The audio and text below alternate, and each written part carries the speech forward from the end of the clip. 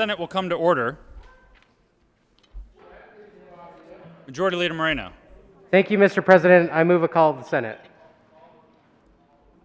The call of the Senate has been moved and properly sustained. Will the sergeants please close the doors, allow no senators to leave, and return those who are absent from the chambers?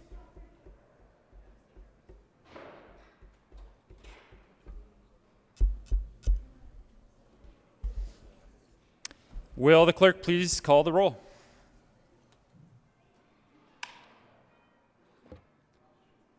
Senators Bridges,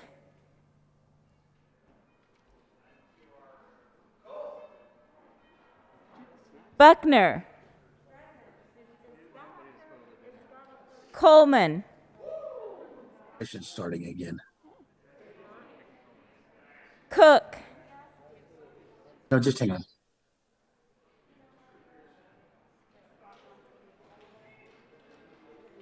Cook,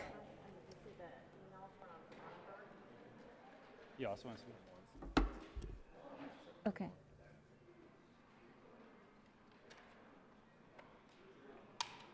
Coram, Here. Danielson, Good evening. Donovan, Fields, Gardner, Janal, Gonzalez, Hanson, Henriksen, Heisey, Holbert, Jaquez Lewis, Kirkmeyer, Coker, Lee, Liston, Lundin, Moreno, Pedersen, Priola, Rankin, Rodriguez, Scott, Simpson, Smallwood, Sonnenberg, Story, Winter, Woodward, Zenzinger, Cook,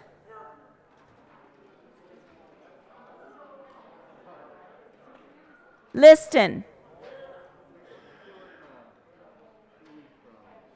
Rankin,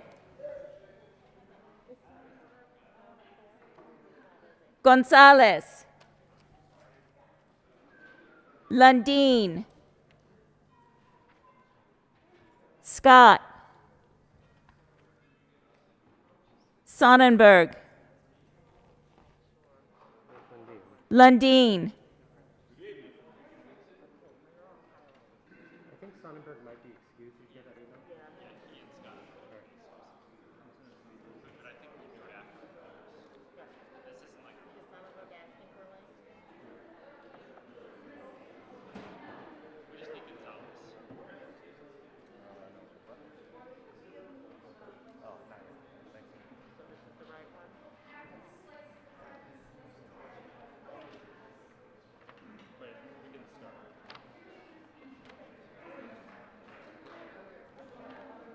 Gonzalez, Majority Leader Moreno. Thank you, Mr. President. I move the call be raised. Motion is to raise the call. Those in favor say aye. Aye. Opposed, no. The ayes have it, and the call is raised.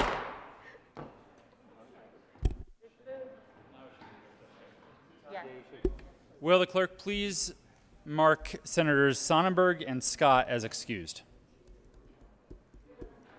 Committee reports.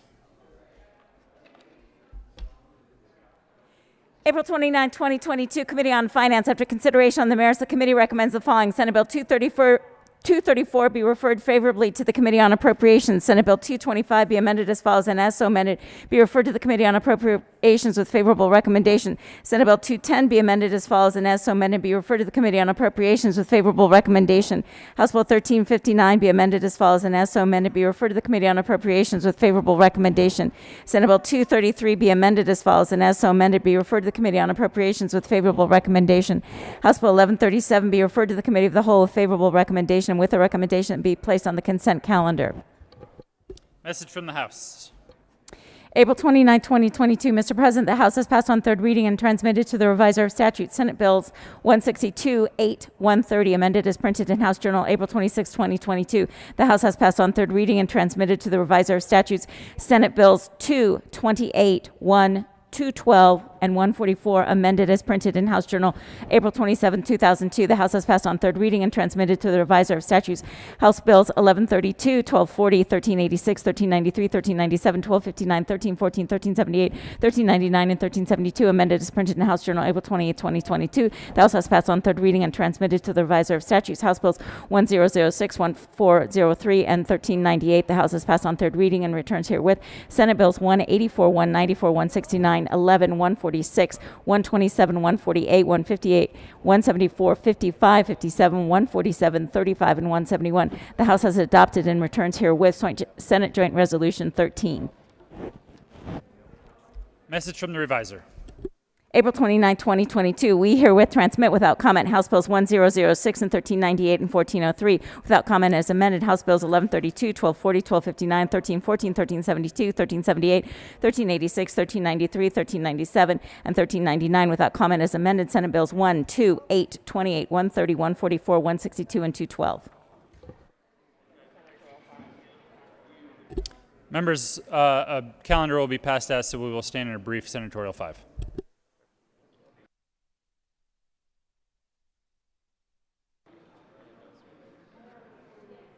What are we doing?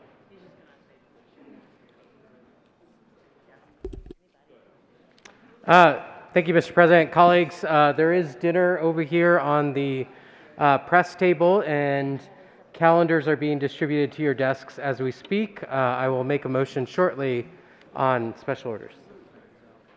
Did I tell you about my stupid amendment that I screwed up today? We have to do another amendment.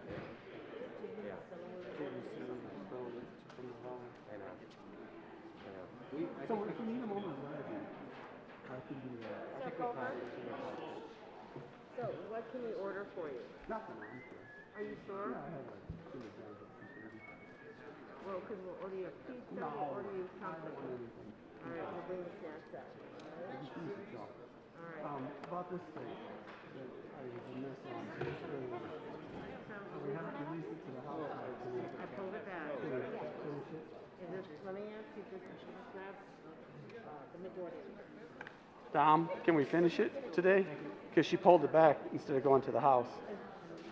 I just want to make sure I know what we're doing. On 1240.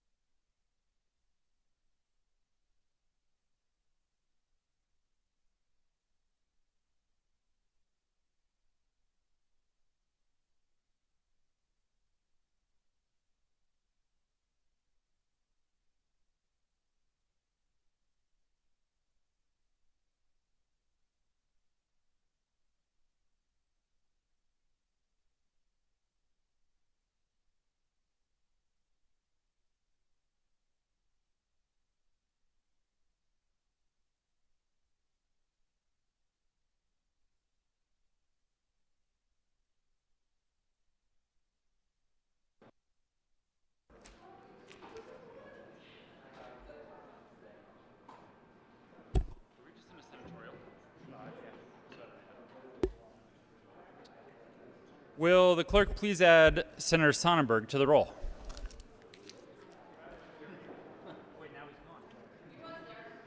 Never mind. Do not add Senator Sonnenberg to the roll.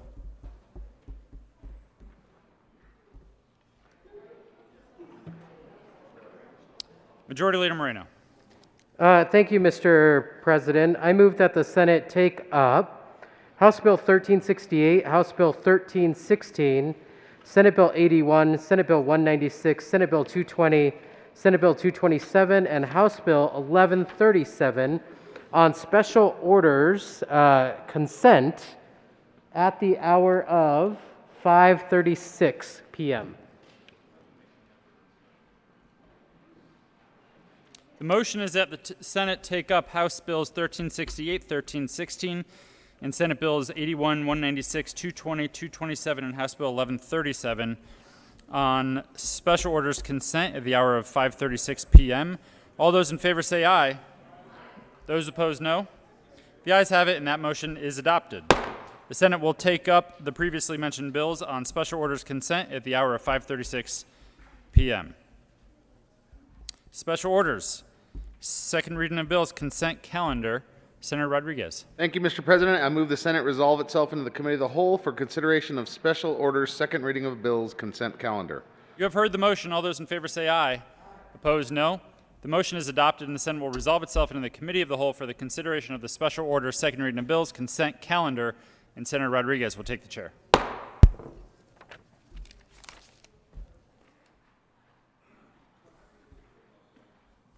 The committee will come to order and the court rule is relaxed.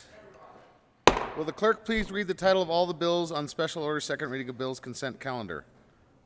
House Bill 1368, Representatives Harrod and Senator Rodriguez, concerning opportunities for persons to access community corrections programs. House Bill 1316, Representatives McCormick and Catlin, Senators Donovan and Simpson, concerning the funding of Colorado Water Conservation Board projects and in connection therewith making an appropriation. Senate Bill 81, Senators Smallwood, Representatives Tipper and Will, concerning a requirement that the Board of Directors of the Colorado Health Benefit Exchange create a consumer outreach campaign to provide consumers with comprehensive information regarding covered health care services and in connection therewith adjusting the limit on the total amount of tax credits that may be granted to health insurance companies and reinstating special fees assessed by the exchange against the health insurance companies in order to fund the consumer outreach campaign. Senate Bill 196, Senators Gonzalez and Lee, Representatives Bacon and Benavides, concerning supporting the health needs of persons who may be involved with the criminal justice system. Senate Bill 220, Senators Hansen and Rankin, concerning the property tax deferral program. Senate Bill 227, concerning Senator Henriksen, concerning the continuation of the Department of Agriculture's spending authority granted through legislation enacted in the 2021 legislative session. House Bill 1137 by Representative Ricks and Bradfield, Senators Gonzalez and Coleman, concerning practices of unit owners associations and in connection therewith authorizing the enforcement of certain matters regarding unit owners associations, the small claims court, and limiting the conduct of unit owners associations and collecting unpaid assessments, fees, and fines. Majority Leader Moreno.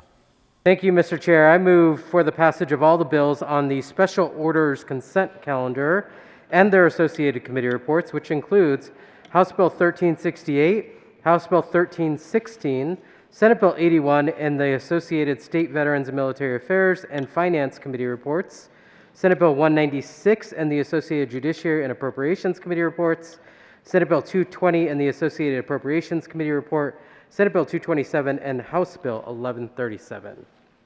Is there any discussion on the committee reports? The motion before the body is the adoption of all committee reports on the special orders, second reading of bills, consent calendar. All those in favor say aye. Opposed, no. The ayes have it, and the committee reports are adopted.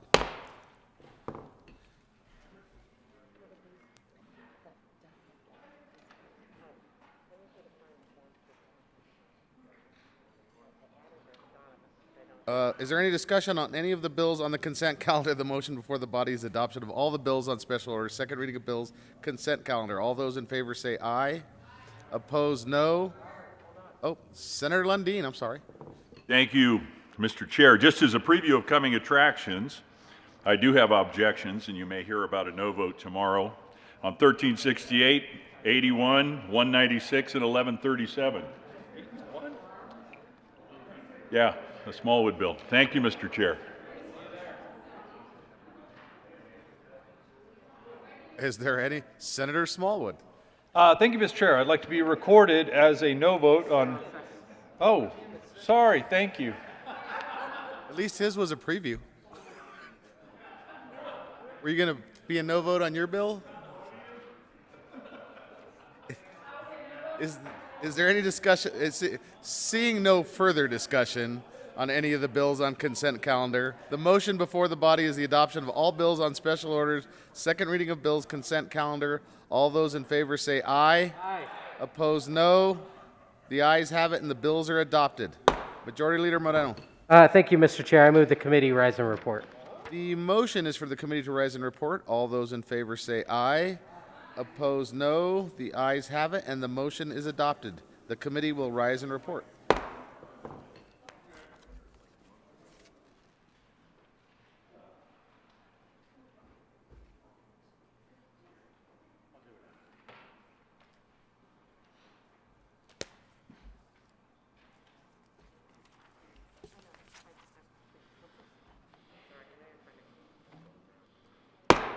Senate will come to order. Senator Rodriguez. Thank you, Mr. President. I move the committee has had a number of bills under consideration. Will the clerk please read the report? Mr. President, your committee of the whole begs leave to report it has had under consideration the following attached bills, being the second reading thereof, and makes the following recommendations thereon. Senate Bill 81 is amended. Senate Bill 196 is amended. Senate Bill 220 is amended. Senate Bill 227 passed on second reading and ordered engrossed and placed on the calendar for third reading and final passage. House Bills 1137, 1368, and 1316 passed on second reading and ordered revised and placed on the calendar for third reading and final passage. Senator Rodriguez. Thank you, Mr. President. I move the report. The motion is the adoption of the committee of the whole report. Are there any no votes? With a vote of 33 ayes, 0 no, 0 absent, 2 excused, the committee of the whole report is adopted. Senate Bill 81 is amended. Senate Bill 196 is amended. Senate Bill 220 is amended. Senate Bill 227 passed on second reading and ordered engrossed and placed on the calendar for third reading and final passage. House Bills 1137, 1368, and 1316 passed on second reading and ordered revised and placed on the calendar for third reading and final passage. Now, will the clerk please add Senator Sonnenberg to the roll?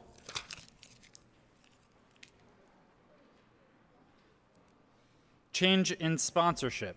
The following change in bill sponsorship will occur. Senator Donovan will be added as a co-prime on Senate Bill 81 with Senator Smallwood.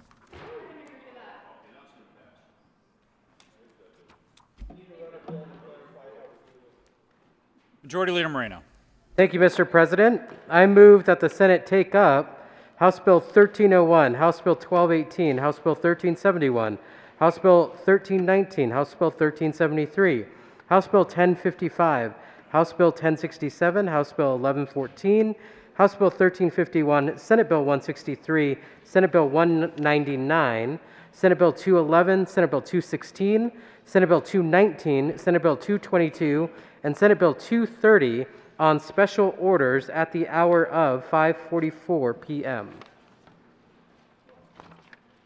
The motion is that the Senate take up all of the bills the Majority Leader just said and that are on your calendar on special orders at the hour of 5:44 p.m. All those in favor say aye. Aye. Those opposed, no. The ayes have it, and that motion is adopted. The Senate will take up all of the bills that the Majority Leader said on special orders at the hour of 5:44 p.m. Special order, second reading of bills. Senator Rodriguez. Thank you, Mr. President. I move that the Senate resolve itself into the committee of the whole for consideration of special orders, second reading of bills. You have heard the motion. All those in favor say aye. Aye. Opposed, no. The motion is adopted, and the Senate will resolve itself into the committee of the whole for the consideration of the special order, second reading of bills, and Senator Rodriguez will take the chair.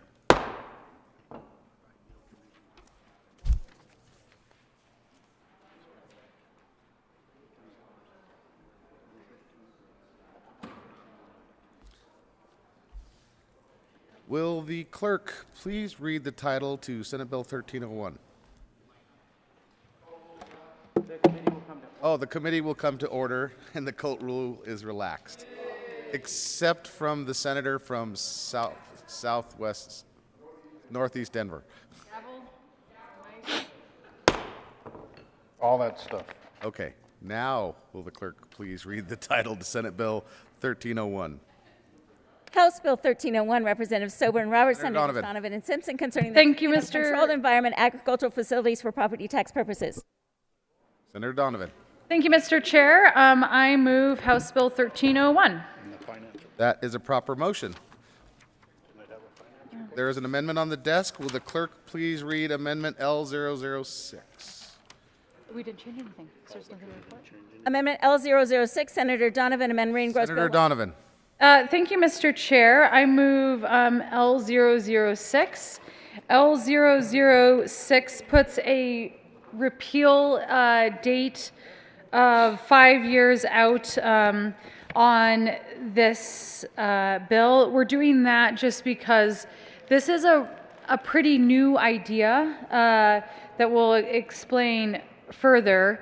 But the pretty new idea could have some unintended consequences.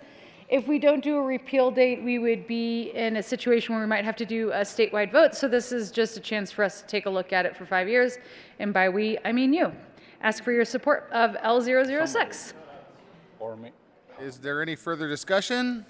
The motion is the adoption of Amendment L006. All those in favor say aye. Aye. Opposed, no. The ayes have it, and the amendment is adopted. To the bill. Senator Simpson. Thank you, Mr. Chairman. This is House Bill 1301. Actually, I just want to state I'm up here because my wife dressed me today in paisley. I'm 60 years old and can honestly say this is the first paisley shirt I've ever owned. And I texted her and told her to turn it on and watch that I did actually wear it today. So this bill actually intrigued me about the opportunity for really an interest in saving water. This is an opportunity about taking some amount of productive agriculture out of the field and using hydroponics and intense modification and monitoring.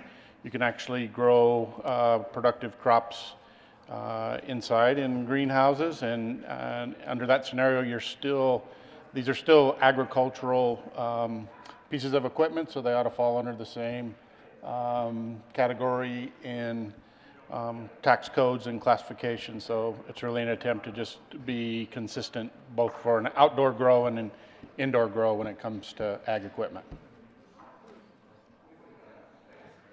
And save water. I'm sorry, you finished? I couldn't hear you over the shirt.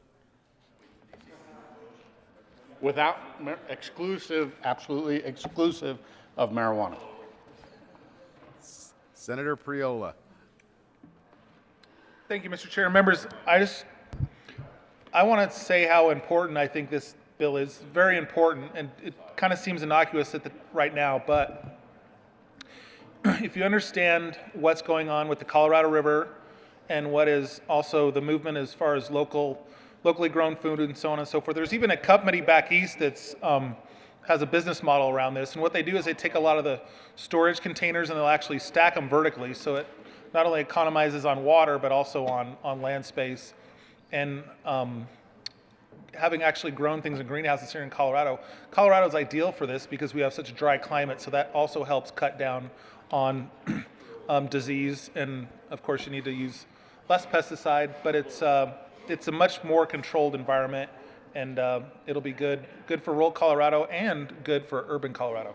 I'll be a yes. Seeing no further discussion, the motion is the adoption of. There any more? No, sorry. The adoption of 1301. All those in favor say aye. Aye. Opposed, no. The ayes have it, and the bill is passed. Will the clerk please read the title to House Bill 1218? House Bill 1218, Representative Valdez A., Senator Winter, concerning resource efficiency related to constructing a building for occupancy. Senator Winter. Thank you, Mr. Chair. I move for the passage of 1218. And the committee report? And the committee report. To the committee report. In Transportation and Energy, we made some changes to the bill about the types of chargers and also about local governments, and I encourage a yes vote. Is there any discussion on the committee report? Seeing none, the motion is the adoption of the Transportation Energy Committee report. All those in favor say aye. Opposed, no. The ayes have it, and the report is adopted. There is an amendment on the desk. Will the clerk please read Amendment L013? Amendment L013 by Senator Winter, Thank you, Mr. Chair. I move L013. to the amendment. This is a technical amendment from the bill drafter. Is there any discussion to L013? The motion is the adoption to Amendment L013. All those in favor say aye. Opposed, no. The ayes have it, and L013 is adopted. There is an amendment at the desk. Will the clerk please read Amendment L014? Amendment Senator L014. Winter. Thank you, Mr. Chair. This, I move L014. Would you like to Senator Winter? L014, during committee, we talked about actually how there's 3 stages to getting an EV parking spot ready. There is first the cable that is in the parking spot, and then there's EV ready so that you can actually plug the machine in, and then there's the installation of the machine.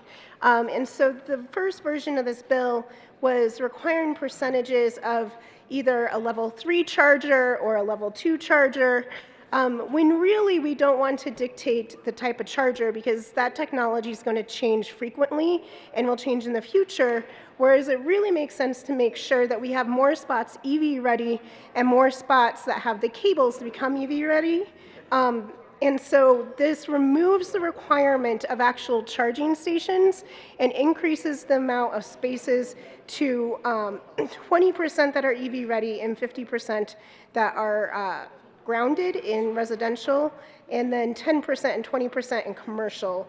And so this will help us adapt to new technologies in the future.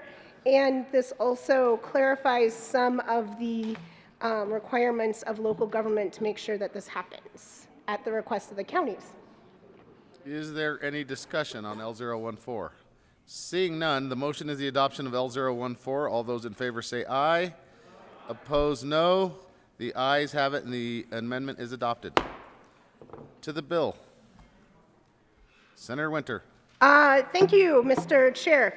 This is an incredibly important bill. If we're going to be meeting our carbon reduction goals, we have to be able to reduce our carbon in the transportation sector. The #1 carbon emitter is the transportation sector. It's one of the harder sectors to reduce our emissions in because there's so many users. One of the ways to do this is to increase electric vehicle purchasing. One of the reasons that people aren't purchasing electric vehicles right now is lack of charging stations, lack of confidence that there will always be a charging station available. And so this ensures that moving forward, we're increasing charging stations, increasing confidence, and increasing the ability of people to buy electric vehicles. Is there any further discussion? Senator Isaac. Thank you, Mr. Chairman. We heard from both the apartment folks and the commercial people in the committee, and what they particularly had issues with was when you do a remodel of 50% or more, which in commercial they say that's just about a guarantee that you're going to be doing more than a 50% whenever you have a tenant's change. And likewise on apartments, and these are for apartments, I think 25 or more, something like that. So we're talking the bigger units actually. Often when they do a remodel, they will come in with a crew from out of state probably, and they will remodel it floor by floor. The people that are left, they'll move them to get them into new apartments. So pretty much you're guaranteed a more than 50% there. But that's a trigger. It triggers equipping all these places in the parking lot for EV. And they say we don't have a problem with putting in all the conduit when we build and when we install the parking lot, but it is a real issue when we are remodeling a building, but we weren't going to touch the parking lot. We have added a lot of cost to this by going in and having to dig up the parking lot, and then you of course have to repave and do all those types of things. So until that's taken care of, I just think we're adding cost where we don't need to be adding to cost. Can I just, I have a direct response to that. And then you go. Oh, okay. Senator Winter? Oh, Senator Priola. Thank you, Mr. Chair. Members, I'm going to actually have my name added to this bill on thirds because I see it as a very positive and transformative piece of legislation for a number of reasons. But to the good senator from Colorado Springs' point, there are a number of ways to deal with that. I've remodeled commercial property myself, and something that is done in other states is they will simply build a canopy over the parking lot and put solar on it, and then they run the conduit right down the side of one of the pillars. And with the current battery technology and so on and so forth, it's actually a great way to accentuate your parking in that it keeps the cars below cooler, and it uses existing real estate that now is only currently used for parking vehicles, protects them from snow and weather, so on and so forth, and produces a revenue source of generating kilowatt hours on a portion of your a portion of your property that only generated heat through asphalt or concrete. I think this is a really good bill for a number of reasons, which I could go into, but I could talk as long as the other good senator from Colorado Springs. Ask for an aye vote. Senator Winter. Thank you, Mr. Chair. And while it does not alleviate all the costs for the renovation piece, the fact that the last amendment removed the requirement of a charging station takes away the most expensive piece of that renovation. So we're requiring the cable and grounding of it and EV ready, but took away the most expensive piece of it. So it doesn't alleviate all costs, but it is a piece of relief. Is there Senator Lundin? Thank you very much, Mr. Chairman. So I rise in opposition to 1218. And the reason that I rise in opposition to 1218 is that it makes one of the fundamental elements of life less affordable in Colorado, now and going forward. Now, it seeks a worthwhile goal. We can all agree the goal is good, but quite frankly, I want somebody to come down here and say, I like 1218, and I know it's going to make the cost of living in Colorado more expensive, but I own that because I believe so much in electrical vehicles, in electrical charging stations, in forcing the price up on rental properties for the people of Colorado. If we could just have that square up, straightforward conversation where we say, yes, making life less affordable for the people of Colorado is what this bill will do, but it's worth it, and that's why I'm bringing this bill, then you know what? I'd say that's an honest conversation. The reality is, instead we get a conversation that says, oh, it's not really that expensive. You know what? Rental prices are up 40, 50% over the last 3 years. People can't afford to get a place to rent, and this bill will make it even more unattainable. Life unattainable, housing unattainable, cost of living excessive. So I oppose 1218 on that simple fact. Now you could say the future is electric vehicles, more charging stations is a necessary step along the pathway, and I am willing to make life more expensive for the people of Colorado in order to do that, and then it would be at least an honest conversation. Thank you for the opportunity to speak to this bill. I oppose and encourage your opposition to Senate Bill 1218 because it makes the cost of living in Colorado yet one more notch more expensive. Thank you, Mr. Chair. Senator Priola. Thank you, Mr. Chair. And to the good senator from Monument, I would argue actually that electrification makes the cost of living more affordable for folks. I've said it in the well a number of times that my cost per mile on my electric vehicles is 3 cents a mile. My old ICE vehicle was roughly, at the time, I think 20 or 21 cents, but with the increase of gas prices, it's much higher than that. And the math in that is, most charging is done, if it's done correctly, is done through the night.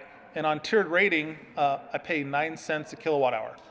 And I get about 3 miles per kilowatt hour. My mileage is 333 watts per mile. So that's basically 3 miles per kilowatt hour. And that's what other consumers will be able to enjoy. And as a basket of cost of goods, rent, food, cost of operating a vehicle, they all go together, so they will have more money freed up to pay rent and pay other obligations, not to mention the cost of maintenance. I've put about 125,000 miles on all together on 2 electric vehicles over the prior 3 to 4 years, and I've yet to replace a fan belt, a radiator, have an oil change, so on and so forth. Trust me, they are a great benefit to consumers, and as the technology becomes more increasingly adopted, there will be a number of used vehicles on the market for those at a lower price point to enter. I rise in strong support of 1218. Senator Lundin. Thank you very much. And I just got to offer up a little bit of redirect here. This bill doesn't affect the rarefied air of somebody who drives a $200,000 S-Class Tesla. I'm talking about making what used to be a $1,300 a month rental apartment $2,300 a month. That's what has happened over the last several years, and this bill drives that cost of renting an apartment further north. I object to and oppose 1218. Senator Liston. Thank you, Mr. Chairman. Members, I just got this from a constituent, and I just thought I would share this with you, that the imprint of a conventional internal combustion engine, when we pump the oil out of the ground, it leaves a very small footprint. Pump the oil out of the ground, and it goes to the refinery, and it turns into gasoline, and that's it. But these electric vehicles run on batteries, and the batteries are generally made out of lithium. And to mine the lithium, it takes these huge Cat diesels. I mean, these are massive diesel engines. Each of them uses almost 800 gallons of gasoline or diesel fuel, same difference, diesel fuel, which is 500,000 gallons a year. So with an inventory of just 35 of these trucks alone, they're using 17.5 million gallons a year for just one lithium battery. So the next time that we think we're saving money by having an electric vehicle, entire mountainsides or entire thousands or hundreds of acres are mined and churned up with these diesel cats, just so we can have electric vehicles. So what we think we're saving on one side, we're more than using up on the other. So we're really not saving anything. If anything, we're destroying the environment to save the environment. I would urge no vote on this. Yes, and then that has nothing to do with the disposal of the batteries. Once these batteries, these lithium batteries, what are we going to do with them? So I would urge a no vote on this piece of legislation. Is there any further discussion? Seeing none, the motion before the body is the adoption of House Bill 1218. All those in favor say aye. Opposed, no. The ayes have it, and the bill is adopted. Will the clerk please read the title to House Bill 1371? Chris wants to come down and just say a few words. So House Bill 1371, Representatives McLaughlin and Roberts, Senators Cook and Fields, concerning removing the requirement that a peace officer be a bona fide Colorado resident. Senator Cook. Thank you, Mr. Chair. We move House Bill 1371 and ask for an aye vote. Senator Holbert. Thank you, Mr. Chair. I rise in strong support of House Bill 1371, and for those who care most about liberty and maybe care about how we vote based on liberty, I wanted to point out that House Bill 1371 does not require a peace officer to maintain Colorado residency. It removes that requirement. So from a perspective of freedom and liberty, having more choice in your life, if a peace officer applied for a job at a Colorado law enforcement agency and had residency, and then, had to move across state lines to Wyoming, Nebraska, Kansas, New Mexico, Utah, Connecticut's not a bordering state, but there might be lower property values in Connecticut. But if a law enforcement officer had opportunity to purchase a home and live across the state line, but still have that employment with the Colorado law enforcement agency, why should we say, no, you can't do that? That's what the law currently says. So if you're interested in liberty, you might want to consider supporting House Bill 1371. But oddly, my friends who support liberty oppose the bill and are asking for a no vote. So certainly wouldn't want to dictate to that great organization that reviews so many bills and rates them based on liberty. But this bill actually increases liberty, and they're asking us to vote no. So I would just be so grateful if that board might go back and reconsider their position on House Bill 1371, because I'm voting yes on House Bill 1371 because I support liberty. Thank you, Mr. Chair. Senator Cook. Thank you, Mr. Chair. And if you support liberty, I'd ask for an aye vote on 1371. That's right. Is there any further discussion? Seeing none, the motion before the body is the adoption of Senate Bill 1371. All those in favor say aye. Aye. Opposed, no. The ayes have it, and the bill is adopted. Announcement for clarification, everyone in the chamber may remove their jackets. Just the coat rules relax for everyone. Will the clerk please read the title for House Bill 1319? House Bill 1319, Representatives Gonzalez, Gutierrez, and Judith. Senator Gonzalez, concerning dependency orders for an unaccompanied child in federal custody in Colorado. Senator Gonzalez. Thank you, Mr. Chair. I move House Bill 1319 on second reading and ask for an aye vote. Is there any discussion? Seeing none, the motion before the body is the adoption of House Bill 1319. All those in favor say aye. Aye. Opposed, no. The ayes have it, and the bill is adopted. Will the clerk please read the title of House Bill 1373? House Bill 1373, Representative Gonzalez Gutierrez, Senator Gonzalez, concerning prohibiting courts from ordering juveniles to pay restitution to insurance companies. Senator Gonzalez. Hi, thank you, Mr. Chair. I move House Bill 1373 on special order, second reading of bills, and ask for an aye vote. That is a proper motion. Is there any discussion? Seeing none, the motion before the body is the adoption of House Bill 1373. All those in favor say aye. Aye. Opposed, no. The ayes have it, and the bill is adopted. Will the clerk please read the title to House Bill 1055? House Bill 1055 by Representatives Lantin and Herod, Senators Huckas, Lewis, and Winter, concerning a sales and use tax exemption for essential hygiene products. Senator Hawkes Lewis. Thank you, Mr. Chair. I was looking for my co-prime, but I will go ahead and move this. I move House Bill 1055. Is there any discussion? The motion before the body is the adoption of House Bill 1055. All those in favor say aye. Opposed, no. The ayes have it, and that bill is adopted. Will the clerk please read the title to House Bill 1067?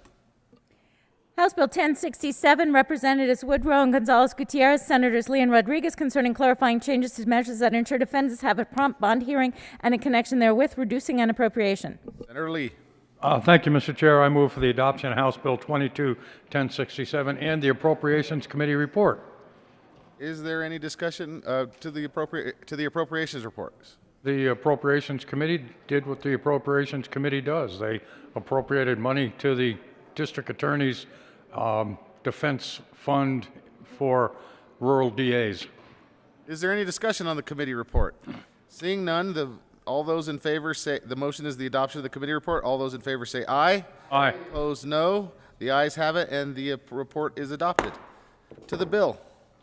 Thank you, Mr. Chair. This bill is about liberty. It's about giving people a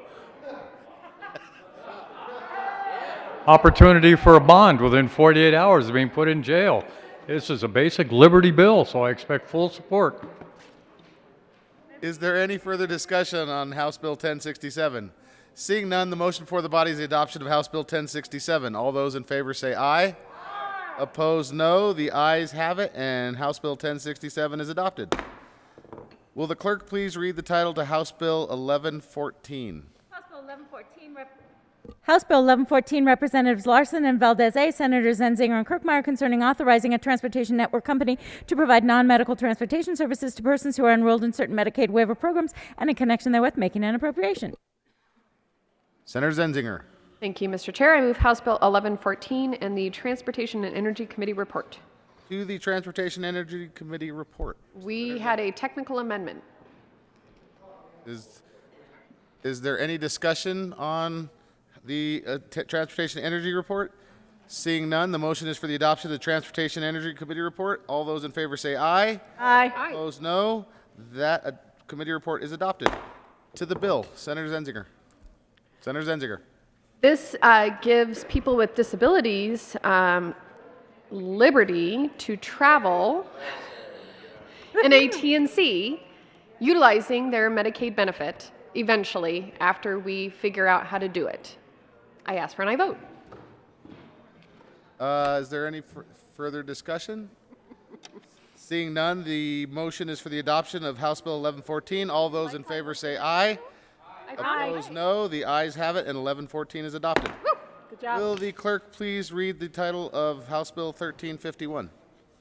House Bill 1351, Representatives Roberts and McLaughlin, Senator Pedersen, concerning a temporary reduction in the total amount of road user charges to be imposed during state fiscal years 2022 to 2023 and 2023 to 2024, and in connection therewith temporarily reducing gas prices and making an appropriation. Senator Morano. Thank you, Mr. Chair. I move House Bill 1351 lay over one bill. The motion is the motion is to lay over 1351. Oh. We have to. Okay. The motion is to move 1351 one bill over. All those in favor say aye. Opposed, no. The ayes have it, and 1351 will be laid over one bill. Will the clerk please read the title to Senate Bill 163? Senate Bill 163, Senators Coleman, Representative Ricks, concerning establishment of a procurement equity program to remediate disparities in state procurement. Senator Coleman. Thank you, Mr. Chair. I move Senate Bill 163 and the Business Committee report as well as the Appropriations Committee report. To the Business, Labor, and Technology report. Thank you, Mr. Chair. The BLT Committee added a change: the general and special commercial contractors who construct state projects to the list of identified stakeholders convened in this bill, and also made it so that DPA, who helped to do the work on this language, better reflect the study's findings and allow the stakeholder group to explore disparities that weren't found during the study. It also re-letters and rewords accordingly. We ask for an aye vote on that committee report. Is there any further discussion? Seeing none, the motion is the adoption of the Business, Labor, and Technology Committee report. All those in favor say aye. Opposed, no. The ayes have it, and the report is adopted. To the Appropriations report, Senator Coleman. Thank you, Mr. Chair. The Appropriations Committee appropriated funding for this policy, but also moved the responsibility for convening a stakeholder group from the Minority Business Office to the Governor's Office to the Department of Personnel, and ask for an aye vote. Seeing no further discussion, the motion is the adoption of the Appropriations report. All those in favor say aye. Opposed, no. The ayes have it, and the report is adopted. To the bill, Senator Coleman. Thank you, Mr. Chair. Member Senate Bill 163 establishes a state procurement equity program within the Department of Personnel Administration, which the purpose is to eliminate disparities in minority, women, and veteran-owned businesses, as well as businesses owned by persons with disabilities. And I ask for an aye vote. Is there any further discussion? Seeing none, the motion before the body is the adoption of Senate Bill House Bill 1350 or Senate Bill 163. All those in favor say aye. Hey. Opposed, no. The ayes have it, and the bill is adopted. Will the clerk please read the title of House Bill 1351? House Bill 1351, Representatives Roberts and McLaughlin, Senator Pedersen, concerning a temporary reduction in the total amount of road user charges to be imposed during state fiscal years 2022 to 2023 and 2023 to 2024, and in connection therewith temporarily reducing gas prices and making an appropriation. Senator Pedersen. Thank you, Mr. Chair. I move House Bill 1351. That is the motion. To the bill, Senator Pedersen. Thank you, Mr. Chair. Proud to be the sponsor to bring a reduction in the total amount of road user charges. This is going to help with the current rising costs in gas prices because of the unfortunate Ukraine invasion. And unfortunately, we continue to see that increase. And so I ask for your support. Senator Lundin. Thank you very much, Mr. Chair. Colleagues, purely political. When you realize you're going the wrong direction, the right thing to do is to turn around. Now, instead of turning around, this bill says, let's pause. Well, if we're in a busy street and we realize we're going the wrong way and we're not going to get where we want to go, we should do a U-turn and turn around. This is a political action, a bill, and quite frankly, I agree with pausing because I voted against the fees in the first place. I don't think they should be here. But there's some misconception of exactly why we have the challenges we have. Now, if you read the ledge deck in this bill as proposed, you're going to hear that the challenges, the international relational challenges in the Ukraine are the reason that gas prices are out of control here in Colorado. Now, it's my perspective that there are several other factors that in fact are driving gas prices up in Colorado. There's market realities, and one of those big market realities is driven by the fact that it has been the stated policy of the Democrat Party nationally and the Democrat Party here in Colorado to choke off energy supplies. So, fair enough. So, I will ultimately offer an amendment. In fact, we could do it right now. It looks like the desk is ready. I would offer Amendment L010. There is an amendment on the desk. Will the clerk please read Amendment L010? Amendment L010, but Senator Lundin. Thank you very much, Mr. Chair. I move Amendment L010 to House Bill 1351. Is there any discussion on House? There certainly is. So this is a substitute legislative declaration. It says, the general public faces increased economic pressure on their daily lives due to the rising national inflation and increasing fuel prices amid energy policy agendas in Colorado and Washington, D.C. that have restricted the supply of American natural gas and oil resources by creating legal and regulatory uncertainty that is complicating market challenges and discouraging investment in domestic resources. Prima facie indisputable. Now, you may hear otherwise, but I would argue that is indisputable. In Colorado, permits have fallen dramatically since the 2019 passage of Senate Bill 19181 and their pursuant regulatory actions. Colorado, as the nation's 5th largest oil producer and 7th largest natural gas producer, plays a leading role in America's energy backbone, all while operating under the strictest regulatory framework on Earth. The oil and natural gas molecules produced in Colorado are among the cleanest in the world. It is the priority of the General Assembly to encourage more oil and gas production in Colorado so the state can do its part to support American energy independence, increase supplies of energy, and reduce the costs for working families. In 2021, the General Assembly passed Senate Bill 21260, which imposed a variety of transportation and gas fees on Colorado working families to support green energy initiatives. Now, on page 3, line 1, continuing, until new energy production can come online, it is necessary to delay the implementation of the road usage fee that, and then we go on into the bill. So the bill before us that Amendment L010 speaks to simply says all those fees we put on fuel, the fees we put on a gallon of gas, some of the other fees that we put on delivery, the fees that are in fact going to increase the burden on Coloradans already struggling under economic difficulty, Coloradans who are already having a hard time keeping up with the cost of living that is running away from them, Coloradans who have a loss in purchasing power due to the extensive inflation that is taking place across this country. In fact, this bill is about pausing the fees. This ledge deck actually begins to get at what's really going on under the covers, and I think it's a good place to start in our conversation around 1315. I urge your support of Amendment L010. Seeing Senator Hansen. Thank you very much, Mr. Chair, and that was a rousing rendition of the, I suppose, the one version of what's going on.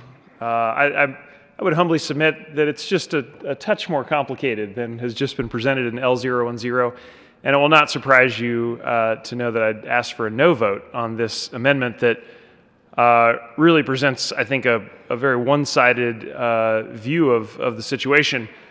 Why do oil prices go up and down? Well, there's a heck of a lot of reasons for that. One of the most prominent, and the one that's been with us since the beginning days of the industry, and in every commodity industry, is that you have boom and bust cycles because there are long lag times between investment and production. And so when the prices fall because of low demand in 2020, folks slowed down doing new production. That's always been the case. And then as prices go up, more capital flows in and more production starts to come online, but that takes time. And that's why we have commodity cycles. And so to stand here and blame everything on our side of the aisle is convenient, but simply not true. In fact, there are unused permits in Colorado right now. Investment went down because prices went down. And oh, by the way, there's this little thing going on in Ukraine right now. You may have heard of it, that has caused massive disruption to the global oil market, which led to spike in prices and continues to elevate oil prices. So I guess Democrats in Colorado are to blame for all things. I get it. But this would be a huge mistake to go with L010, and I urge a no vote. Senator Lundin. Thank you very much. It always gives me comfort to be able to associate myself with some of the comments of my colleague from Denver. The markets are complicated. That is a given. It is a reality. There is a boom and bust cycle, an up cycle, a down cycle. I don't know that it's as boom and bust as it once was. But the sorts of things that have an effect on that marketplace are regulatory burdens that create uncertainty. In 2019, we in Colorado said we're going to make oil and natural gas production in this state among the cleanest molecules on the planet, with certainly the most efficient regulatory environment for making sure that that which is done is the cleanest on the planet. We are going to choke off that best on the planet production of oil and natural gas. That affected the marketplace in a negative way. In fact, we heard cries at the beginning of the Ukraine war to not allow the importation of dirty, meaning morally dirty, Russian oil. The reality is not only is that Russian oil morally dirty, it's molecularly, chemically more dirty than the energy that comes out of the ground in Colorado as well. So the reality is marketplaces do go up and do go down, but we in this General Assembly have had a negative impact on that marketplace by virtue of the regulatory burden. And that's all that this legislative declaration calls out as we have a conversation about trying to get to the business of making life more affordable for the people in Colorado. I urge your support of Amendment L010. Senator Henriksen. Thank you, Mr. Chair. Colleagues, I want to echo a little bit of what my colleague from Denver said, but partly from a personal perspective. I'm a logistics guy. I want to read a couple of articles or headlines from Reuters articles today. Number one, global inflation to stay stubbornly high as wrecked supply chains persist. And something I want to specifically focus on from that long article is forecasts of the 36 economies polled for inflation this year are now 3.9 percentage points higher on average from late 2020, the first time inflation forecasts for 2022 were sought. Specifically to the topic of oil and gas prices, I want to turn to the other Reuters headline that I saw today. U.S. refiners set for strong start as fuels prices surge worldwide. We are seeing the effects of inflation worldwide, and we know that it is because of the supply chain challenges that we have seen, and we know that the oil and gas prices in particular are driven largely because of the conflict in Europe. This was brought forward as an amendment ostensibly to a purely political bill, I would ask for a no on this purely political amendment. Senator Liston. Thank you, Mr. Chairman. Well, members, I rise in support of L010, and quite frankly, this problem that we have with higher energy prices never started. It didn't start with the war in Ukraine. It started with the election of Joe Biden. Oh yeah, it did. He campaigned on eviscerating. In fact, there are quotes out there that he wanted to do away with fossil fuel energy. There are quotes out there. He is openly hostile to the oil and gas industry. As proof of that, on day one, when Joe Biden came into office, the first thing he did was to cancel the Keystone Pipeline. The very first act. And he was proud of that. He was so proud of that that he talked about it all the time, and it has come back to bite us you know where. The second thing that he did, practically, is that he closed ANWR to oil and gas development, where the United States, we have significant and huge oil and gas reserves up in the state of Alaska that can be taken out cleanly, efficiently, and keep all of that money in the United States. His second act that he was proud of is he canceled ANWR, everything he could do. And he has continued on that by limiting, until just recently, the federal oil and gas leases. And it got so out of control that he had to open up some of the federal lands to be drilled upon. But he gave a clear-cut signal over the last 16 months to the oil and gas industry that he was so hostile to them that they couldn't trust him, so they did not want to drill at all. And so what has he done is he reached out to Saudi Arabia, where he has eviscerated our relations with Saudi Arabia. They don't trust the current president anymore. He has made overtures to Iran, our sworn enemy. He's trying to negotiate a nuclear deal with Iran that has broken their promise time and time again. He is so desperate. And then he's reached out to Venezuela, a sworn enemy of the United States, to get oil and gas from the despot in Venezuela. Not only has he canceled the Keystone Pipeline, there's another pipeline that comes out of Canada and runs through Michigan. It's called the Enbridge Pipeline, a very significant pipeline, and he's been hostile to that. So what has he done? We've seen higher oil and gas prices, which has caused higher prices in commodities, higher prices for fertilizer, higher prices for food. And so what that's done is this recession that we're going into, I'm using the R word, we're now going into a recession. The financial markets are in chaos. Today, the Dow lost over another 900 points. Mark my words, it is down the most in this latest quarter than it's ever been down in history. The financial markets are in turmoil. Interest rates are going up. Oil and gas prices are going up.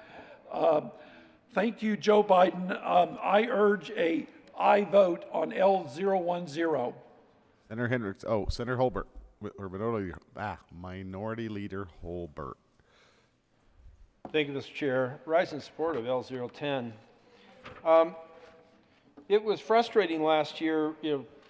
I'll speak to House Bill 1351 because it references right here in the bill summary Senate Bill 21260. 1361 this year wouldn't exist if it wasn't for that bill last year. Senate Bill 21260 created phased-in road usage fees on gasoline and diesel that increased from 2 cents per gallon for the state fiscal year 22-23 when they are first imposed to 8 cents per gallon for fiscal years 28, 29 through 2031 to 32, and thereafter continue to increase to account for inflation. Boy, good thing they don't increase this year because of inflation, because that would be a lot. So this year, there's supposed to be 2 cents per gallon. That would be a new gas tax fee. That's a fee that Senate Bill 21260 created last year. I affectionately refer to that bill as the Anything But Roads and Bridges bill, but it made things more expensive, like gasoline, that the people of Colorado already pay state and federal gas tax when they purchase at the pump. But there's supposed to be a new 2 cent per gallon fee on that gas, a fee on the tax. So some people out there in Colorado might be listening and think, well, what's the big deal? What's the big deal with 2 cents per gallon? Well, we buy a lot of gallons. And if you look at the fiscal note dated April 8th, you'll see some numbers. 46.6 million. Gosh, 2 cents a gallon, that's a lot of gallons. You'll see 46.6 million back on page 2. Road usage fees, this is where HUTF is going, 29.9 million. Again, a lot of gallons at 2 cents a gallon. And then the road safety surcharge, HUTF, 16.7 million. That's 46.6 million. But the important thing to understand about the fiscal note from April 8th is that it applied to the bill as introduced.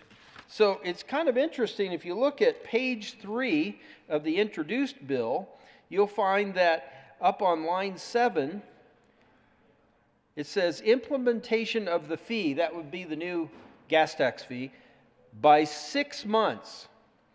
That's what the bill originally sought to do, is to delay the initial implementation of the new gas tax fee by 6 months. And that's where the $46.6 million comes from. Again, a lot of gallons.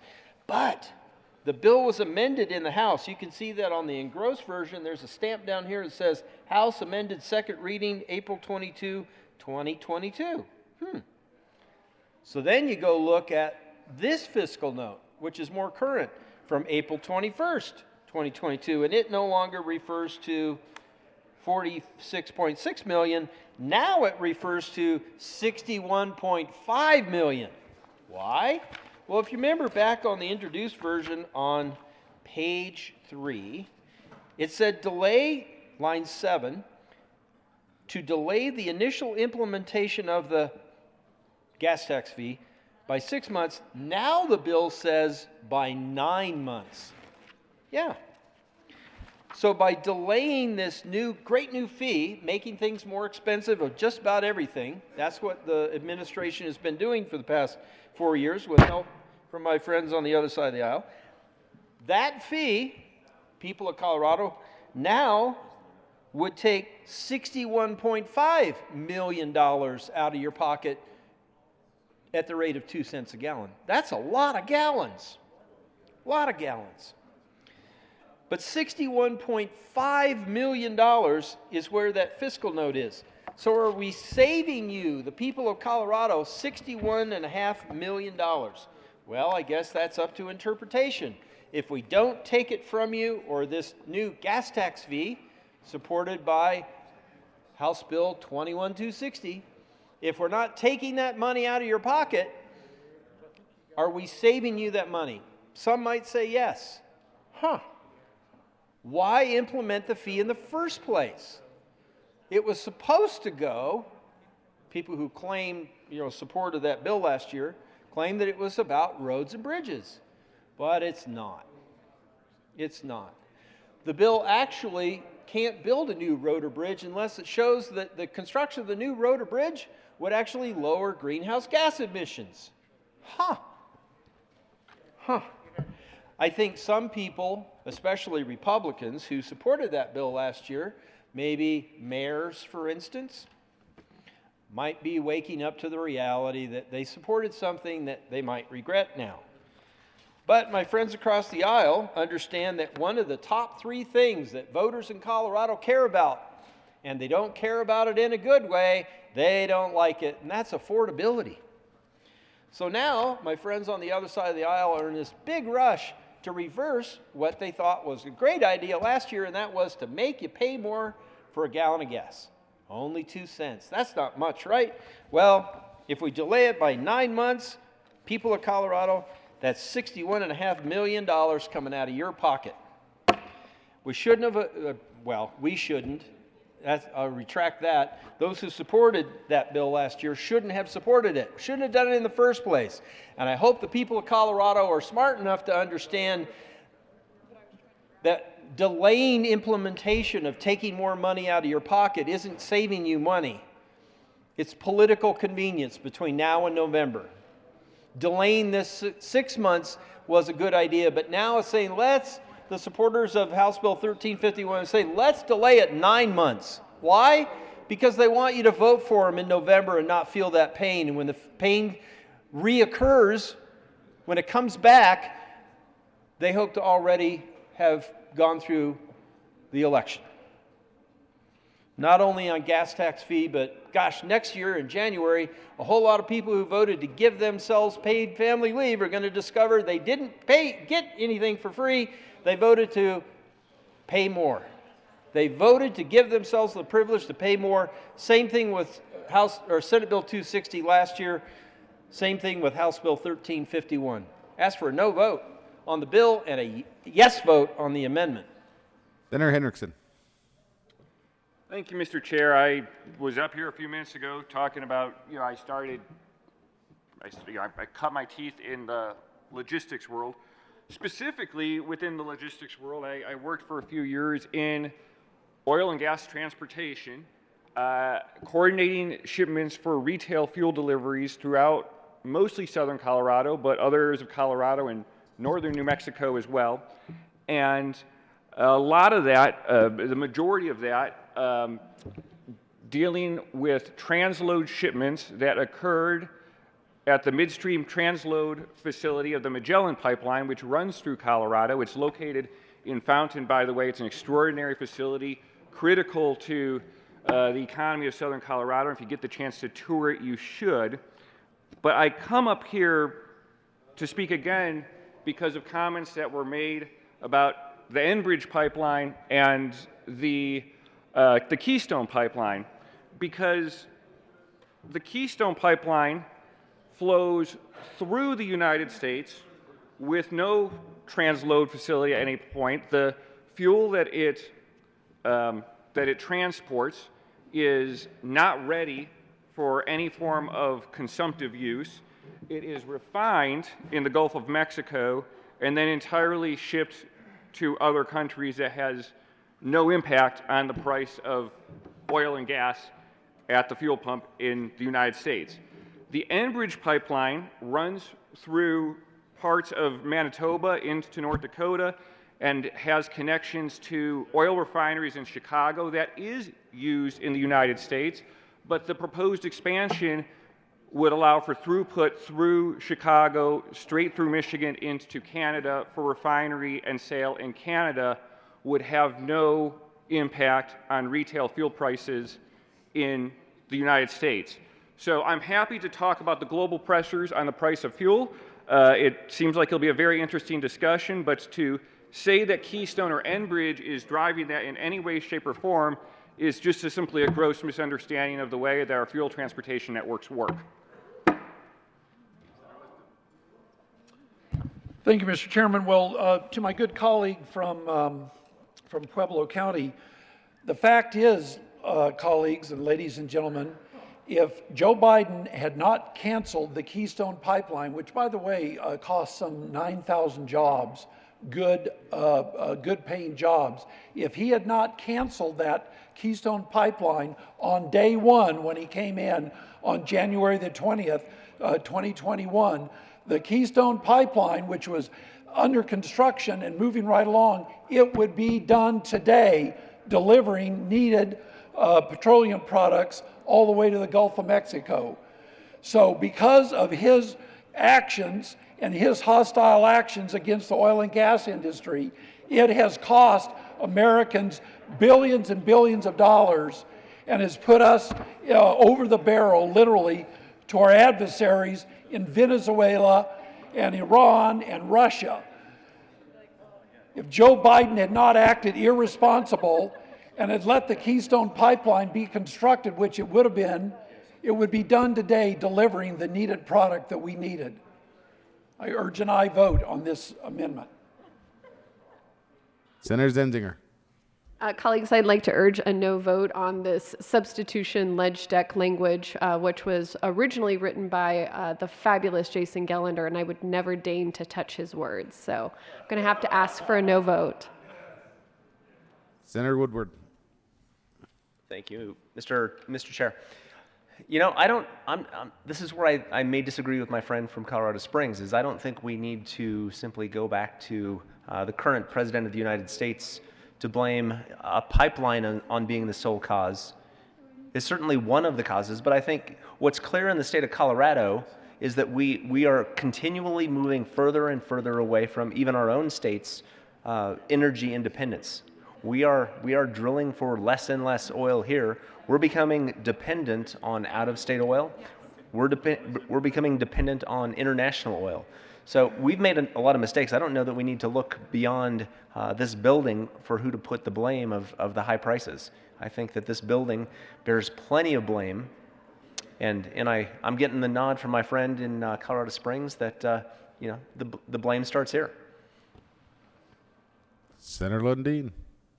Thank you very much. And I renew my call for your support on Amendment L010, which is a substitute legislative declaration. And I would agree with my colleague from the Joint Budget Committee, the former chair of the Education Committee, that probably most of the words as crafted by most of the drafters here at OLLS are phenomenal and shouldn't be touched. But the reality is, we all know they write what we ask them to write, and they're very good at making us sound a whole lot smarter than we are.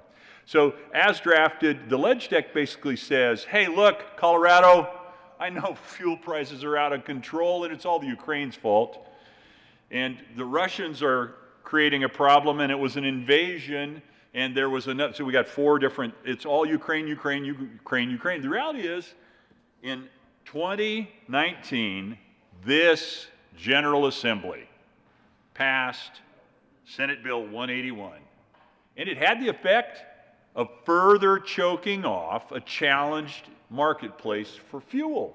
And when that happens, the cost of gas goes up. Now, we've all had expensive gas in our lives before. We've had expensive motive power, if we want to use kilowatts. That is, in fact, an ascending method of getting around. But the reality is 99.6% of the people of Colorado use gas to get around, and it's been up before, but it is higher than we've ever experienced. Today, diesel fuel, highest price in history for diesel fuel. So back to the ledge deck, and I'm renewing my call for your support of this. The reality is the challenges we face with regard to the cost of living in Colorado is driven by things we're doing right here in the General Assembly of Colorado that are harming the interests of the people of Colorado. And that's what this substitute ledge deck says. Hey, let's own the problem we've created.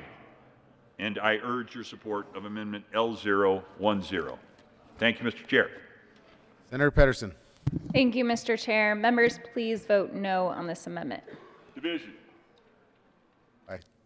A division has been called. Who's getting everybody back in the room? A division has been requested.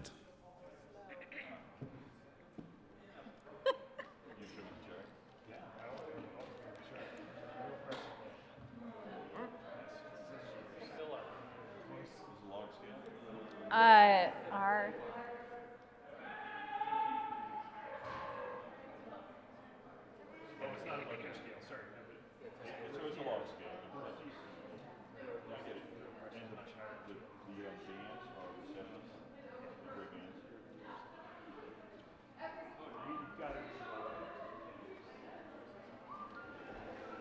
So this is inflation adjusted.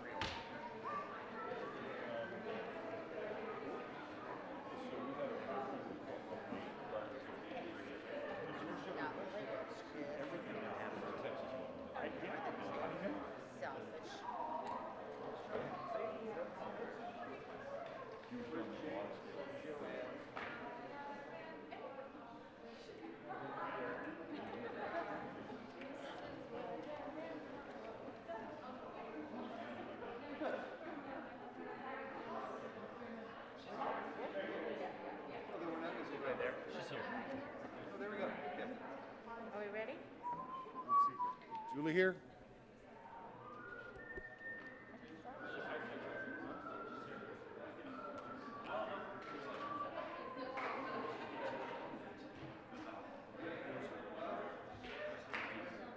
A division has been requested. All those in the chamber not entitled to vote, please be seated.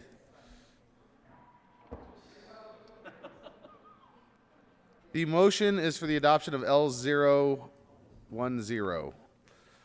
All those in favor, please stand.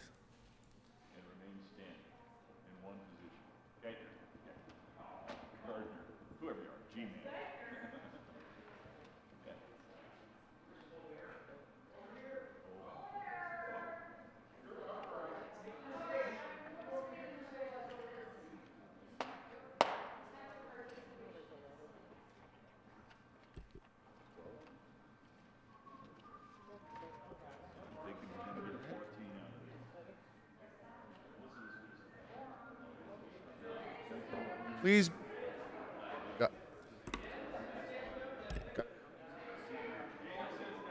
Please be seated.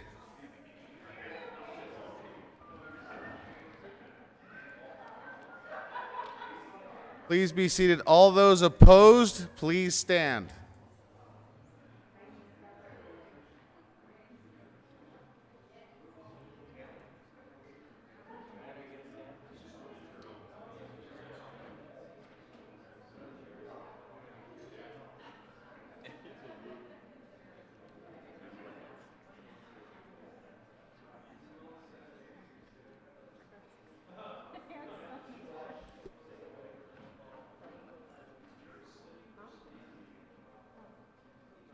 Mr. Chair? Jerry's cowboy in it. There you go. You got Daniels. Say it. The motion for the adoption of L010 is lost. To the bill. Yeah, once he brings us back here. We're back. Yep, sure. There is an amendment on the desk. Will the clerk please read L012? L012, Senator Lundin, amend re-engross bill. Senator Lundin. Thank you, Mr. Chair. I move Amendment L012 to House Bill 1351. To the amendment. Mr. Chair, this particular bill says excellent. If you like to put a pause button on, if you really think that that's going to help, let's get past the election and let's go 3 years into the future. Instead of just doing this as a political ploy, let's make this meaningful, more close to permanent policy. Let's pause for 3 additional years. Give the taxpayers, the ratepayers, the commuters of Colorado 4 years, 4 more years. So Amendment L012 says 4 more years. Actually, 3 more years for a total of 4. So you're all with me. You understand what I'm saying. If you like the idea of the pause, let's lean into it. 4 years. Amendment 12. Amendment 12. Thank you very much, Mr. Chair. And now that the Democrats have become the party of fiscal responsibility, I would like to just let everyone know what L012 would do. As we saw during the budget debate, we know there are several folks in the room that would really like their county to get hundreds of millions of dollars for transportation funding. Totally understand that. In fact, really, Senate Bill 260 last year was designed to make sure that we've got enough transportation funding. And so L012 would lead to some very significant problems in our ability to fund the roads. So with that in mind, if you'd like to see the fruits of our labors come forward from Senate Bill 260, roads, bridges, transit, multimodal, all of those great things that the voters of Colorado have been looking forward to, it would be a huge mistake to adopt L012 and fiscally irresponsible. Senator Lundin. I urge your support of Amendment L012. Put the people in front of the state government. Is there any further discussion? Seeing none, the motion for before the body is the adoption of L012. All those in favor say aye. Aye. Opposed, no. The noes have it, and the amendment is lost. There is an amendment at the desk. Will the clerk please read Amendment L011? Amendment L011 by Senator Senator Lundin. Thank you very much, Mr. Chair. I move Amendment L011 to 1351. Here's what it would do, folks. You didn't like 3 years. You're kind of sort of willing for political purposes to kind of hoodwink or try to hoodwink the people of Colorado and just say, hey, let's get past the election before we put more fees on them. This says if you can't buy 3 years of additional headroom for the people of Colorado, how about 2 more years? 2 more years. So it cuts it by a third, solves some portion of the budget problem we were just hearing about, but quite frankly, I reject that argument. I'm more about the people than the state government. But the reality is Amendment L011 would add an extra 2 years of relief for the pocketbooks of the people of Colorado. I urge your support. Senator Hansen. Oh, thank you very much, Mr. Chair. And it's like Long Bill night all over again. This is super fun. Colleagues, this would be almost as bad a mistake as the previous amendment. I would urge us not to support L011. And the only thing that would get hoodwinked if we adopt this would be all of the wonderful expectations of our constituents for the new infrastructure projects that are going to be built. I think that would be a terrible mistake. And with that, please vote against L011. Is there any further discussion? Seeing none, the motion is for the adoption of L011. All those in favor say aye. Opposed, no. The noes have it, and that L011 is lost. There is an amendment at the desk. Will the clerk please read L009? Amendment L009 by Senator Lundin, amend re-engross bill, strike page 3, line 8. Senator Lundin. Thank you, Mr. Chair. I move Amendment 9 to 1351. To the amendment. All right, we got to find the truth here somewhere. I did not like the fee on the people of Colorado when we were debating the Bill 260 last cycle. Today, somehow, First Floor and the Democrat caucus are all saying a pause works. We can do that. Doesn't have anything to do with the election, according to them. It's all about, well, it's all about the election, frankly. The reality is, if it's a good idea for the people of Colorado, let's just give them an extra year. If a 1-year pause makes sense economically and every other way, why wouldn't a 2-year pause make sense? I urge your support of 9. Let's give the people of Colorado who are struggling economically a little bit more relief. Senator Hansen. Thank you. Thanks very much, Mr. Chair. And I'm a little confused here. L009, it feels like we might be at an auction. So we started with 4, but it's a reverse auction, yeah, which is a very powerful concept in electricity markets. I'm not sure what we're negotiating here, but just want to make sure I understand L009. So have we gone from 4 to 2 to 1? Is that now the request before the body? Yeah, that's correct. All right. So just an extension of an additional year. All right. So. That is a fascinating idea. Obviously, we've gone from 4 years of impact to half that to now half again. In reverse, I think one difficulty, though, is that would be irresponsible because we don't know what we can afford. We don't know what we can expect. And this is why we have this amazing thing called the Joint Budget Committee that takes a fresh look at the budget every single year to figure out how to balance out these different priorities. So, colleagues, I would urge a no vote on L009. Let's let the annual budget process work. We have looked carefully at our current situation. We can take this time out, but to go into an additional year until we have more information about the economy and the budget and our ability to fulfill the promise to the voters of Colorado around infrastructure projects, that would be fiscally irresponsible. Please don't vote for L9. Senator Lundin. So I'm going to talk beyond this chamber. I'm going to talk to people of Colorado.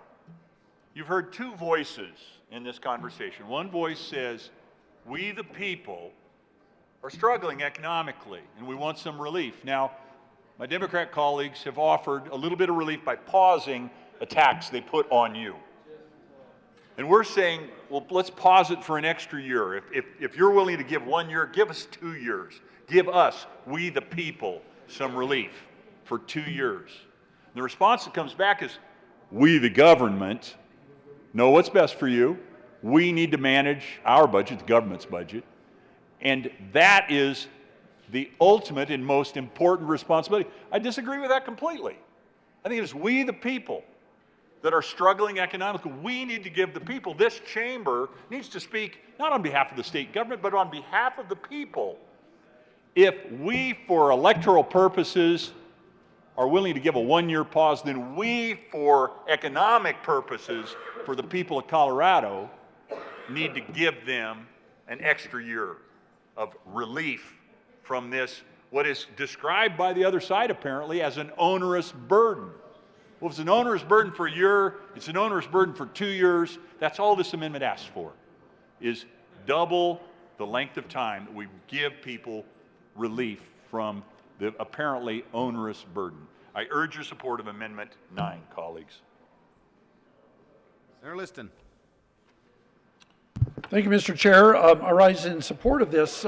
Just to put things in perspective, colleagues, and to the public out there, remember now, the latest economic figures have come out, and inflation now, for the latest period, is 8.5%. It is the highest in 40 years. Prices are going up across the board, whether it's for energy, whether it's for fuel, whether it's for food, whether it's for fertilizer. We are all feeling the effects of the highest inflation that we have ever had in 40 years. Thank you, Joe Biden. Also, wage growth has been negative. And by the way, I'm not making these figures up. These are from figures from the Bureau of Labor Statistics, from the federal government. Wage growth has been negative for the last 12 months. So all my good colleague from El Paso County is saying, let's give you, the taxpayer, a minimal break on your fuel prices over the next year or two, because you've been socked between the eyes over the last year. Thank you, Joe Biden. I urge an aye vote. Seeing no further discussion, the motion is the adoption for L009. All those in favor say aye. Opposed, no. The noes have it, and the amendment is lost. To the bill. Seeing no further discussion, the motion is for the adoption of House Bill 1351. All those in favor say aye. Opposed, no. The ayes have it, and the bill is adopted. Will the clerk please read the title to Senate Bill 199? Senate Bill 199, Senators Hawkes, Lewis, and Priola, Representative Kipp and Froelich, concerning a study regarding the protection of native pollinating insects in the state. Senator Hawkes Lewis. Thank you, Mr. Chair. I move Senate Bill 199 and the State Veterans Military Affairs Committee report and the Appropriations report. To the State Veterans and Military Affairs report. Thank you, Mr. Chair. We had an amendment that was going to clarify what the study was going to do, so it was going to more accurately reflect the study duties in the bill language, and we also ensured the inclusion of higher education institutions like Colorado State University and the University of Colorado. Senator Priola. Not yet, right? Is there any further discussion? Seeing none, the motion for the adoption of the State Veterans Military Affairs Report. All those in favor say aye. Aye. Aye. Opposed, no. The ayes have it, and the report is adopted. To the Appropriations Report. Senator Priola. Thank you, Mr. Chair. Members, in appropriations, we tweaked the bill and removed a requirement for reaching out and educating folks, which reduced the fiscal note, and also adopted a J amendment. Ask for an aye vote on the Appropriations Committee report. Seeing no further discussion, the motion is the adoption of the Appropriations Committee report. All those in favor say aye. Aye. Opposed, no. The ayes have it, and the committee report is adopted. To the bill, Senator Hawkes Lewis. Thank you, Mr. Chair. Colorado lacks a comprehensive plan to ensure that we can know what's going on with our pollinators. This study will give us a lot of information to develop that. Senator Priola. Thank you, Mr. Chair. And members, I want to thank here publicly in the well my co-prime sponsor and her tireless work and effort on this issue, as well as another bill we worked on earlier on in the session, which we won't bring up that sort of subject. But anyway, this is an important issue. I also dropped a recent article on your desk this morning that's not directly related to this bill, but it's in the ballpark, and I ask you to take a serious look at that and look forward to cobbling together some data, what's done in this state and how to streamline processes and better educate us as policymakers going forward, possibly in coming sessions. Ask for an aye vote. Any further discussion? Seeing none, the motion before the body is the adoption of Senate Bill 199. All those in favor say aye. Opposed, no. The ayes have it, and Senate Bill 199 is adopted. Will the clerk please read the title to Senate Bill 211? Senate Bill 211, Senators Fields and Hinrichsen, Representative Valdez A, concerning the repurposing of the Ridgeview campus into a supportive residential community for people experiencing homelessness. Senator Fields. Thank you, Mr. Chair. We move Senate Bill 211 and the committee report from the Health and Human Services, and then also the appropriation report. To the Health and Human Services Committee report. Senator Henriksen. Thank you, Mr. Chair. There was a extended discussion in the Health and Human Services Committee, and we discussed the need of the state to address the multiple challenges that we have, including the challenge of homelessness and the challenges of mental youth services, and where we're trying to go as a state to meet both of those needs. And I ask for an aye vote on the committee report. Seeing no further discussion, the question before us is the adoption of the Health and Human Services Committee report. All those in favor say aye. Opposed, no. Ayes have it. That committee report is adopted. Is there any discussion of the Appropriations Committee report? Mr. Chair, the Senator appropriation Fields. report just provides the funding to support the bills. Senate Bill 211. Appropriate Appropriations Committee report. All those in favor of the report say aye. Opposed, no. Ayes have it. The Appropriations Committee report is adopted. Is there any further discussion of the bill? Senator Smallwood. Thank you, Mr. Chair. And colleagues, I rise in opposition to Senate Bill 211. I was a no in committee, was joined as a no in committee on this bill. And really, I think we owe it to the community who reached out to me, and I know they probably reached out to many of you, really discussing what happened at Ridgeview. And I'm just going to briefly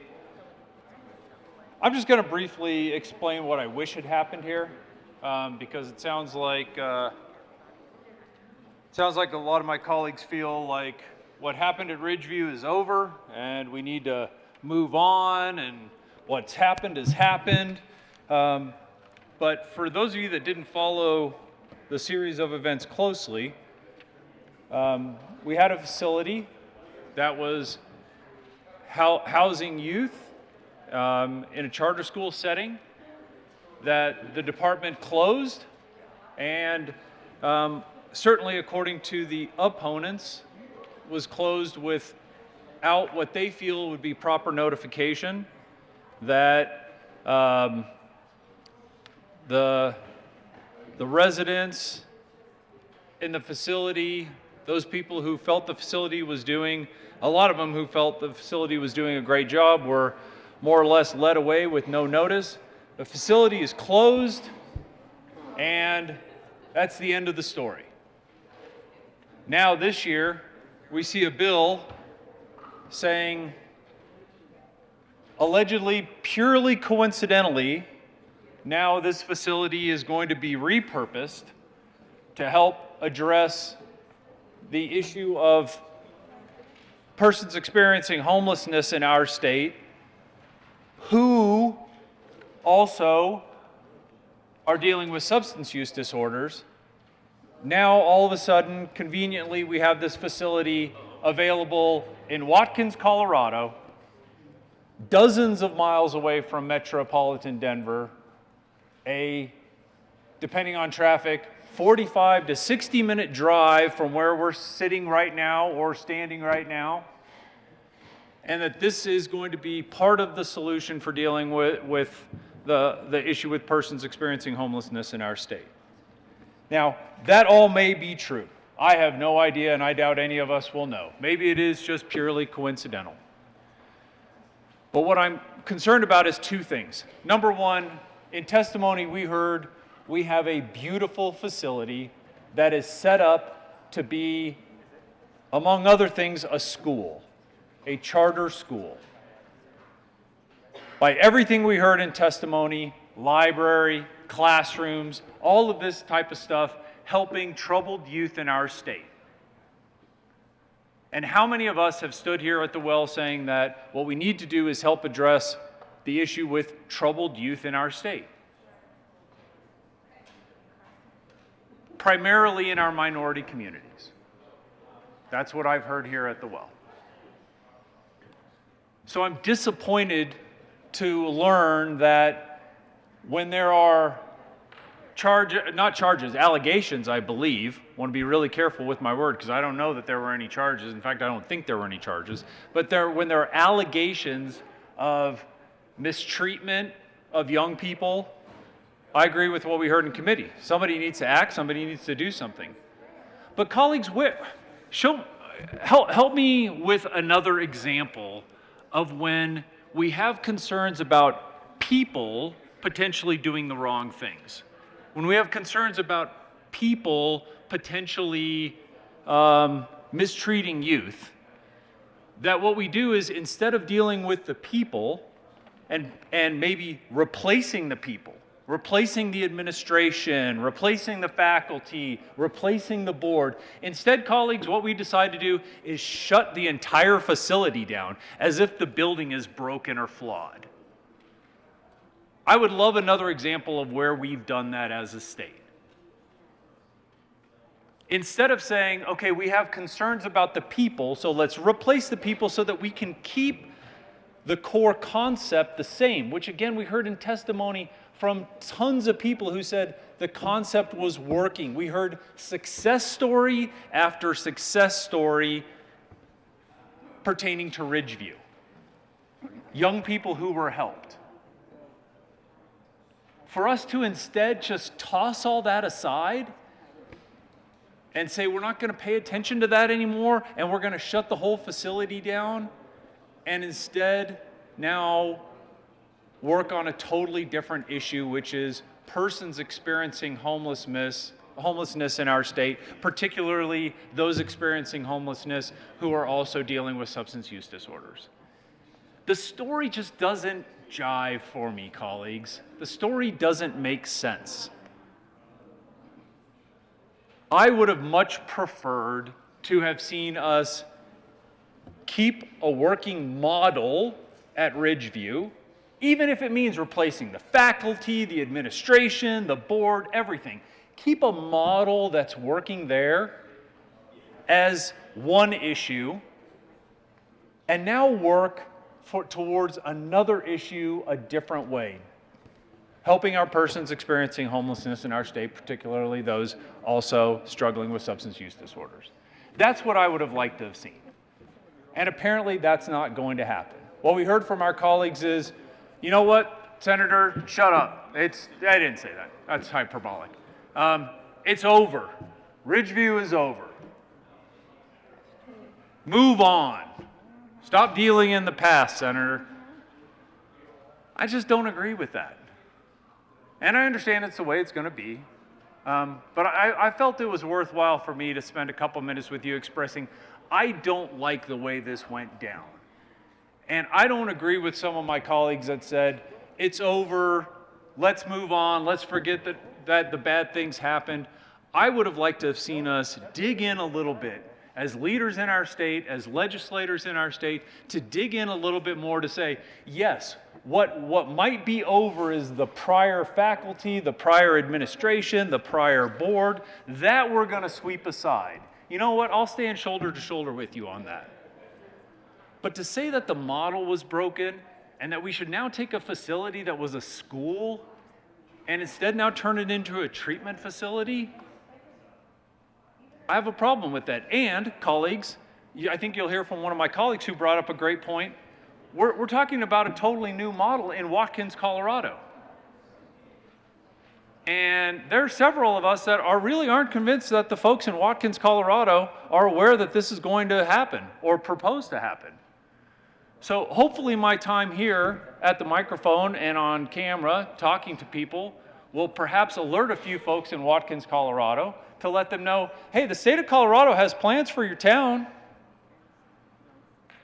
Don't know if you knew it was coming or not, but apparently, if this vote goes through the way that I think it's going to go through, the way that I feel it's predetermined to go through, it is coming to your town, and would love to hear what your involvement has been so far. So again, I appreciate the sponsors working on dealing with what is a crisis, not only in Denver Metro. I spent a lot of time in Grand Junction. I spent a lot of time in Pueblo. The concerns we have about persons with experienced homelessness is not strictly a Denver metropolitan area issue. Okay, so I want to give kudos to my colleagues for working to address this issue, and I'm not critical of them working to address this issue at all, particularly those with substance use disorders, and we didn't even talk about those with mental health issues, which I also think we need to include in here. But I just don't like the way this went down at all. So I would encourage you to join me to say, you know what? It doesn't have to be over. Ridgeview, if you talk to the parents of who had kids at Ridgeview, uncles, aunts, and talk to them about the experiences that their nieces, nephews, kids had at Ridgeview, by and large, I think you're going to find the experiences were positive. So join me in saying, you know what, let's take another look at this. Let's keep Ridgeview what Ridgeview used to be. And if you want to sweep aside administration, faculty, boards, policies, procedures, I'll join you with that. Let's bring all new people in. But let's not rob the kids of what was a necessary, I think a really positive and necessary experience for a lot of them. And then let's deal with persons experiencing homelessness, particularly those with substance use disorders, in a different way. Okay, it's not too late. The ship has not sailed. The ship sailed when you vote yes on this. When you vote no on this, guess what? Then the ship has not sailed. And we get to try again. You get to weigh in on this issue. And I know you've probably or possibly received the same phone calls and emails that I have on this issue. I feel really strongly about this, colleagues, and would ask for a no vote on Senate Bill 211. Senator Hansen. Thank you very much, Mr. Chair. And I just wanted to add a quick response because I think I may be one of the few folks in the room who has been to Ridgeview and to Fort Lyon. I hope all of us can do that during our tenure in the state Senate. But the last, my good colleague, my good friend from Parker, was saying this plan didn't jive. It didn't make sense to him. Well, I think I might be able to help provide a few of the missing pieces to help put this puzzle together for all of us. There's a couple of big factors at play here. One, we have limited state assets. We need to use them to the highest and best use, just like you would with any other piece of real estate, just like you would with any other asset. And Ridgeview is a facility that was built for hundreds of students in its current configuration. We were down to 50, folks. It had fallen to about 50 students that were at Ridgeview. So with that in mind, and with the changes that were made at the federal level on changing the congregate care model in the state, Ridgeview needed a new plan. It needed a new function. And the reason I bring up Fort Lyon is because we have a working model of this type of facility where hundreds of people have been able to get help and treatment and do it in a setting that is removed from the urban environment. And that's what we're trying to do when we think about this facility at Ridgeview. It's not on Main Street of Watkins, not at all. And I don't know if the good senator from Douglas County has been out to this facility, but it's not adjacent to the town in any way. So I think we need to divide this up into two parts. How do we get the best use out of that facility as the Ridgeview model was changing over time and the census had fallen to a fraction of what it was when the facility was first opened? And second, we have a working model at Fort Lyon that we're trying to emulate here, that we've had good success. And that's what we're trying to replicate. And that's why I think this proposal is at the right place and the right time, and I urge your support of the bill. Senator Smallwood. Thank you, Mr. Chair, and I cannot even begin to express how grateful I am to the senator from Denver for bringing up the points that he just did, because it proves my point precisely. What you just heard is, you know what? The state's going in a different direction. We have new rules coming down from the federal government. We've got limited resources. We've got state assets here. We've got to be smart with these decisions. If that is what happened at Ridgeview, I would not be standing here right now. But that's not what happened at Ridgeview. You did not hear at Ridgeview, from my understanding, somebody sitting down with the administration of that charter school and said, you know what, here's the deal. Different rules are coming down from the federal government. We've got finite resources we need to deal with. No, that is not that is not the way it happened. What happened was they were told there are allegations of abuse of young people in our state, so we are closing you down. That is what was said. Not that we've got to deal with federal regulations and federal rules and finite resources. That is why I'm standing here. That is exactly the problem. They were told there are allegations of mistreatment of youth, so we are shutting you down. Everything else is convenient later on. So to hear that gets me a little bit agitated, and it gets the parents a little agitated. And it gets the administrators who are doing a good job a little agitated. Because we're hearing these two different stories. So which one is it? Which one is the truth? Which one is accurate? Was it closed down because of abuse and mistreatment of youth? Or was it shut down because the rules changed at the federal government and, you know, we only had 50 students there, I heard 45, and, you know, it can house 500 and all of that kind of thing. This is why people are ticked off. So we have two completely different stories that are being told here. And I have no idea which one is accurate.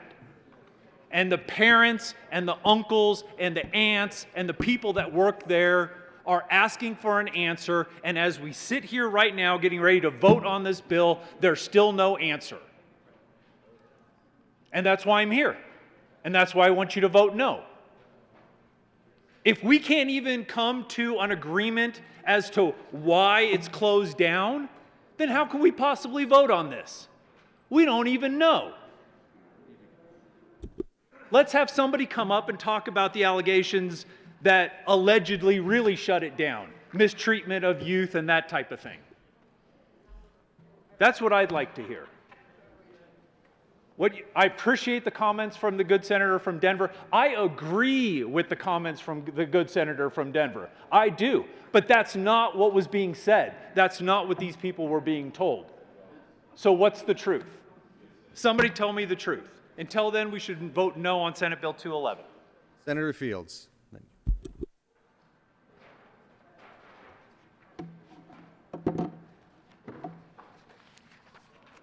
Thank you, Mr. Chair. And I do plan, thank you. I do plan to tell you the truth. Because I represent Watkins. And I'm also a member of the Capital Development Committee, and like my senator from Denver, I have had the opportunity to visit Fort Lyons and to visit Ridgeview Academy, which was known as Rites of Passages. And I have been their commencement speaker I have toured their facilities. I know the principal. I know some of the people that were instructors there. And I can tell you that they were disturbed when their contract was revoked and they closed the facility. But this bill is not about that. This bill is taking on the issue that it relates to repurposing Ridgeview campus into a supportive residential community for people who are having issues with instability as it relates to housing. So I don't want you to get mixed up in the message and what we're trying to do with Senate Bill 211. We're not litigating, and we shouldn't be debating something that this bill is really not about.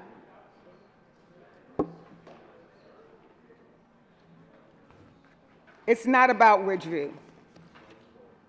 The fact is, Ridgeview has been closed for over a year now. And when they did close, they displaced the students and they put them in other facilities. Some went back home.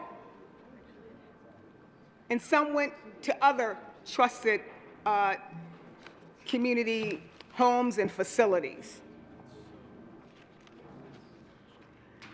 But when you get allegations from the kids that are being housed there, not once, not twice, that they have experienced abuse, you can't just let that go under the carpet. As a state, we have a responsibility to investigate and to protect children at this facility. This is a state-run facility. We have organizations that go in, investigate abuse that happens around, and when they come back with their concerns, there are consequences for abuse and neglect. And we have a whole department that does that. So after their thorough investigation, they close Ridgeview for abuse. And we can't tolerate abuse. So this property is just sitting there, sitting there, sitting there.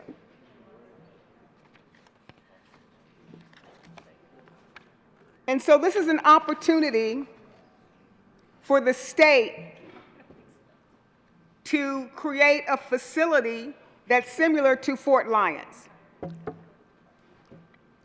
The fact is, Ridgeview was,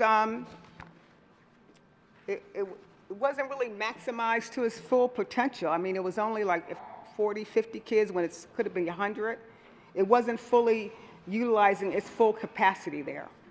And with the abuse there, there was just no tolerance. I can't tolerate anyone that's being abused, especially if they're in a state-run facility that I pay taxes for. I'm not going to tolerate abuse of any child. So they closed it. And now we have this wonderful opportunity in front of us. And the opportunity that we have right now is to create this campus into a supportive residential community. And in this complex, we're going to be able to have transitional housing available for individual adults. And it's going to be a wraparound service facility. So in there, you'll also have the opportunities for substance abuse counseling and training. Now, not all people who are homeless have substance abuse, but most likely, if you do and you find yourself homeless on this transitional housing complex, you'll also have the opportunity to have your issues dealt with as it relates to substance abuse. And then in addition, to being supported by this substance abuse recovery facility.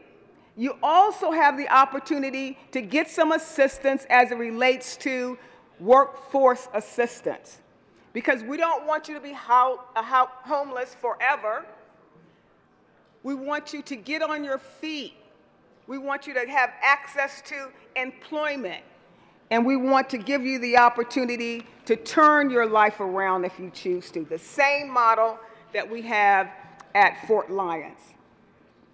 So it's housing transition, it's recovery and treatment, and services. And when I talk about additional services, I'm talking about services that address not only the physical and mental health of that person, it also has an opportunity to address the physical health of that person.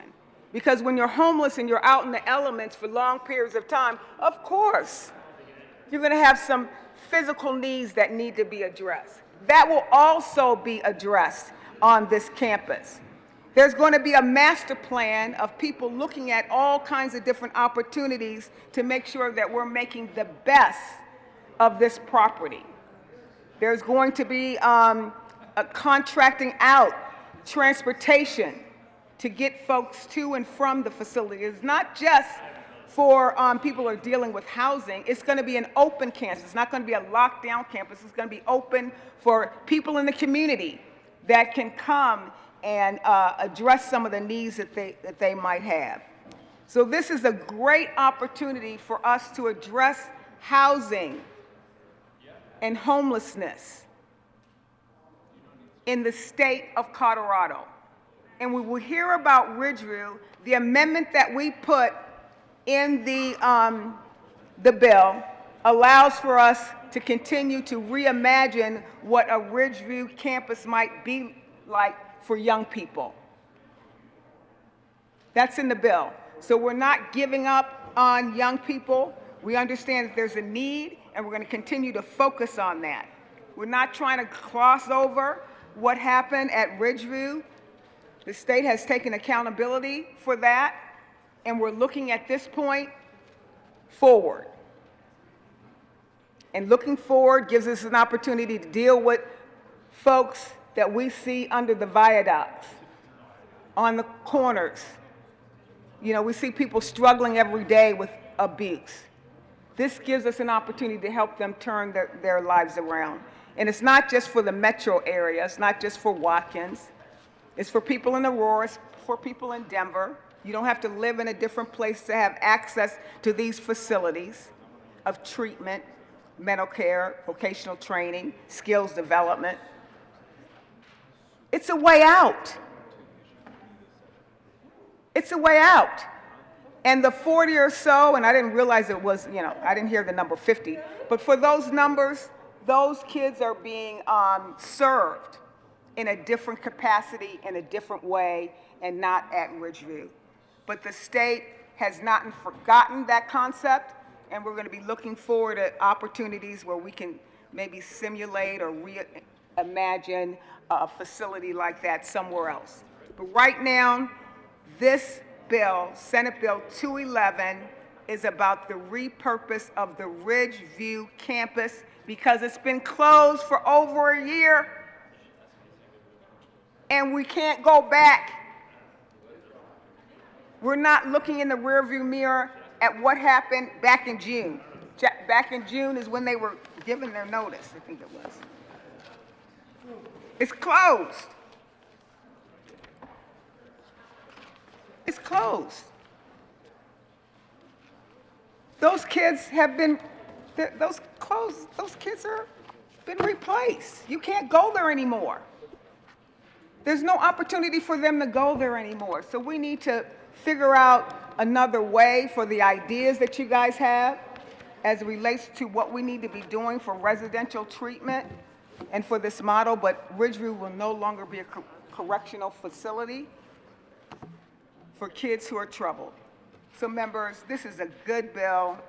It has the right intent for addressing the need that we have in our state to address homelessness, and I ask for an aye vote on Senate Bill 211. Senator Kirkmeyer. Thank you, Mr. Chairman. Members, I ask for a no vote. I find it on Senate Bill 211. I don't disagree with these comments, that we should be using state assets to the highest and best use. Absolutely. We should be using our state assets to the full potential. And I'm going to add one more. We should be using our state assets for what are our most urgent needs in this state and have been for a number of years. So let's just get some numbers correct here and some dates correct, because this facility has not been closed for a year. This facility in March of 2021 was awarded the RFP to operate. That was in March.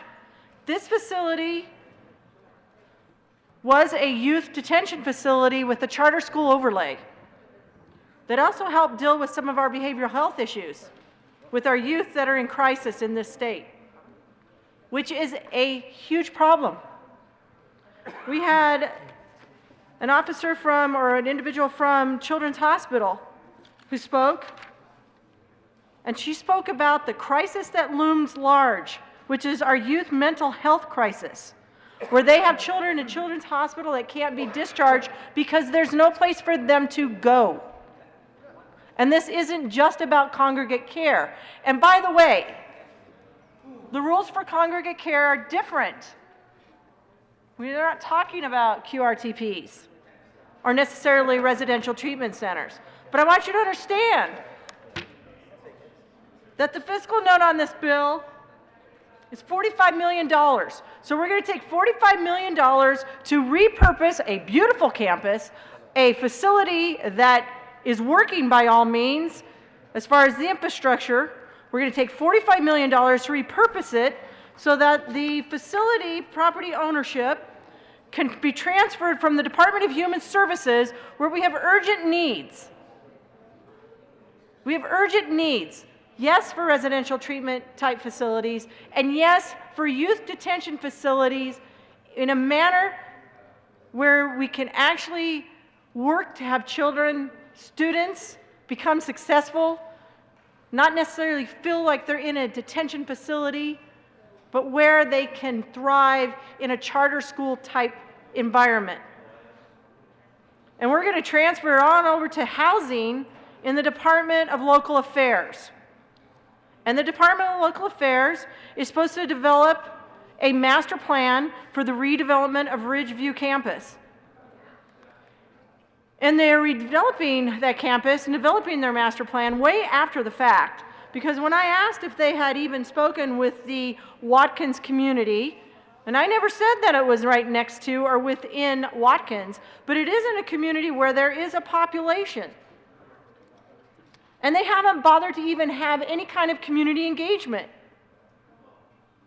to redevelop this into a supportive residential community for people experiencing homelessness or that might be experiencing homelessness.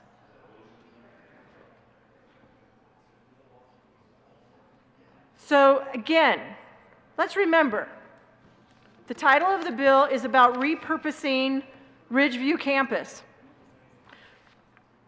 It's not done yet. And that's why we're having this discussion about what was there. And those people, and you know what, I'm going to give it up for the senator from Aurora. She brought people in from Ridgeview. She did do her due diligence, and I respect her for that. She brought them in and gave them their day to speak about what happened to them. And it's important because, again, Ridgeview, rite of passage, was awarded an RFP in March of 2021, and they were closed in June of 2021. So it hasn't been a year. It hasn't even been a year since they were closed. And when they were closed, it was done abruptly. And the students that were there, that were essentially at a charter school, that were thriving, there were students who ran away, there were students who were put into incarceration, there were students that were returned to counties, and I did say this in committee, they were essentially dumped on counties because they were in the custody of DHS, and those counties had to go figure out what to do. Parents, relatives The kids had no idea. When I asked the board members if they knew what was going on, if they had any inclination, if they had talked to the Department of Human Services, if they had any opportunity to address the allegations against them, the answer was no. Yet we've got a Department of Human Services in this state that wants to put out allegations of abuse, and when it was asked if anybody was charged, the answer was no. When I asked about what we were doing with regard to why weren't we looking at this facility to address the youth mental health crisis that we have, the inability for counties to help find placements for foster kids or for other children that are within their custody so they don't have to go out of state, they gave me some pretty flimsy excuses and didn't bother to talk about all the rules and regulations and the things that they could be doing as a state. And here's the other question that they didn't have an answer for.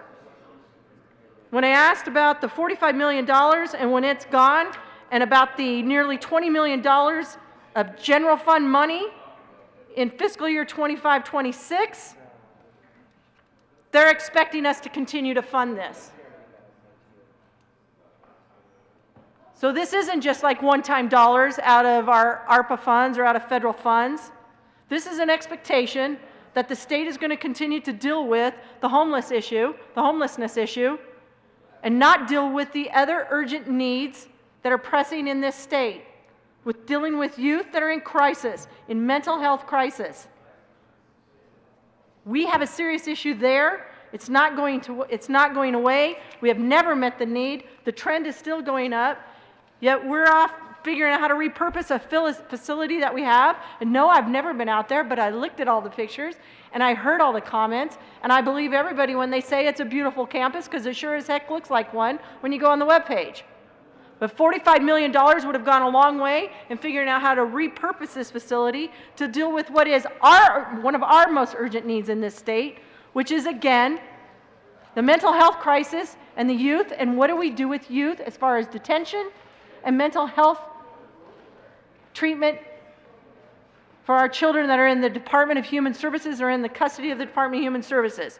They couldn't answer that question because our Department of Human Services at the state doesn't have an answer, and they don't focus on it. They talk about, well, we can put 30 beds over here and 70 beds over here, and we're going to try to do 20 beds over here, but they're not getting it done.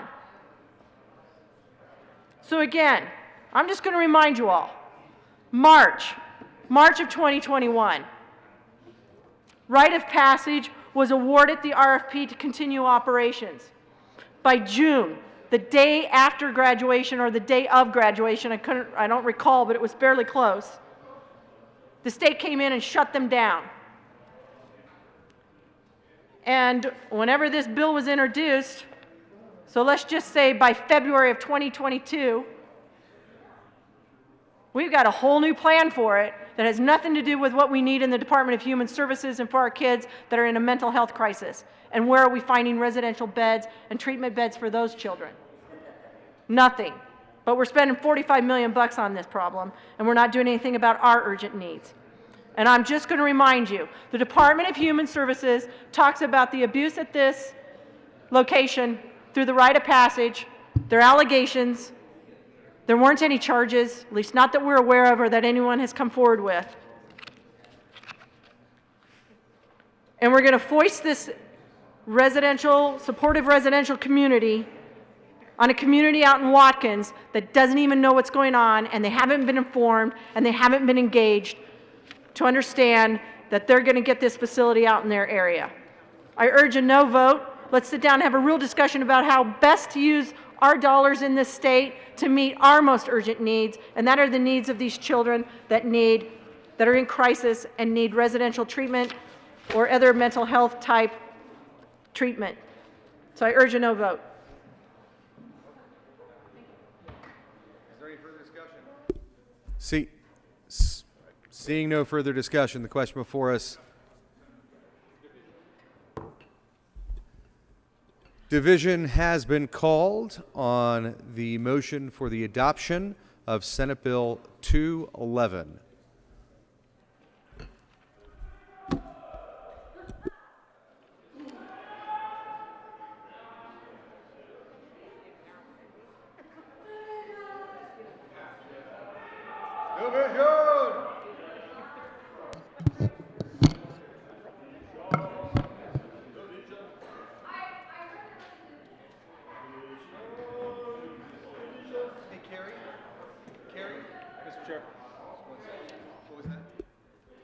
Senator Smallwood? Mr. Chair, I request Senatorial 5. Senatorial 5 is granted.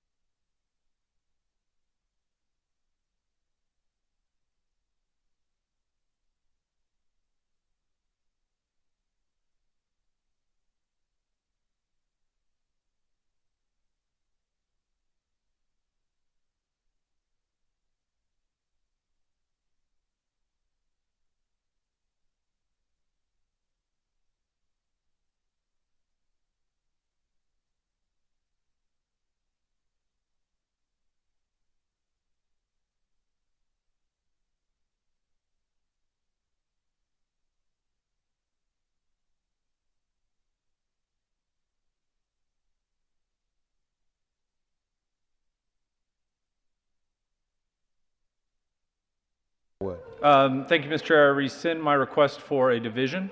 Thank you very much. There is an amendment coming. We'll take another quick Senatorial 5.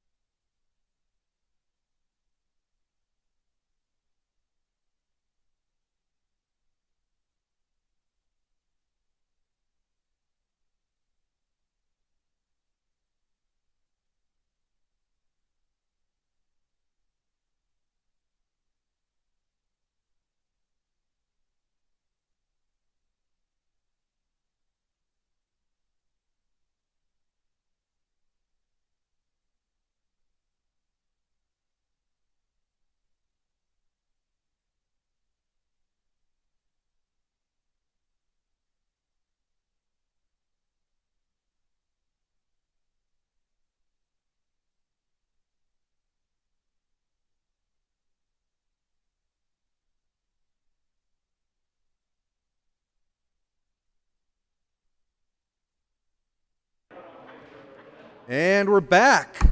Mr. Majority Leader. Thank you, Mr. Chair. I move to lay over Senate Bill 211, three bills.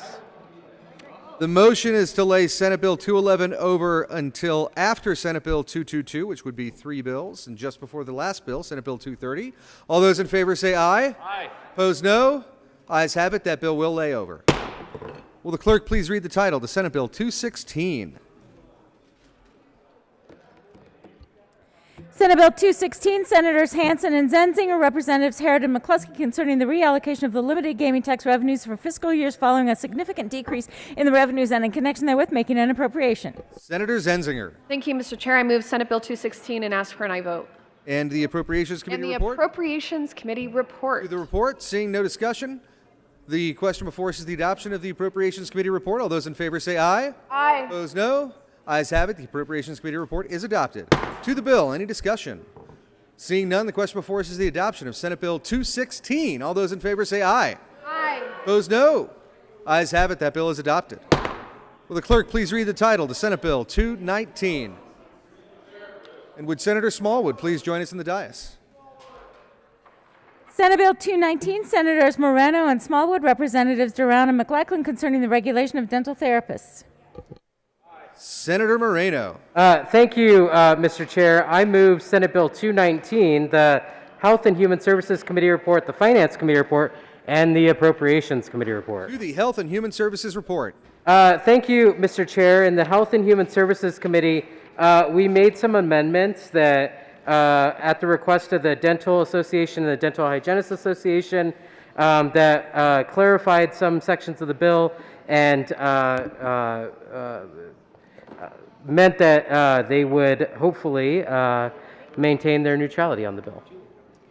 Excellent. Is there any further discussion of the Health and Human Services Committee report? Seeing none, the question before us is the adoption of that report. All those in favor say aye. Aye. Aye. Opposed, no. Ayes have it. That report is adopted. To the Finance Committee report, is there any discussion? Thank you, Mr. Chair. In the Finance Committee, we continue to refine a few other amendments. Very fine reformation. Is there any further discussion? Seeing none, the question before us is the adoption of the Finance Committee report and the refinement contained therein. All those in favor say aye. Aye. Opposed, no. Ayes have it. That Finance Committee report is adopted. To the Appropriations Committee report, Senator Moreno. Thank you, Mr. Chair. In the Appropriations Committee, we simply made the appropriation for the bill. Is there any discussion of the Appropriations Committee report beyond that? Seeing none, the question before us is the adoption of that report. All those in favor say aye. Aye. Opposed, no. Ayes have it. That report is adopted. To the bill. Oh, there is an amendment at the desk. Senator Smallwood. Oh, but before that, will the clerk please read L011? Amendment L011. Senator Smallwood. Thank you, Mr. Chair. I move Amendment 11. To Amendment 11. Thank you, colleagues. In Amendment 11, we require that a person performing the procedures under the dental therapy scope do so with indirect supervision, and we also make sure that we do not require the therapist to be an employee of the dentist so that the therapist can work in a variety of settings like a community clinic, mobile clinic. This clarifies that the dental therapist can still bill and be reimbursed for services when not practicing within a salaried employment agreement, and we'd ask for your aye vote. Is there any further discussion of L11? Seeing none, the question before us is the adoption of L11. All those in favor say aye. Aye. Opposed, no. Ayes have it, and L011 is adopted. There is another amendment at the desk. Will the clerk please read L015? Amendment L015 by Senator Moreno, amend printed bill page 6. Senator Moreno. Thank you, Mr. Chair. I move Amendment L015. To the amendment. Thank you, Mr. Chair. Colleagues, this is a technical cleanup for the application process and was requested by the Department of Regulatory Agencies. We're extending the date from January 1, 2023 to May 1, 2023 to ensure we have enough time to do rulemaking and implement the bill. For time, any further discussion of L015? Seeing none, the question before us is the adoption of L15. All those in favor say aye. Aye. Opposed, no. Ayes have it. That amendment is adopted. There is an amendment at the desk. Will the clerk please read the title? Will the clerk just please read L014? Amendment L014 by Senator Moreno, amend the Senator House. Smallwood. Thank you, Mr. Chair. I move Amendment 14. To the amendment. Thank you, Mr. Chair. Amendment 14 clarifies the examination for licensure for dental therapists will test both the hygiene procedures and the therapist procedures, but it will allow a previously licensed hygienist to use their prior successful examination of the hygiene test as proof that they can perform those procedures, which was a big reason why I was interested in the bill in the first place. Additionally, we're cleaning up some of the technical names of those dental procedures, and we'd ask for your aye vote on Amendment 14. Is there any further discussion? Seeing none, the question before us is the adoption of L14. All those in favor say aye. Aye. Aye. Opposed, no. Ayes have it. That amendment is adopted. There are no more amendments at the desk currently. Senator Moreno, to the bill. Thank you, Mr. Chair. And to the senator from Monument, that is a beautiful smile. You look like you could use a dental therapist, however.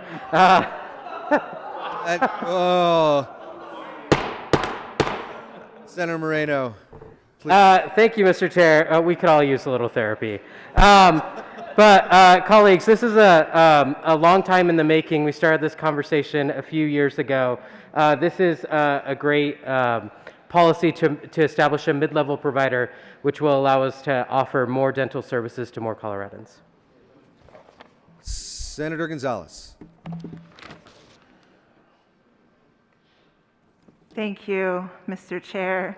Y'all, when I first read this bill, I thought it was for therapists to talk about your dental fears.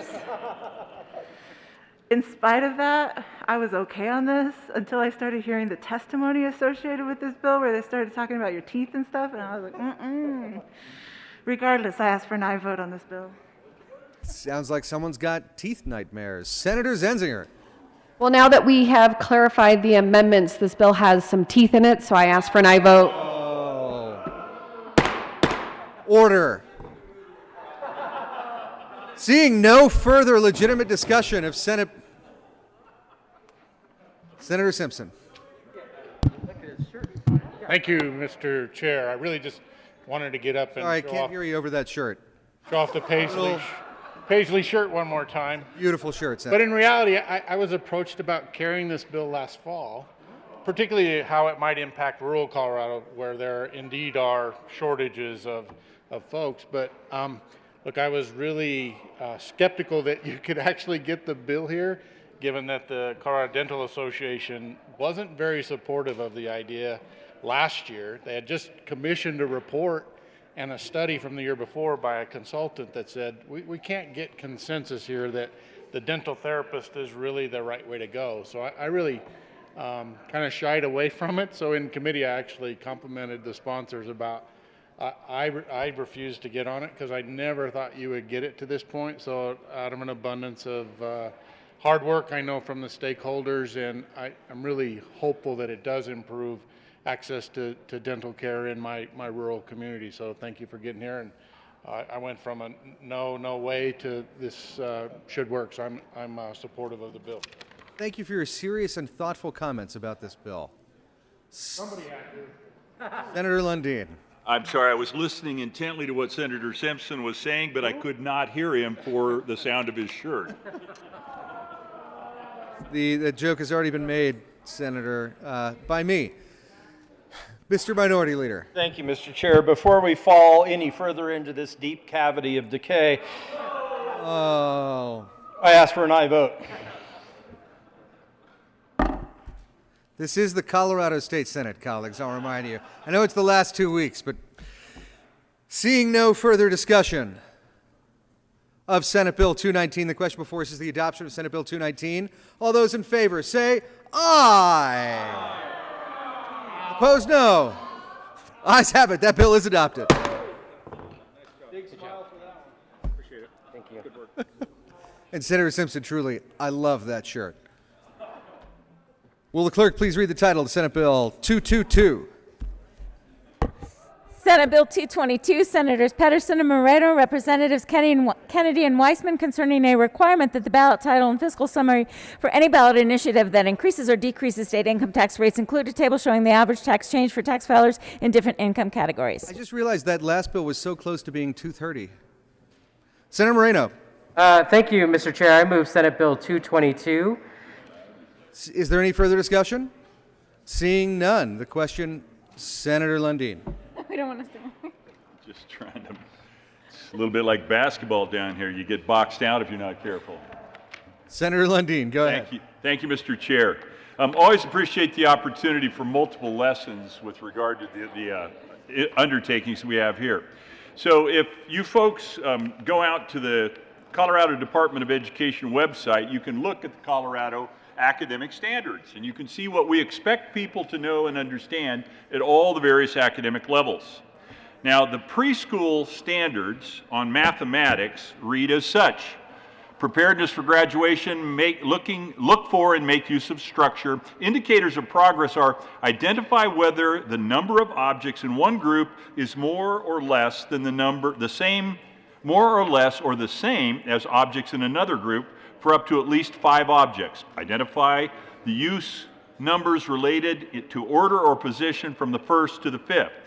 Examples of learning, again, this is preschool, is count, group, and sort objects and materials. Be able to express a preference for a greater number of things, such as candy or toys, when comparing groups of different sizes. Okay, so we've got preschoolers now able to understand this is less, this is more, and that's what the preschool standard is. What this bill does is it requires that we give a picture to the voters. Now, we're going to spend $40,000 to do this, to give a picture to the voters that says, if you pay less taxes and you get a tax decrease, you will get a small decrease. If you pay more taxes and you get the same percentage decrease, the percentage decrease you get will be the same as the person paying less taxes, but the number of dollars you get will be larger.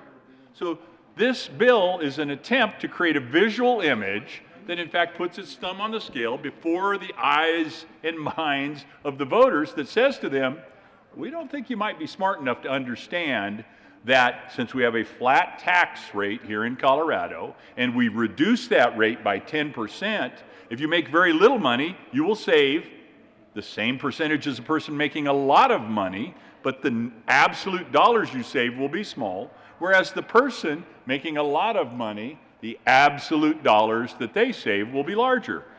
The bill is unnecessary. We're spending $40,000 basically to tell the people of Colorado, we don't think you have the capacity to do preschool understanding of mathematics. So I urge your opposition to this as a waste of $40,000 before the people of Colorado.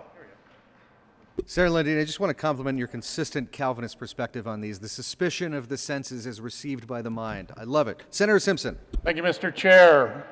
So I was in State Affairs, but we actually didn't get to hear the presentation on the bill or testimony. We did a super motion and moved it to the floor quickly after a long night. So interested to hear more conversation about the bill. It's almost ironic. This is a referral to the voters, and in committee we've killed a couple other referrals to the voters about pretty significant issues.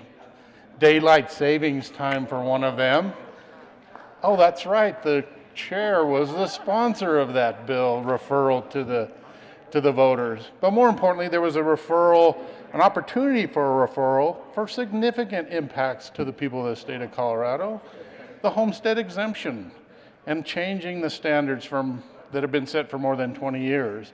So I find it a little ironic that now we're going to refer this measure potentially to the voters when we turned down one that had immediate positive impacts to people, particularly the seniors and the veterans, disabled veterans in the state of Colorado. So I would really caution the body to think about moving this referral forward to the ballot measure. So I'm a strong no on this bill.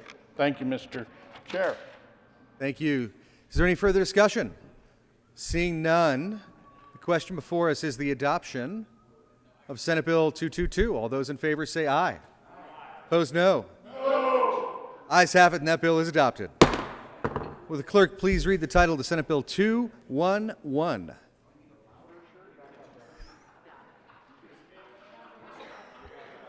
Senate Bill 211, Senators Field and Hendrickson, Representative Valdez A, concerning the repurposing of the Ridgeview campus into a supportive residential community for people experiencing homelessness. Are you going to move the bill, or you want to? We just move the bill? Senator Hendrickson. Thank you, Mr. Chair. I move Senate Bill 233, 211. Golly. So Senate Bill 211 has been. I move Senate Bill 211. We have already adopted the committee report. We've adopted, yeah. So I move Senate Bill 211 on second reading and ask for an aye vote. Are we voting? Was there a call for a vote? We're open to discussion. Do a quick senatorial 5. Senator Gonzalez. Thank you, Mr. Chair. Colleagues, I have very much appreciated the conversation on this policy and on the attempts and the intent from our bill sponsors to meaningfully address the housing crisis that has impacted so many Coloradans across the state. I think it's laudable to create space for folks to take the time that they need and the space that they need to be able to heal from whatever trauma in their life that led them to experiencing homelessness, whether on a short-term or a chronic basis. When this idea was first proposed to me, the first time I heard about it, I turned it over in my head, and I thought about it, and I thought about the pros and the cons, and I thought about the folks in my life and how they have struggled, particularly when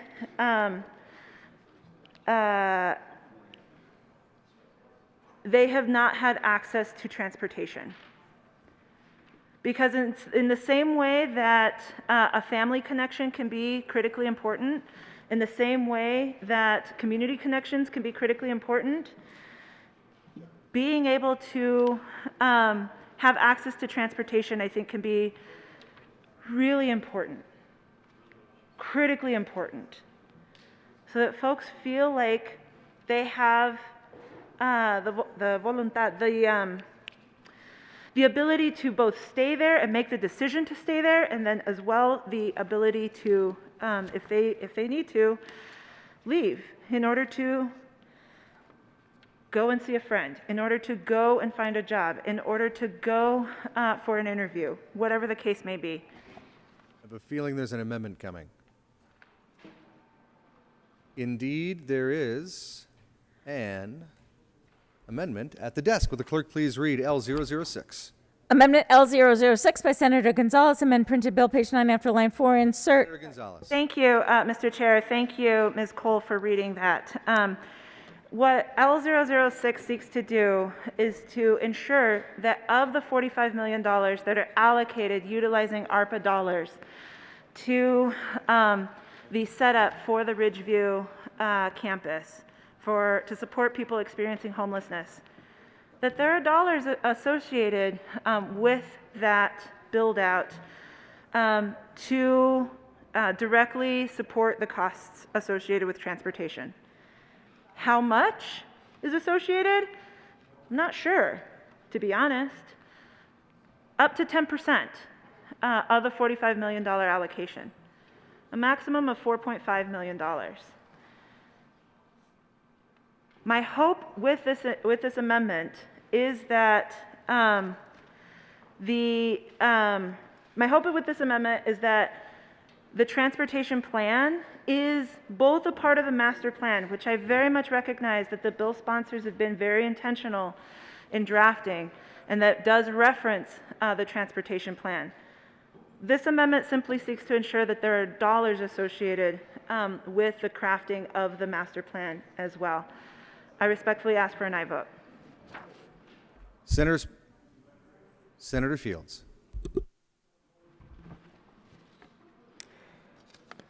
Thank you, Mr. Chair, and I do want to thank the senator from Denver mentioning that she knows that people have issues as it relates to the transportation. And she talked about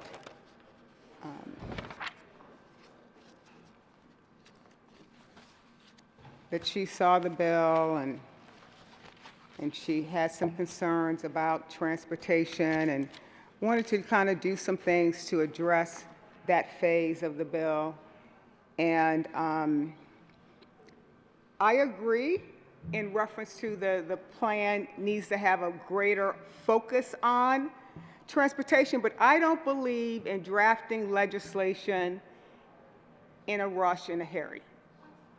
I have spent a tremendous amount of time in stakeholders meeting with a variety of different people on this bill.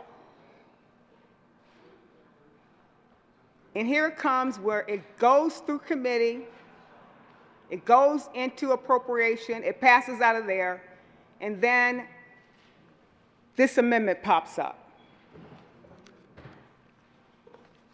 And I don't think that's the best way to do public policy when you're confronted with things at the last moment. I know that we do it, but does it make it right? So when you talk about 10%, I don't know where that number comes from. Up to.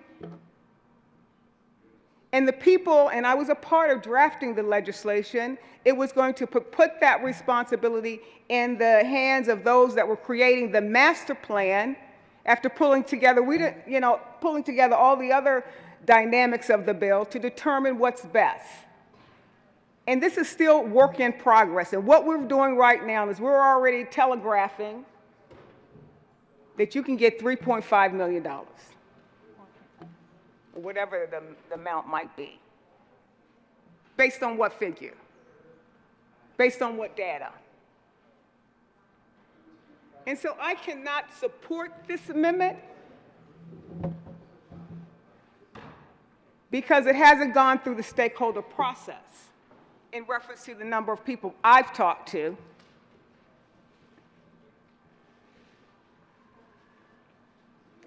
So I can't support it.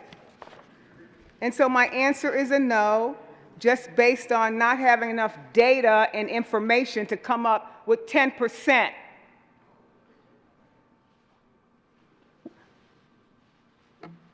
I know all kinds of people that are having transportation problems in urban areas and also in rural areas.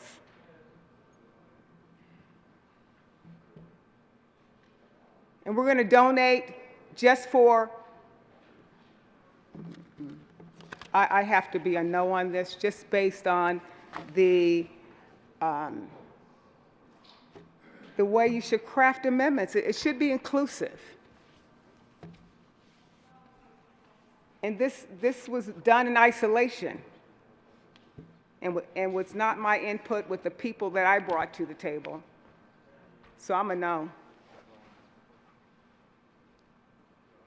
Senator Gonzalez. Thank you, Mr. Chair. And to the good senator from Arapahoe County, I have tried to be both intentional and direct about the concern around ensuring that the folks who would be housed in this facility have the ability to have meaningful transportation options. I've had conversations with the Coalition for the Homeless. I've raised the concerns around the lack of transportation dollars, recognizing that it's built into the master plan, but the funding associated with it has given me concern. In light of the comments from the good senator from Arapahoe County, I withdraw L006. That amendment is withdrawn. Senator Smallwood.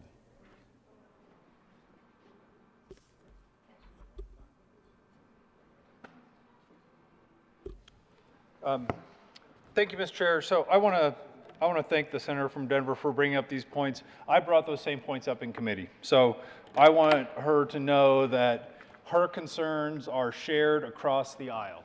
In committee, I specifically brought up the fact that if we're going to open a facility that is a 45 to 60-minute drive away from Metro Denver, where I think we can all agree this is where the opportunity is, this is where the resources are, this is where a lot of our families are.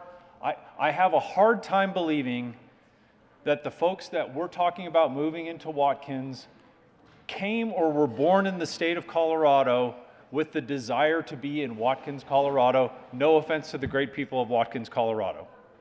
If they wanted to be in Watkins, they'd probably be in Watkins. So when the senator from Denver brings up concerns, what are we going to do? We're 45 to 60 minutes away as a drive. So when folks that are here working through treatment, looking for opportunities, right? That's what we want. We don't want this to be a permanent solution. We want this to be a place where people can get things fixed and move on with their lives. Substance use disorders, experiencing homelessness.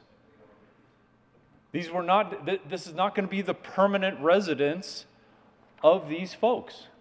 The opportunities are in the metro areas is what I believe, and to put people 45 to 60 minutes away and tell them, wait for whatever transportation solution we come up with. Maybe we'll run a bus once a day or twice a day. Hopefully that's enough for you to get to, ideally, a job interview or to visit family, or to take advantage of the types of things that the metro area has to offer the other citizens.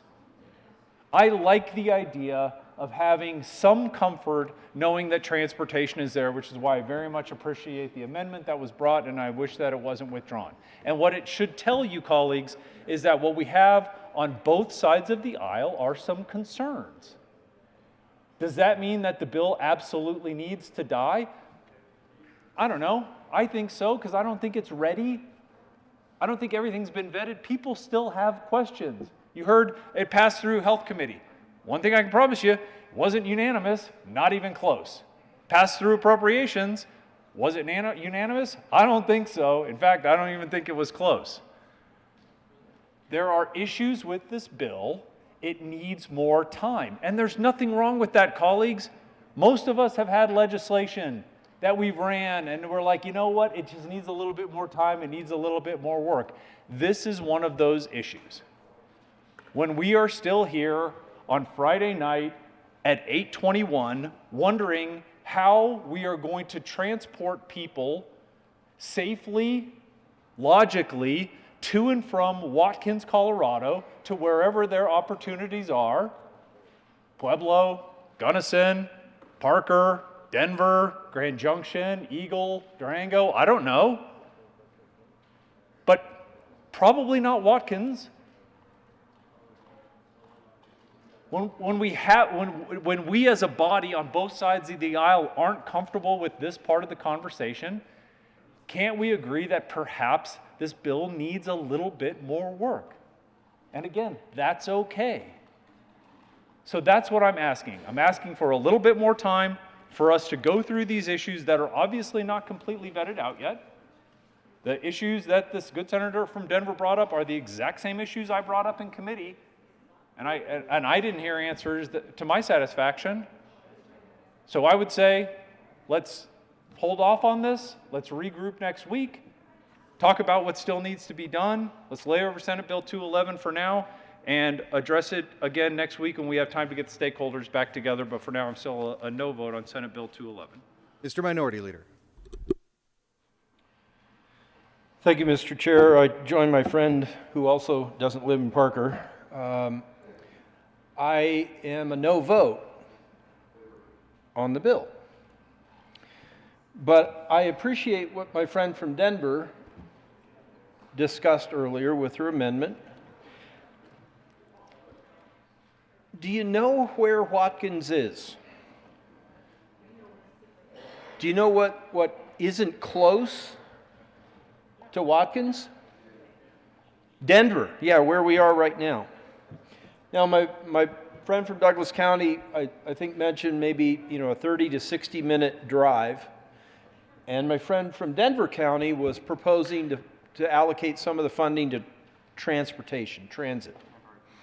Probably a good idea. I'm not sure that's a statewide concern, but I'm open to having that conversation. But I wonder if you've thought about how far away is Watkins from where we are right now at the state capitol by foot? Well, in that app we have on our phone called Maps, you can click on a little thing with a figure walking, 7 hours and 24 minutes.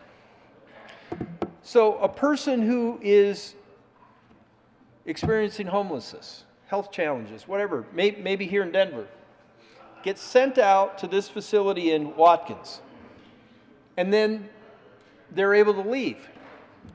Where do they go? And how do they get there? If they're coming back to Denver, are you suggesting that a 7 hour and 24 minute walk might be good for their health? I don't know. But I think this is an example of what my friend who serves on Health and Human Services, the good senator from eastern Douglas County, I think he's right. I think this bill isn't quite ready. I think it could be, and maybe I could get to a yes vote, but right now we're proposing to spend money in a way that could very easily isolate people in Watkins. And like my friend from Douglas County said, I don't mean any insult to the people of Watkins, but I doubt many of them walk into downtown Denver frequently. And if people are at this facility out in Watkins and they don't have access to transportation, what do we do? What do we do? So I echo the sentiment of my friend from Douglas County, knows a whole lot more about this bill and the issues of health and human services, helping people who need help the most. But I want to say thank you to my friend from Denver. I think she has a legitimate concern. I retract, I think she does have a legitimate concern. Yes, I know. So why not call a timeout on this one, lay it over, we'll be back Monday. But why not give it a little bit more time? And maybe the senator from Denver, maybe her solution was right. Maybe 10%, up to 10% is right. I don't know. Maybe it is a statewide concern, maybe it isn't. But I think we really deserve, the people who would be at this facility deserve our consideration, deserve our attention, and to solve that problem well. I understand my friend from Aurora, Arapahoe County, reluctant to do things on the fly. I understand that. So we have, I think this morning it was 12 more days. If we come back on Monday, or when we come back on Monday, 9 more days, that's still enough time to pass this bill on second reading, thirds on Tuesday, send it over to the House, and they would be able to move that bill through committee, seconds and thirds, by the following Wednesday, May 11th, the last day of the session. I just ask you, please, let's try to do this right. It's important enough that we do it right. Let's not push it through tonight and do it wrong, or count on the House to change it, because you know what happens if they amend it in the House, then it's got to come back here again before Wednesday, May 11th. I think it would be better for us to take the time to solve this problem right now. Thank you, Mr. Chair. Senator Henriksen. Thank you, Mr. Chair. Thank you, Mr. Minority Leader. Thank you to the good senator from, the effective senator from Douglas County. I appreciate the concerns on the transportation aspect of this. And while I believe there is adequate language in the bill about the master plan, including the transportation requirements of the amendment that was offered, I feel does no harm, and I feel is totally acceptable for the bill. And I would invite the amendments author to resubmit the amendment if the senator would so choose.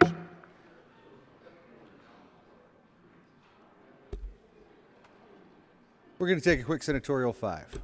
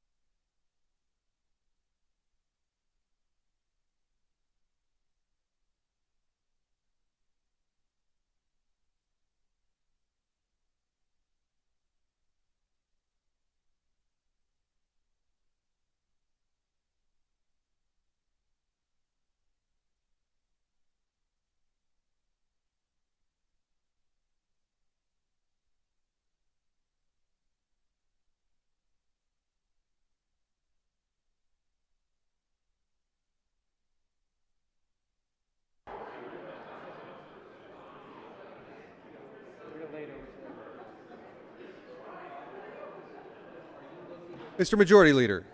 Thank you, Mr. Chair. I move Senate Bill 211 lay over to the end of the calendar. Motion is to lay Senate Bill 211 over to the end of the calendar. All those in favor say aye. Opposed, no. Ayes have it. 211 will lay over to the end of the calendar.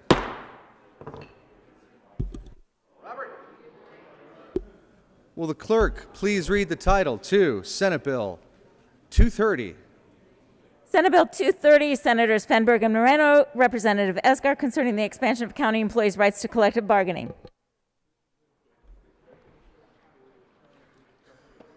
You have to move it first. Senator Moreno. Thank you, Mr. Chair. I move Senate Bill 230 in the Appropriations Committee report. To the Appropriations report. Thank you, Mr. Chair. In the Appropriations Committee, we simply added the appropriation for the bill. Seeing no further discussion of the Appropriations Committee report, the question before us is the adoption of the report. All those in favor say aye. Aye. Opposed, no. Ayes have it. That report is adopted. To the bill. Thank you, Mr. Chair. Colleagues, Senate Bill 230 is the culmination of many years of work around providing more rights to collectively bargain for public employees.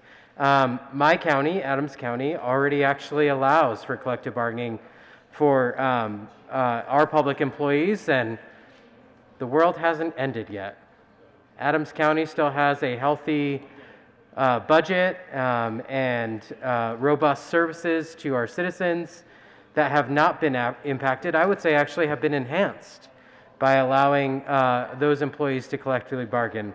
So this bill would establish a process by which workers in other counties could also avail themselves of the opportunity that they've had in Adams County. It's a critical bill, and I encourage your support. Seeing no further, just kidding. Mr. President. Thank you, Mr. Chair. I agree with everything my co-prime said. This is a conversation that started, well, it's been going on for a while, but this bill, the conversation about this bill started last legislative session. And it's taken many twists and turns, sometimes in private, sometimes in the press. But it's been something that I'm proud of, and I'm excited that we are where we are. We have had conversations with workers, with counties, with higher ed institutions, with school districts, cities, etc. And some people think this bill goes way too far. Some people think this bill doesn't nearly go far enough and therefore isn't worth the effort. I think this, at the end of the day, might not be what everybody wanted, but it is incredibly meaningful for the nearly 38,000 county workers in the state of Colorado. If you think about it, over the last couple of years, county workers were really at the forefront of keeping our communities open, keeping them thriving, being able to provide basic services for our communities. These people, these workers, these public servants deserve the rights that basically every other private sector worker already enjoys, and that is the ability to come together through a democratic process and decide if they want to have a voice at the workplace together. And if they do, there are clear rules and processes in place under this bill for them to be able to do that, to have a voice, to decide we together want to have this conversation with our employer. They can come to the table and negotiate terms around their workplace and hopefully get to a contract and something that both parties can agree to. But I do want to say a couple of things before the debate really gets started, and that is, when you think about the rights that workers have in most sectors and in the private sector, there are points when the workers can sort of exert pressure. There are points when the management or the employer can exert pressure. I think we did absolutely everything we could to ensure there's an equal level playing field in this bill, to make sure that workers can't provide pressure that may seem unfair or that potentially could result in basic services not being provided to communities. For instance, if the workers form a union and it's recognized, they go through an election process, et cetera, they come down to the contract table and they say, okay, here are the things we want to discuss. A lot of times if there's an impasse and nobody can agree and it seems like they're very far away from an agreement, The workers can threaten or actually go on strike, and that happens sometimes. We obviously saw that when it came to the King Soopers strike recently. This bill does not allow that. This bill prohibits strikes. It says that the union, once there's a certified union or a representative for these workers, that they cannot threaten, facilitate, or create the situation for workers to go on strike. The other piece that sometimes can be exerted is saying, okay, well, if you don't come to an agreement, seems like we're really far away still, so we're going to let the process play out, because the process requires, if negotiations break down, to go into an arbitration process. And whatever the outcome is, we got to live with. This bill also does not include that.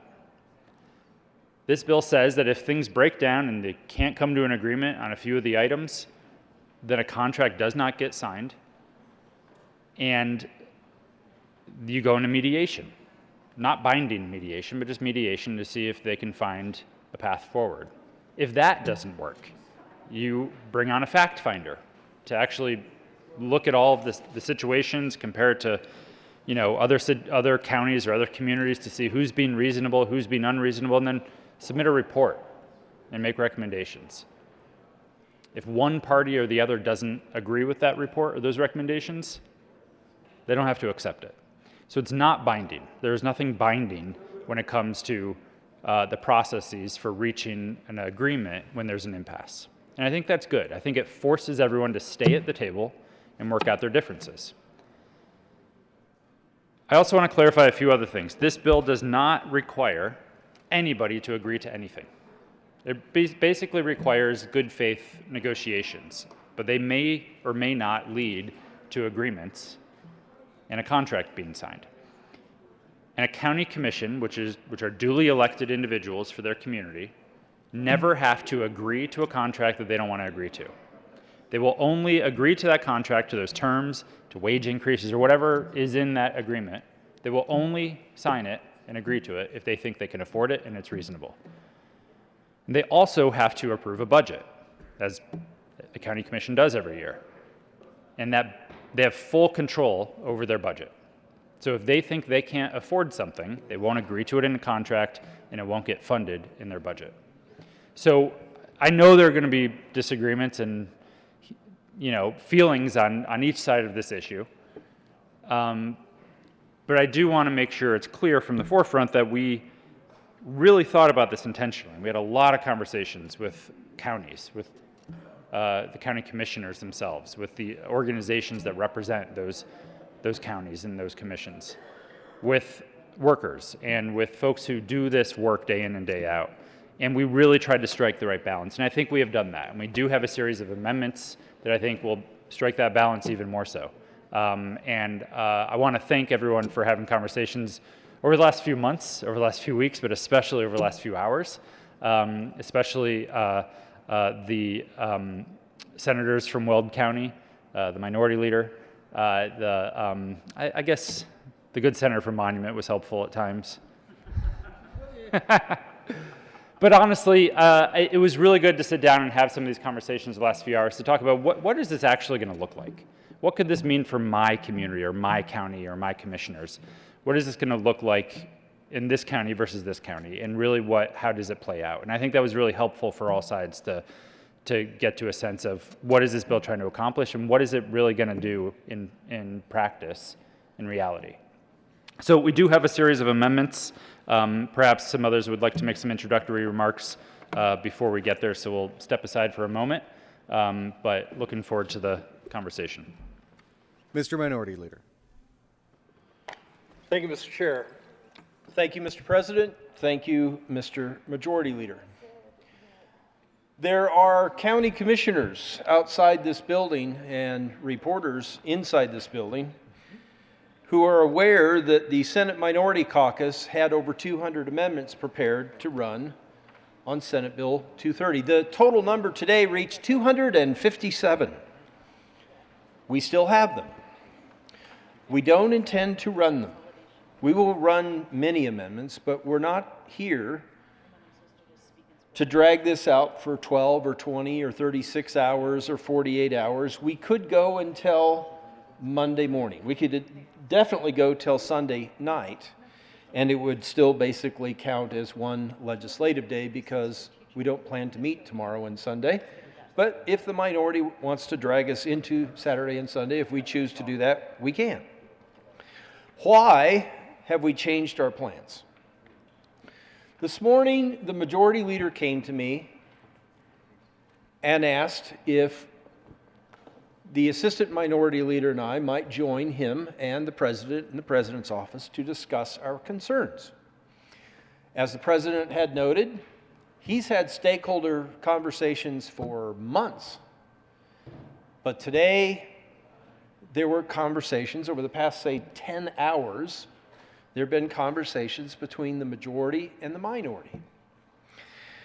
4 years ago, when the majority flipped in this chamber, we went through a session where it was very contentious. In fact, it included some of us, 3 of us in the minority, suing the former president and the secretary over the question of reading the bills. One of the lessons that both sides learned coming out of that is when we get to an impasse, the most effective thing to ask is, what do you want? Now, I don't mean to put words in their mouths, but that's basically what happened this morning. And we identified 4 key areas for our caucus. I'm going to allow my friend from Brighton to explain in better detail what those 4 primary concerns were. But I want to say thank you to the president and the majority leader for listening, for asking and listening, and then responding. We haven't seen the amendments moved and we haven't voted on the amendments, but there are amendments that the president and the majority leader are going to offer that we understand that are going to satisfy very well our 4 primary concerns. First one, I'll give you a little insight, is can the commissioners in our respective counties, for me, can the Douglas County commissioners ultimately have the decision of saying no? Yes. I think we're going to see an amendment that would allow that, provide for that more clearly. There's some discussion, maybe that's already in the bill. I'm not satisfied that it is. And I'm confident that my 3 county commissioners in Douglas aren't satisfied with that either. But this is rather like the discussions that we had a couple years ago on the police accountability bill.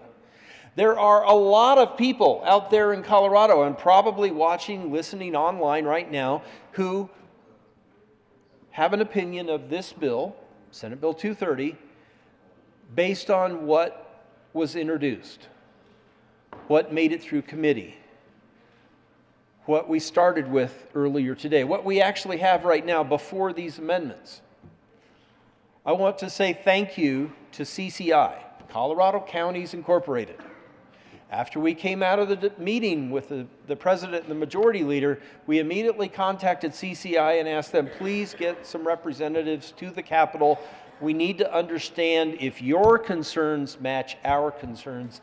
And we had very productive conversations. So for county commissioners in more red counties like where I live in Douglas, specifically Weld and Douglas and El Paso, red counties, solid representation in the Senate Minority Caucus. We think that the president and the majority leader are going to introduce amendments that will actually make this a much better bill, or maybe, if you'll forgive me, less worse. Ultimately, I'm almost certainly going to vote no on the amended version of 230. But instead of seeing this debate go for 12 or 24 or 36 or 48 hours and 257 amendments, and we could still draft more, I want to say thank you to the Senate Minority Caucus for that work, and also for the drafter and the folks in the Office of Legislative Legal Services. Thank you for drafting 257 amendments. Excuse me, I'm being corrected. The number has gone up 271 now. I see 268, but 271. So the number keeps going up. I think what you're going to see here, people of Colorado, is 2 hours, maybe 3, I don't know. A few hours of intense debate. We will still have amendments, but Mr. President, Mr. Majority Leader, thank you. I think that the conversations today will lead to a better bill, and this isn't compromise in that you give up half of what you want and I give up half of what I want, and we dance around in a circle and pretend like we're getting somewhere.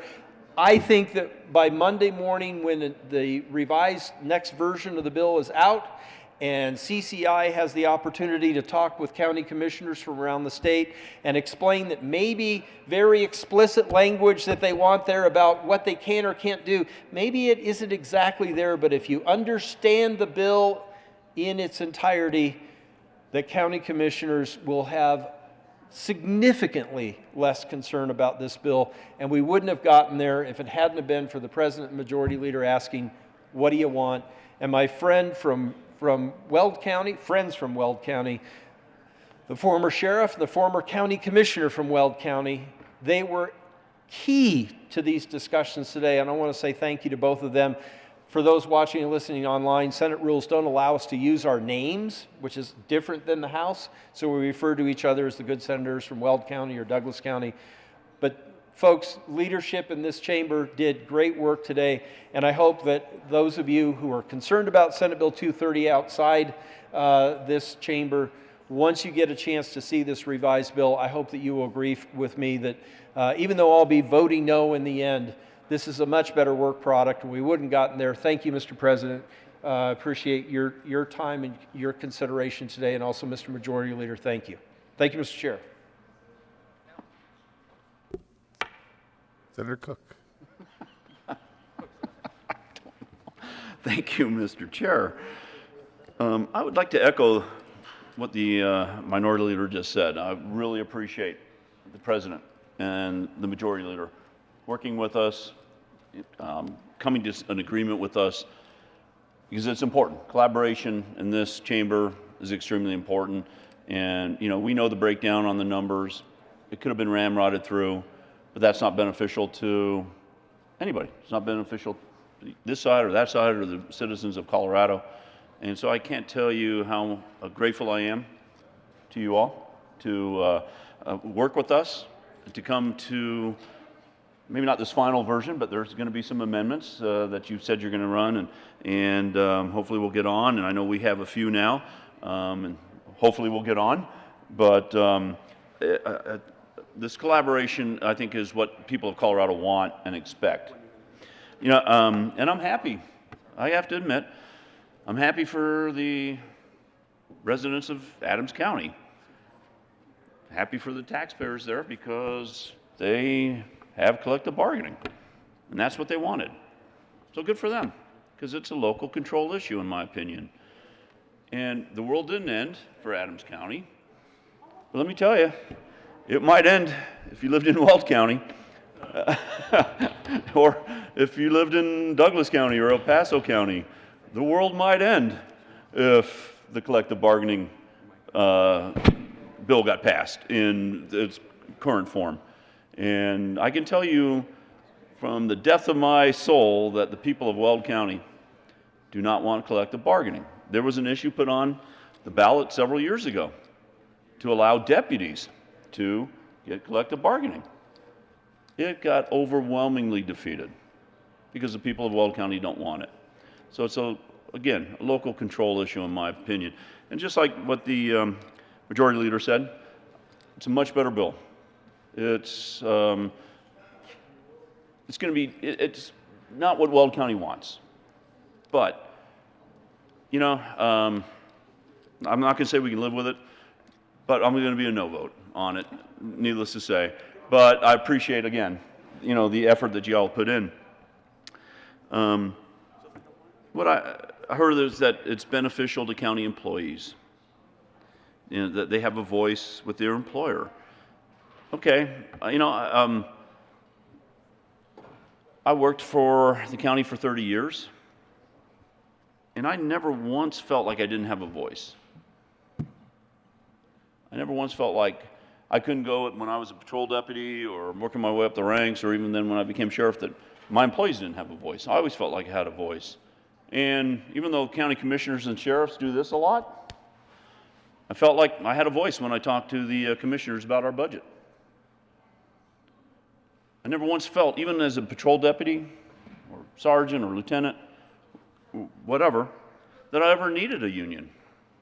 That I never ever needed collective bargaining. Now, our pay at the sheriff's office wasn't as good as those at the Greeley Police Department, but we were taken care of in other ways. We had a great retirement pension program. The city of Greeley didn't. So people have to weigh. Do I want to work for lower pay, but yet at the end of my career have a better retirement plan? Do I want to work and patrol a city of whatever it is now, 35 square miles, or patrol a county where I have freedom of 4,000 square miles? It's about choices. So I never once felt like I wasn't being taken care of. Never once felt like I had to have a union to protect me, because I always felt that we had a voice. You know, the sheriff's an independent elected official. Clerk and recorder's an independent elected official. Coroner, treasurer, whatever in whatever counties. But I never once felt that the county commissioners never listened to us. We didn't agree on several things, but we always had a voice. And I guess my heartache or heartburn initially with the bill was that it included a lot of different people at first. You know, the higher ed, municipalities, I guess RTD, special districts, and all of them got excluded. And I'm thinking, well, if this is good enough for the counties, why isn't it good enough for all these other entities? And I still don't know why. I mean, I'd still vote no, even if they were in the bill. But I'm trying to figure out, well, why is it just county employees?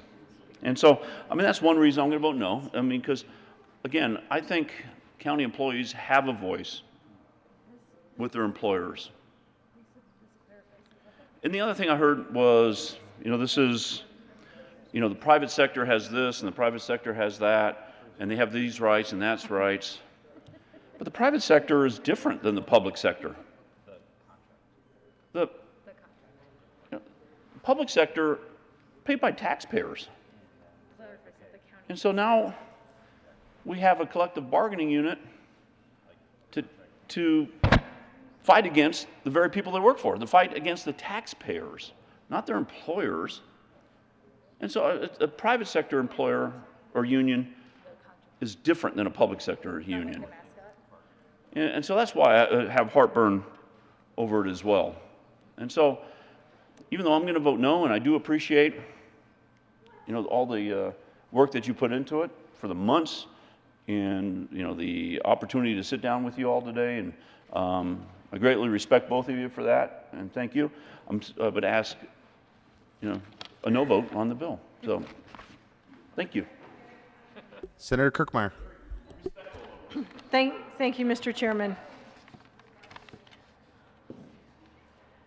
Before I begin with my comments with regard to this bill, I just want to make sure that it is on the record and duly noted that the good senator from Greeley said he never felt like the Board of County Commissioners didn't listen to him. I just want to know, on April 29th, 2022, at 8:56, the good senator from Greeley, who used to be the Weld County Sheriff, said that the former Board of Weld County Commissioners, of which I was a member of, that he always felt that he was listened to. That is the most important thing that has been said today. Mr. Chair. And perhaps, I would like it on the record.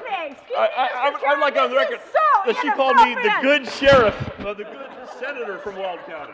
I said from Greeley, but anyways. I just want to make sure, most important thing said today and perhaps in this session. On the record, I've got it. I'm just going to have to get a copy of that, man. I'm going to put that out everywhere, just so you know. Thank you. So anyways, I just want to say this.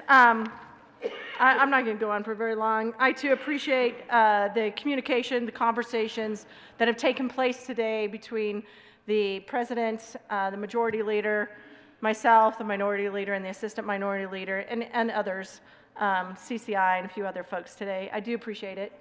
Appreciate the open communication and the way we go about it. You know, as I looked at the legislative declaration of this bill, and it talks about the purposes of this act is to promote harmonious, peaceful, and cooperative relationship between counties and county employees. I would say that's been occurring, and that has not been the issue. In fact, I don't even think this bill is necessary because, as already stated, if counties wish to have collective bargaining, if employees wish to have collective bargaining, that can already happen. This bill is not necessary to make that happen. What this bill does is it basically mandates the process and takes that away from the local control and takes it away from the county and the employees within that county. Because maybe they don't want to do it this way. Because it talks about promoting harmonious and peaceful relationships, yet as you look through the bill, there are sections that don't necessarily promote that. In fact, they basically talk about county commissioners or counties should deter from speaking with the employees, which doesn't necessarily promote harmonious and cooperative relationships.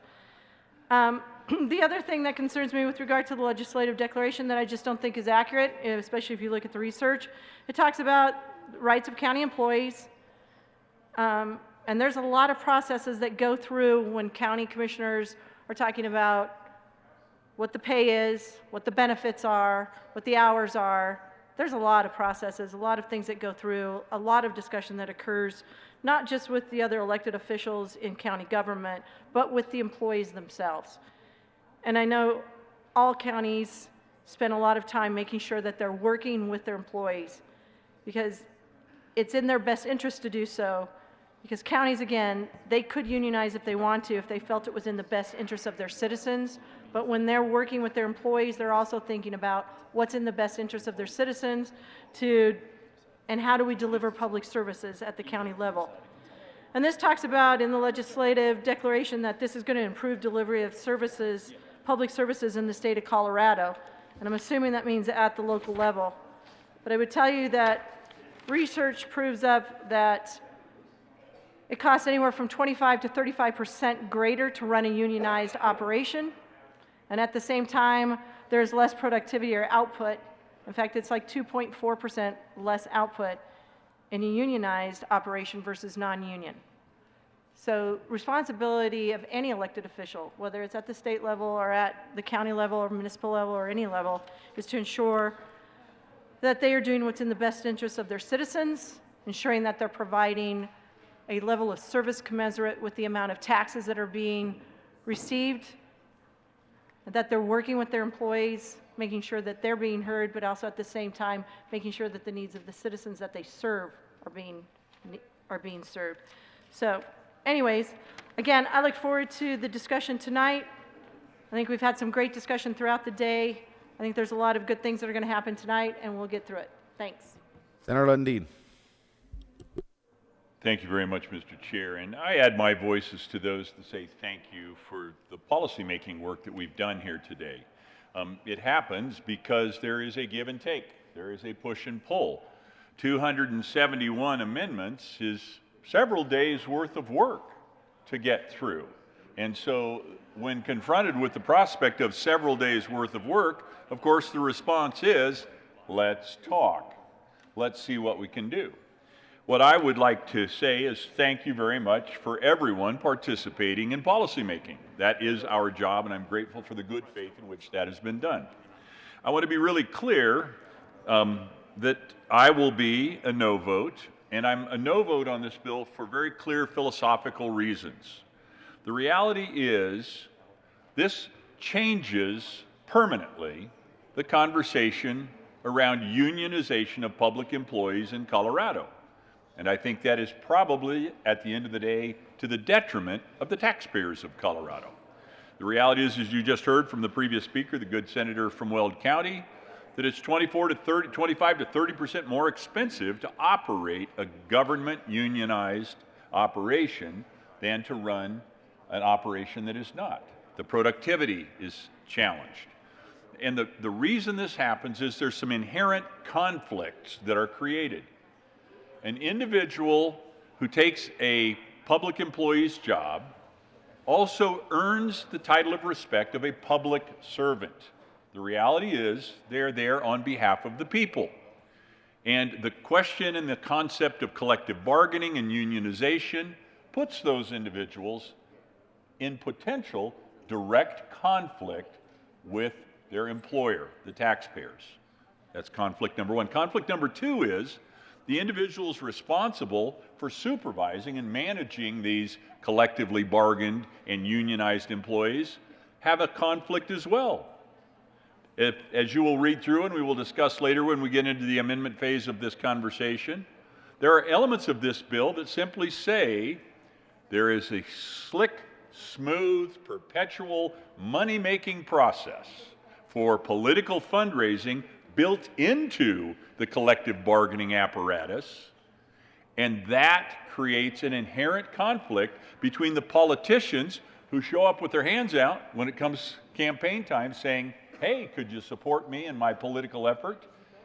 From the very people that they are supposed to be supervising. There's conflict number two. So there are philosophical, permanent, structural reasons why this moves. We in Colorado now have a local choice. You can unionize at the local level. There are existing localized unions, public employees unions within different jurisdictions in the state. This shifts from that environment where it's a choice at the local level to it's a matter of statewide interest that it shall be such. Shift number one. So, philosophically, I'm in opposition to that which we will create, even as modified. And we're going to walk through a number of amendments that will change some of the details of what this policy looks like.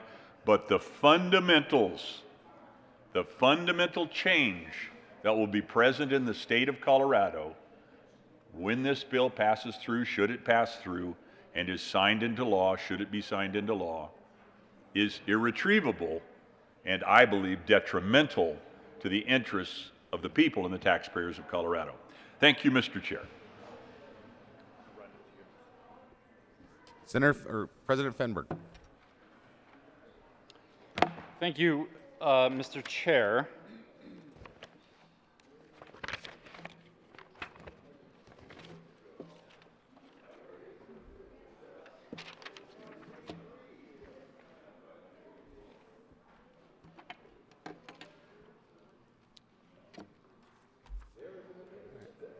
Get ready to rumble. There is an amendment at the desk. Will the clerk please read L265? Amendment L265 by Senator Senator Fenberg. Thank you, Mr. Chair. I move L265. To the amendment. Thank you, Mr. Chair. Members, this is an amendment that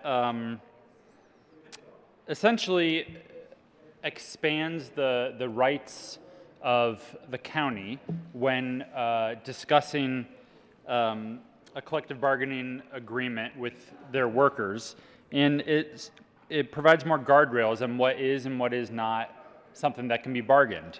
And it specifies that nothing that nothing can be bargained or part of the conversation that would usurp or duplicate or kind of restrict the authority that is granted to that Board of County Commissioners either by the state constitution, by state law, their own charter if they are a home rule county, which there are two of, Weld County and Pitkin County, and also specifies that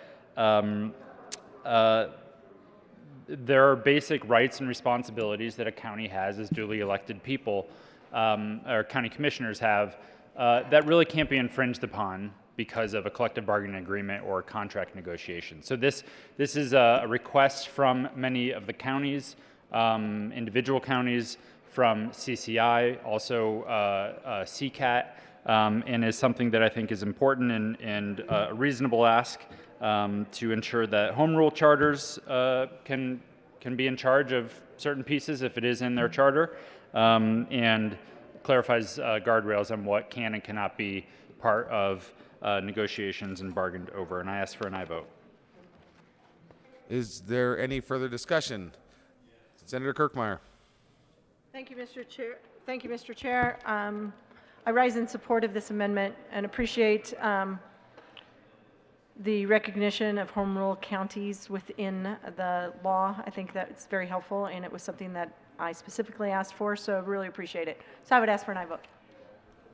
Any further discussion? Seeing none, is the adoption of L265. All those in favor say aye. Aye. Opposed, no. The ayes have it, and L265 is adopted.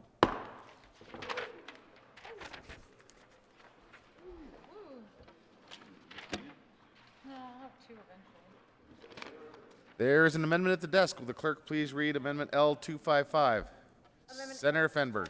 Thank you, Mr. Chair. I move L255. To the amendment. Thank you, Mr. Chair. Members, this is an amendment that was also requested by some counties. There was some language in here about when an election is occurring, an election amongst the workers to decide if they want to form a union or not, that there were some questions on what can the county, as the employer, say or talk about with the workers, especially if they have questions about the process or what it means to have something deducted from their paycheck, or how does this process work? This is a request from counties to clarify that they can answer questions, they can interact with the employees. That does not violate the terms of what's in this bill, and simply says that those conversations should just be neutral, fact-based, and as a resource for the workers, and that would not violate those other aspects of the bill. So again, this is on behalf of CCAT and individual counties and also CCI, and I urge an aye vote. Is there any further discussion on L255? Seeing none, the motion is for the adoption of L255. All those in favor say aye. Aye. Opposed, no. The ayes have it, and 255 is adopted. There is an amendment at the desk. Will the clerk please read L248? Amendment L248. Senator Fenberg. Thank you, Mr. Chair. I move L248. The amendment. Thank you, Mr. Chair. This amendment does two things. Three things. Number one, at the very bottom of the amendment, it bumps out the effective date by 6 months and provides a little more time for CDLE to do any rulemaking or other work that may need to be done to prepare. It also obviously provides more time if the counties want to digest this before it actually goes into effect. And then it also talks about when, essentially changes the definition very slightly of what a county or a public employee is. And it says that it includes someone who has recently been fired or discharged as long as it was something that actually can be appealable.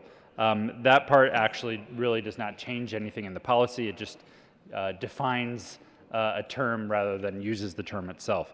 The substantive part about this amendment is regarding informal discussions amongst management and the employee, and specifies that that is not necessarily something where the employee needs to have union representation or sort of an individual on their behalf in that room. It only would apply when there's discussion about a termination of an employee, et cetera, not informal coaching or just sort of day-to-day routine conversations. I believe this is already regular practice for most employment settings, especially at the county level, but I think it's good clarification. Urge and I vote. Is there any further discussion? Seeing none, the motion is the adoption of L248. All those in favor say aye. Aye. Opposed, no. The ayes have it, and L248 is adopted.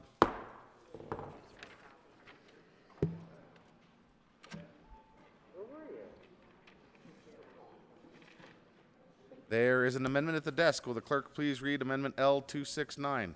Amendment Senator L269. Thank you, Mr. Chair. I move L269. The amendment.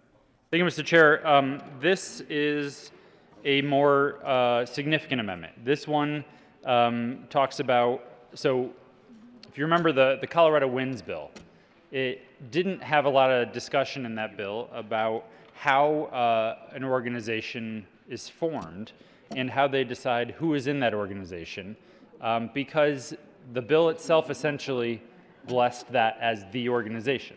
So you didn't have to talk about how the organization was formed because the bill itself essentially did that. You also didn't need to figure out how you decide the size or scope of an individual unit of workers, because the Colorado Winds bill said the entire state force is one union. You can have individual conversations at your department level, but you really didn't need to have a discussion about the size and scope of the bargaining unit itself. This amendment provides some clarity on that, and simply says that the unit can be decided by the workers and the county commission if they come to an agreement.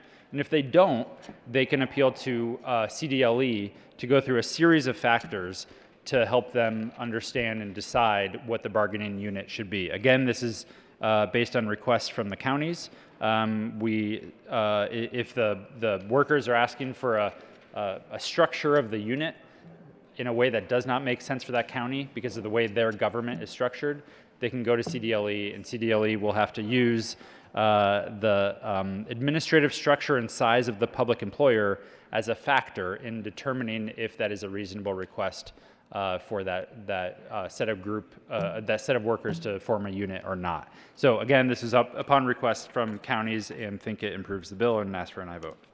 Is there any further discussion? Seeing none, the motion is for the adoption of L269. All those in favor say aye. Aye. Opposed, no. The ayes have it, and L269 is adopted. Senator Donovan.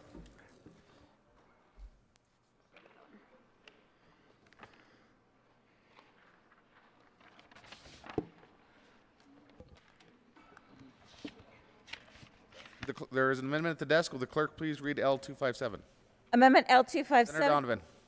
Thank you, Mr. Chair. I move Amendment 266.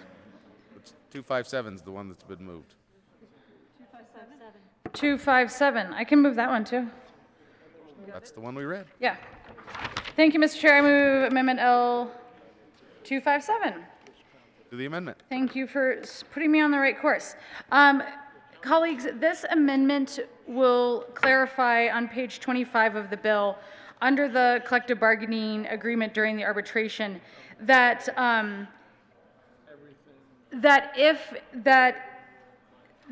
a number of different entities within a county, think Public Works and Human Resources, that the county can request for those bargaining, for that collective bargaining agreement to be consolidated, so that they are working with one group, not a bunch of different departments.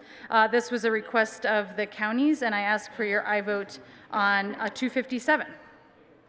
Is there any further discussion on L257? Senator Fenberg.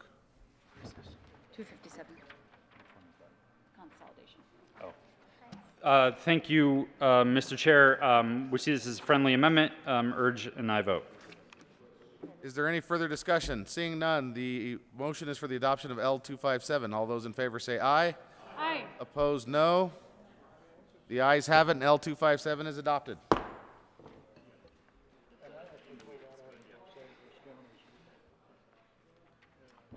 There is an amendment at the desk. Will the clerk please read Amendment L266?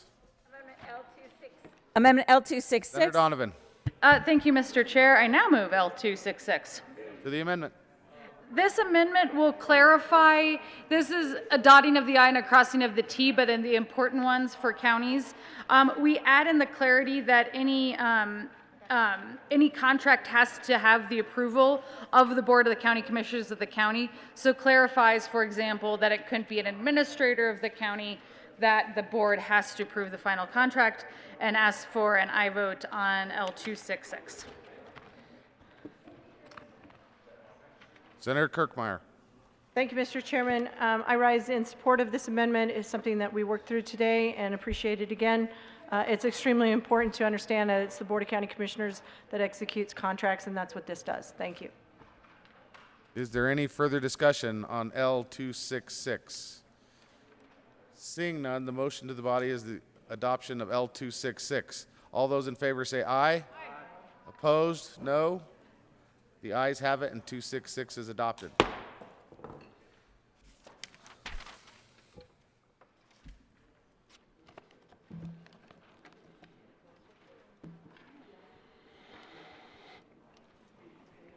There is an amendment at the desk. Will the clerk please read Amendment L270? Amendment L270. Senator Colker. Thank you, Mr. Chair. I move Amendment L270. To the amendment.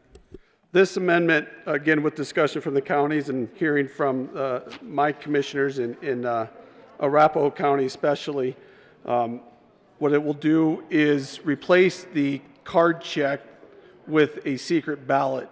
And I think it's a good idea. I'm willing to make sure that this is put in, so I ask for an aye vote. Senator Liston. Thank you, Mr. Chairman. Members, I rise in support of Amendment L270. Yes, this is a good amendment.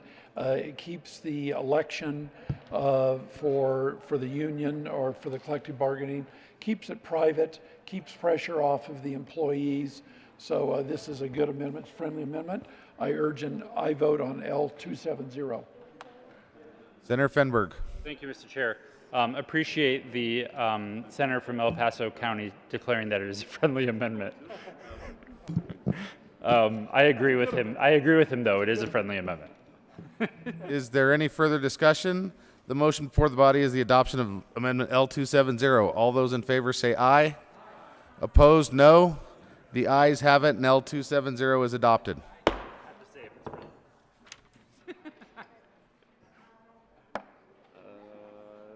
Is there any further discussion on Senator Lundin?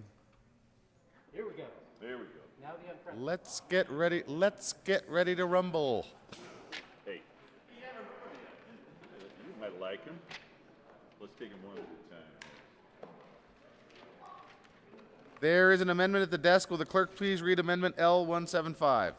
Amendment L175 by Senator Gardner, amend printed bill, page 12, lines 12 and 12, strike representative and related enterprise and substitute representative.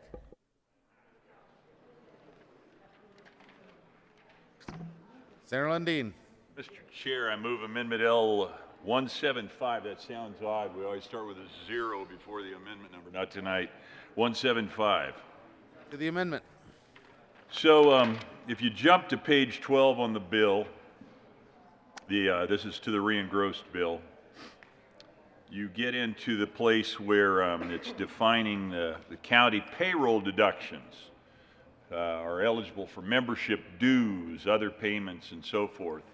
And it goes on to say that they're authorized. You can make them to the exclusive representative of the union and related entities. Those related entities would be what we commonly call political action committees.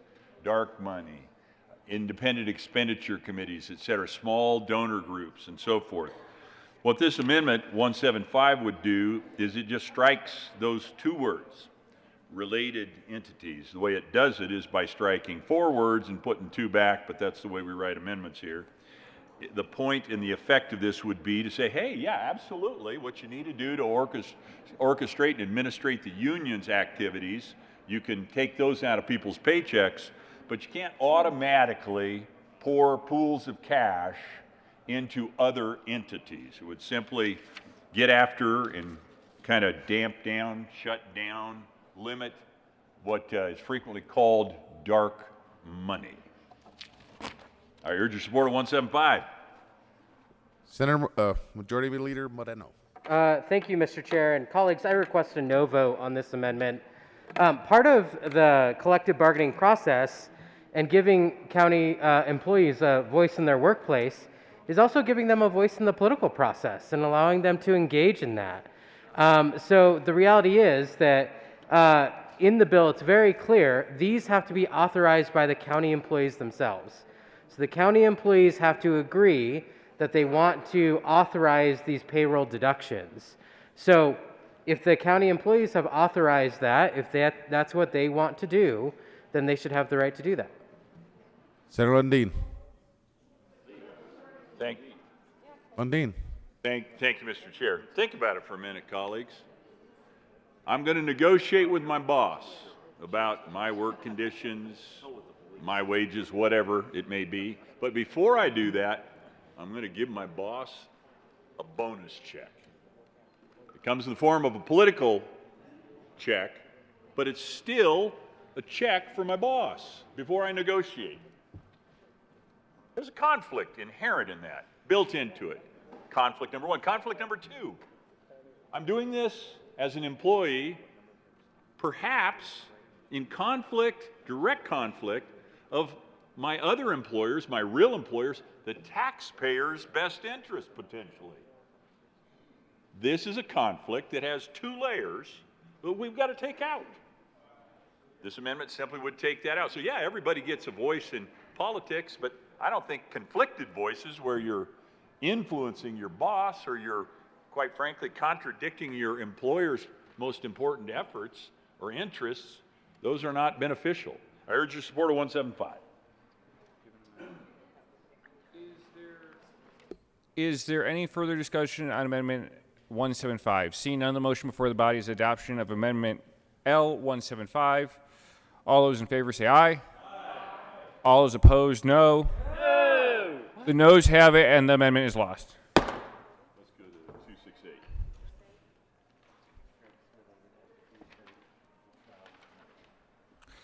There is an amendment at the desk. Will the clerk please read the title to, or please read Amendment L268? Amendment L268 by Senator Lundin, amend printed bill, page 13, line 2, strike not irrevocable, page 13, strike line 3 and 6. Senator Lundin. Thank you, Mr. Chair. I move Amendment L268. Colleagues, I'm incredibly disappointed.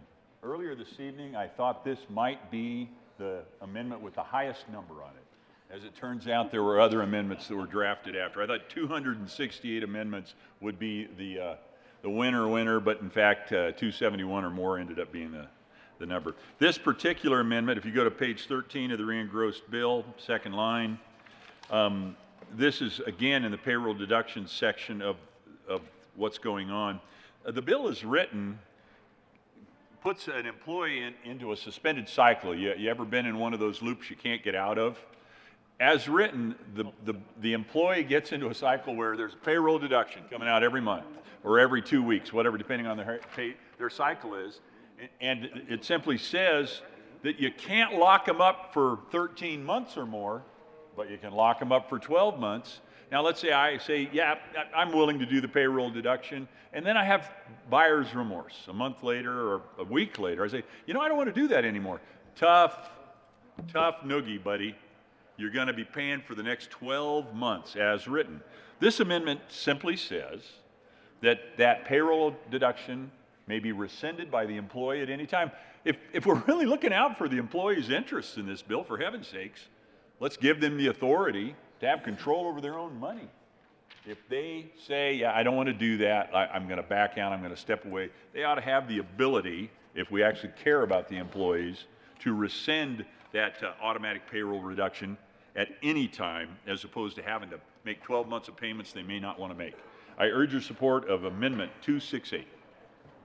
Majority Leader Moreno. Thank you, Mr. Chair. And colleagues, I do request a no vote on this amendment. Part of a payroll deduction is having, obviously, certainty, and if you are paying dues to an organization, that those dues should be valid for a period of time, not just simply being able to rescind at any time when you've made a commitment. And honestly, the workers who collectively bargain on behalf of all employees and benefit should pay their dues because they are reaping the benefit. Senator Liston. Thank you, Mr. Chair. Members, I rise in support of 268. You know, we just got paid today, and yes, we did. On our pay stubs, you know, there's various deductions, and it's our money. And if circumstances change, some of us have extra money going for this or that, or deductions for this or that. I won't, you know, be explicit, but we all do. And if circumstances change, which they do periodically, like I say, it's our money. We should have the right, which we do right now with our own paychecks, is that all we have to do is just go downstairs to the Human Resources Department and say, would you stop my deduction? And they'll stop it just like that. So if it's good enough for us, it ought to be good enough for the county employees down the road, which is all we're asking. After all, it's their money. Circumstances can and do change, and so let's just give them the right to change as those come about. So I urge an aye vote on 268. Is there any further discussion? Seeing none, is the motion is the adoption of L268. All those in favor say aye. Aye. Opposed, no. Noes have it, and L268 is failed. There is an amendment at the desk. Will the clerk please read Amendment L240? Amendment L240 by Senator Holbert, amend printed bill, page 36. Senator right line. Lundin. Thank you, Mr. Chair. I move Amendment L240. The amendment. Folks, for this one, you got to scroll all the way to the bottom of the bill, page 36. And this is, you all know, somebody left one of their signing pens here in the well. They may want to come collect that at some point. I have a predisposition for the petition clause. I'm going to throw a head fake at you tonight. I'm not asking for a petition clause. I'm asking for a referendum clause. The question that we're talking about right now, the core question, the root question that is before us is, shall the rights of county employees to collectively bargain be expanded? I think we just as well ask the people of Colorado that question, since it affects them. Since they're the employers of these folks, since we're making it a matter of statewide interest in rescinding the local control aspects that already exist, we should let the people of Colorado answer that question. This amendment, L240, would do exactly that. It would refer it to the people under referendum. And it would be in this fall's election. No delay. We'll do it in November of 22. And it simply gives the people the opportunity to say yes for or no against on this proposition that is before us. I urge your support of a referendum, not a petition clause. Thank you, Mr. Chair. I urge your support of L240. Senator Winter. Thank you, Mr. Chair. I urge a no vote on L240. The ability to organize and bring people together is a basic human right that's acknowledged by the United Nations, and it should not be put up to the vote of the people. It just is a right that we should recognize, and that's what we're doing in this bill, and I urge a no vote on this amendment. Senator Lundin. I so desperately want to rise to the bait of a conversation about rights, human rights, natural rights, negative rights, positive rights. Can I have a right to take something from you? I don't think so. I can only have rights that are inherent to myself and my Creator. The reality is, if I need to take something from someone else, it's not a right, it's a privilege. And in order to take from the people of Colorado something, it's not a right, it's a privilege, it's conversation, it's politics, it's something that we should probably discuss, debate, maybe even throw down about. But the reality is, it's not a right. I urge your support of 240. Is there any further discussion? Seeing none, the motion is the adoption of L240. All those in favor say aye. Aye. Opposed, no. The noes have it, and L240 is lost. Senator Cook. Thank you, Mr. Chair. There is an amendment at the desk. Will the clerk please read Amendment L187? Amendment L187 by Senator Cook, amend printed bill, page Senator 12. Cook. Thank you, Mr. Chair. I move L187. The amendment. Thank you, Mr. Chair. It goes back to the county having to collect the dues for the unions.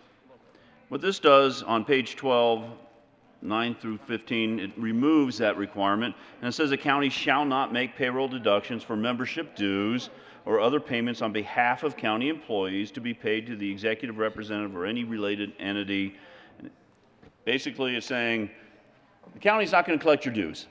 If dues are important to a union, let the union collect it. Why should the taxpayers of Weld County, Jefferson County, Mesa County, Boulder County, El Paso County, why should they have to have the expense of collecting the dues for the union? Why should taxpayers pay for that? Why shouldn't the union do it? Oh, because they can use their money on something else. It's the responsibility of the union to collect their dues, not the responsibility of the county. County taxpayers shouldn't be burdened with collecting dues for something that the general public might not even want. So I'd ask for an aye vote on 187. Is the Senator Majority Leader Moreno? Thank you, Mr. Chair. And colleagues, I request a no vote on this amendment. Obviously, it's the employer that pays the employee.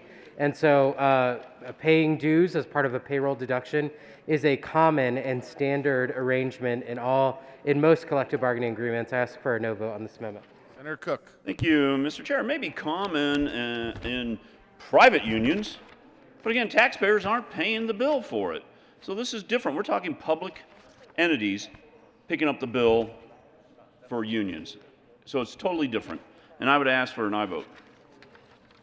Seeing no further discussion, the motion is for the adoption of L187. All those in favor say aye. Opposed, no. Noes have it, and 187 is lost. What? There's another amendment. There is an amendment at the desk. Will the clerk please read Amendment L217? Amendment L217, Senator Cook, amend printed bill. Senator Cook. Thank you, Mr. Chair. I move L217. 217? Thank you, Mr. Chair. Kind of goes back to what we were just talking about. Basically, it says the county shall continue to make the payroll deductions only if each county employee reauthorizes the deductions at least once on an annual basis. I mean, I think that's fair. You know, if it's important for that county employee continues to pay their dues, they ought to have a little skin in the game. Instead of just blowing it off, let them go to the HR and say, yeah, I want to reauthorize my dues. There might be a lot of employees that don't want to reauthorize it. And so this, like I said, that's a little skin in their game. The taxpayers could be off the hook a little bit. And so I'd ask for an aye vote on 217. Is there any discussion on L217? Seeing none, the motion is for the adoption of L217. All those in favor say aye. Opposed, no. The noes have it, and 217 is lost. Good try. I did try. Tried to represent my concern. What? There is an amendment at the desk. Will the clerk please read Amendment L233? Amendment L233. Senator Liston. Thank you, Mr. Chairman. Mr. Chairman, I move L233. The amendment. Members, what this amendment does, it just requires the employee organization be recertified each year. This is kind of like a magazine subscription. You know, when we all have magazine subscriptions that we send in, it's good for a year, and they'll notify us and say, hey, do you want to renew? Yeah, you know, I'll renew. Or it's kind of like an agreement with an example maybe with your lawn care professional. You know, look, I'll come and I'll take care of your yard and do this, that, and the other. And you say, fine, you know, I'll do it for a year, come back and see me next year and maybe we'll renew it. Or it's kind of like a contract with your streaming service or cable television. You know, you say, I'm going to try this out for a year, and after a year, you know, we'll kind of renegotiate. So that's all this does, is that the bargaining unit has to be recertified by the employees. So with that, I ask an aye vote on Amendment 233. Is there any discussion on L233? Seeing none, the motion before the body is the adoption of L233. All those in favor say aye. Aye. Opposed, no. No. Noes have it, and the amendment is lost.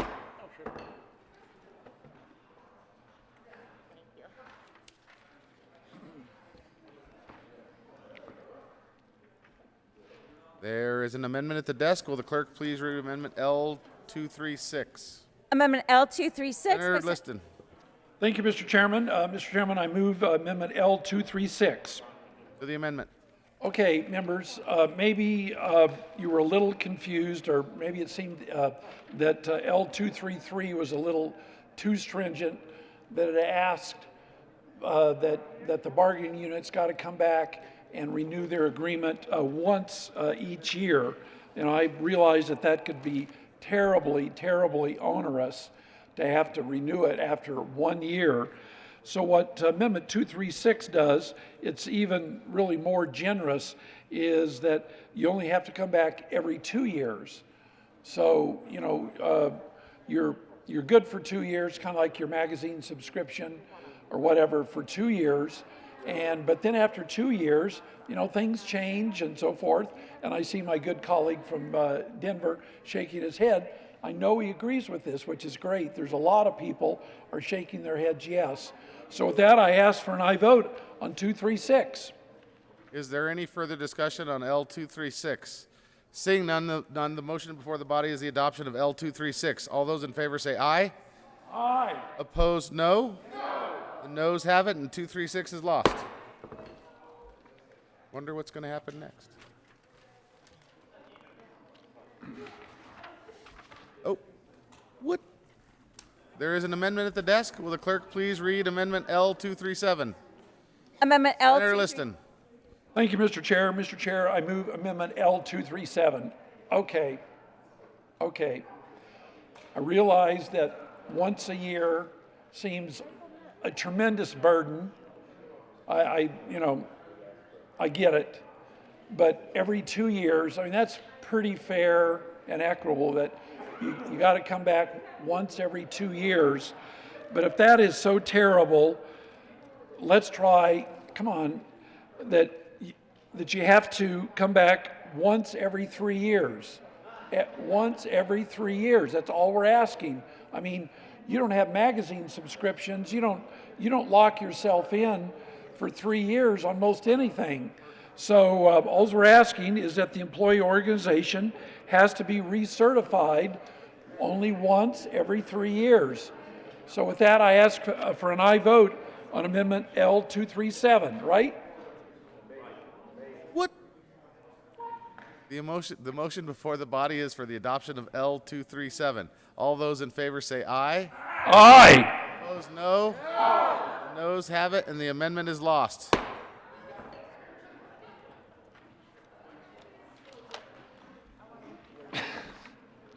Are we out of paper?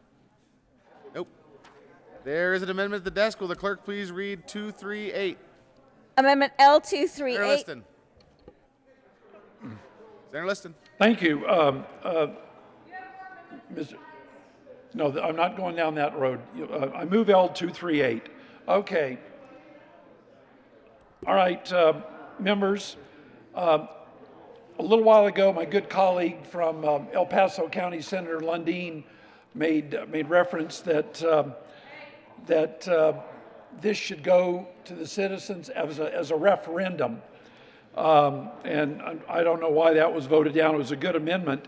But what L238 does, it goes to the subject of the petition clause, is that this lets the voters decide, you know, here in Colorado, the Colorado counties have very successfully run themselves since we became a state in 1876.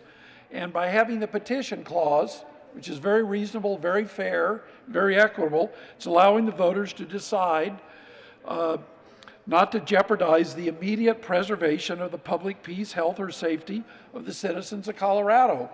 We're allowing the citizens to decide if we've made the right decision. So this just substitute the safety clause for the petition clause. I urge an aye vote on Amendment L238. It's a great amendment. The motion to the body is the adoption of the great L238. All those in favor say aye. Aye. Opposed, no. Surprise. The amendment is lost. Mr. Chair, I give up.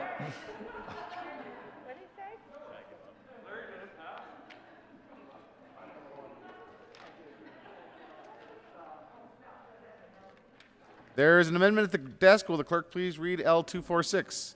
Amendment L246 by Senator Kirkmeyer. Thank you, Mr. Chair. I move L246. For the amendment. Thank you, Mr. Chair. This amendment basically is in conformance with amendments that are in Title 29 for local government for peace officers and firefighters under collective bargaining. The first part of it is this definition, and it's the same definition, again, that's in collective bargaining for police officers and firefighters, which defines what a strike means. It means the following: concerted actions taken by members of a bargaining unit for the purpose of inducing, influencing, or coercing a change in the terms and conditions of employment, compensation, rights, privileges, or obligations of employment. Roman numeral 1, failure to report for duty. Roman numeral 2, willful absence from a position. Roman numeral 3, stopping or deliberately slowing work, employment, compensation, rights, privileges, or obligations of employment. And then it also goes on further, and again, we took this language directly from 29-5 to 11. Strikes prohibited for peace officers and firefighters. It says a public employee or an employee organization shall not strike. Nothing in this section limits or impairs the right of any public employee to lawfully express or communicate a complaint or opinion on any matter related to compensation, hours, or terms or conditions of employment. Members, I just think this is important. I know there's language in the bill where, we've been told that that folks can't strike, that county employees wouldn't be able to strike, but I think it's important that we make this explicit, that public employee or employee of organization shall not strike, and here's why. There are a lot of critical, which is different than essential, but a lot of critical employees and workers within the county. I want you to start thinking about dispatch workers. If dispatch workers are allowed to strike or fail to report for duty, or there's a willful absence from their position, or they're stopping or deliberately slowing work employment, I want you to think about what that does with regard to public service and public safety of the constituents of the people who live in the counties. Dispatch workers decide not to come to work and not dispatch 911 calls. I want you to think about, what if correctional facility workers, deputies, decide, I'm ticked off at the county, they're not giving me the pay I want to get, so I'm just not going to report for duty as a correctional facility officer in the jail. That's a deputy who works in the jail. That jeopardizes the safety of other folks that are within the jail, including the inmates. I want you to consider what happens if a child welfare worker decides they're not going to come to work, or that they're going to strike, and what that does with regard to providing child welfare services in a timely manner. And I can go on and on. The list continues. There are several. Start thinking about in times of a disaster. If we aren't able to say that public employees, we're not talking about the private here, we're talking about public employees, that they shall not be able to strike, and that it's explicit so that it's very clear for the employee.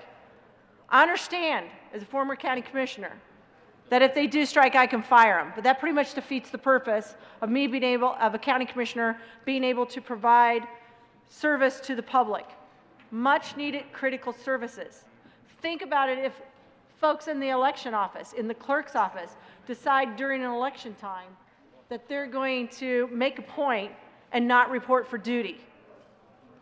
We will have a total disruption of critical services that need to be provided to the public. So I think it's extremely important that it is explicit, that it is very clear, so that a public employee doesn't have to find out the hard way, so that it's clear for them. This goes back to promoting peaceful, harmonious, cooperative relationships, making sure that our county employees are aware of the situation they may be putting themselves in personally, but at the same time ensuring that county commissioners, sheriffs, county clerks, other elected officials within the county can ensure that the public is able to receive the services that they need, critical services that they need at critical times. I ask for an aye vote on L246. Majority Leader Moreno. Thank you, Mr. Chair. Colleagues, I'll encourage a no vote on this amendment. The reality is that in the bill language, a strike prohibition already exists. And I find it interesting that correctional officers were brought up as an example, most of those correctional officers are actually affiliated, organized with Colorado Winds, which is the state employee bargaining unit. And this language on a strike prohibition was lifted word for word from the bill language from Colorado, the Colorado Winds Partnership Agreement that this body also passed. And so, colleagues, this is already a prohibition. If it's good enough for the state workers to make sure that that they are cannot avail themselves of a strike, it's good enough for county workers as well. And I request a no vote on this amendment. Senator Kirkmeyer. Thank you, Mr. Chair. When I was speaking of correctional facility officers, I'm talking about deputies in the county jail. I'm not talking about the Department of correctional facility officers. And the deputies within the county jail are not covered. This language is lifted because it's directly from the firefighters, another first responder, critical services that have to be done, that can't be stopped. The language in the bill starts on page 34, bottom of page 34, line 27, and goes to the top of page 35. It speaks to an exclusive representative certified or deemed certified in accordance with Article 3.3 shall not threaten, facilitate, support, or cause a county employee to participate in the following. Roman numeral 1, a strike. That's the language. That is not explicit. This is language that counties are asking for. We've put it in law for firefighters under Article 29, Article 29-5-211 that says very explicitly, a firefighter or an employee organization shall not strike. Counties are asking for the same consideration with regard to those first responders, those critical workers, which quite frankly, you could say pretty much every county employee is a critical worker. But again, I want you to start thinking about truly those critical workers. Deputies that work in the jail. Those individuals that run dispatch public safety communication systems. How would you feel when you call 911, nobody's there because they decide to go on strike? How about child welfare workers? How about adult protection services individuals? How about healthcare workers? How about Office of Emergency Management folks? That's what we're talking about. We're just asking to have the language explicit in law. If the intent is that they can't go on strike, then for the counties and for the county employees, let's make it explicit. There shouldn't be any surprises for county employees, and counties should be able to rely on that critical services can be provided to the taxpayers who pay for them. Senator Cook. Thank you, Mr. Chair. I rise in support of the amendment. I agree with the good senator from Weld County. It brings clarity and transparency to the bill. You know, we have pages 4 through 8 are definitions. Defines what everything is, but yet it doesn't define strike. And I think the county employees have a right to know what they can and can't do. And I think the citizens of our particular counties have a right to know what strike means and what their employees can and can't do. So I would rise in support of the amendment and ask for an aye vote. Is there any further discussion on L246? The motion before the body is the adoption of L246. All those in favor say aye. Opposed, no. The noes have it, and the amendment is lost.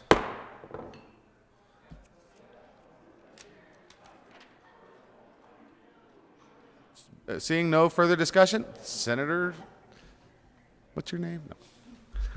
No. Senator Gardner. I had to look at my cheat sheet. Thank you, Mr. Chair.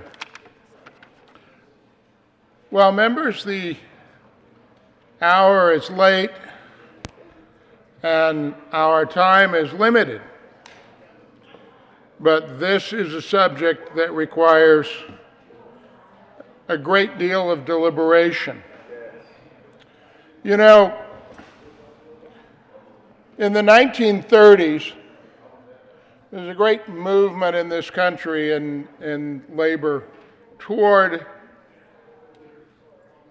unionization of public employees, and Franklin D. Roosevelt opposed that because it was his belief that the position of a public employee and the membership in a union were inconsistent. That the public employees had what private sector collective bargaining unit employees did not have, which was the ability to approach the governing body of their employer with their grievances, with their concerns, with their issues. But the world turned on its axis a few times, as it will tonight turn some more on its axis toward May 11th. And it became more common for there to be collective bargaining units in the public sector.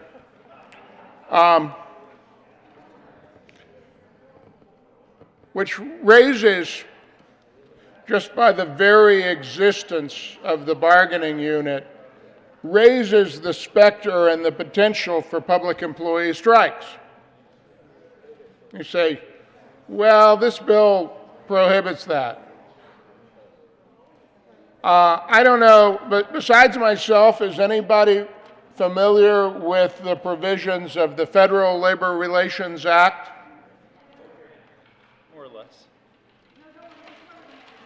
Not the National Labor Relations Act, which applies to the private sector, but the Federal Labor Relations Act, which is for federal government employees. There are important restrictions there concerning striking, picketing, and so forth, so that the bargaining unit cannot interfere with essential public functions. The Federal Labor Relations Act prohibits strikes. Notwithstanding that, those of you in the chamber who are old enough to remember, and that is only a few of us, will remember the Professional Air Traffic Controllers, PATCO, strike of the 1980s in violation of federal law.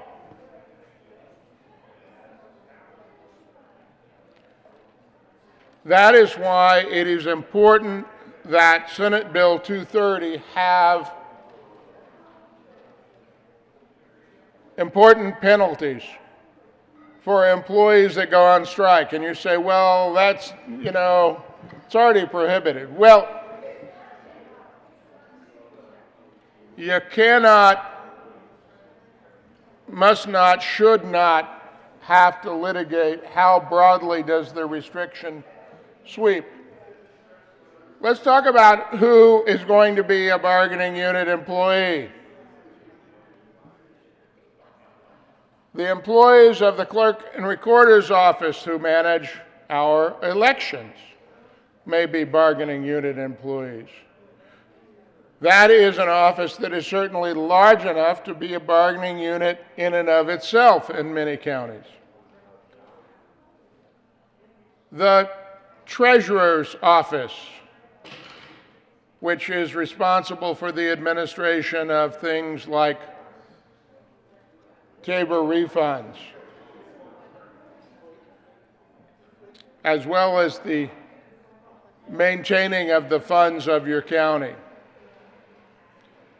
The assessor's office,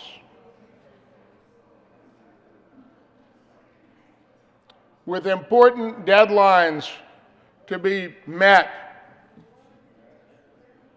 And I haven't gotten to public safety employees, transportation employees, the county snowplow drivers. Now, what do we do about it? Well, what we need to do is ensure that there are sufficient safeguards against strike. There might be an amendment falling upon the desk any moment now. There is an amendment at the desk. Will the clerk please read Amendment L089? Amendment Gardner. L089. Thank you, Mr. Chair. I move L089. Members, L089, at page 35, it strikes some lines and it replaces them with language that says if there's a violation or an imminent threat of a violation of subsection 6A, that's the strike prohibition. A county whose county employees are involved in the prohibited action or have threatened prohibited action, that would be something like, we're going to walk off the job on election day.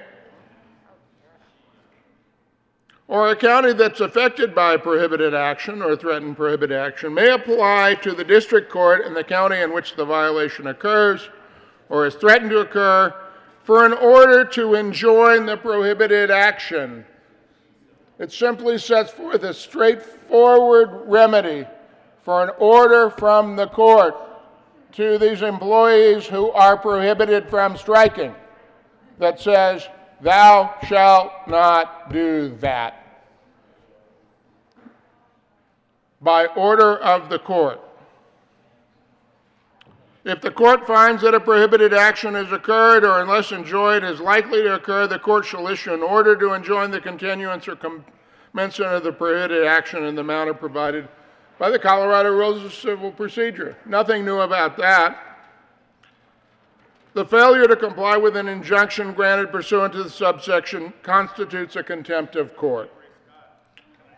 And the penalty for noncompliance with an injunction of the court may, if the court decides, include for an officer or an employee of the organization who's wholly or partly responsible for the violation. Remember, this is an officer or an employee of the labor organization who would have encouraged or called a strike in violation of the bill we are about to pass. This is not some far-reaching thing. It is very common.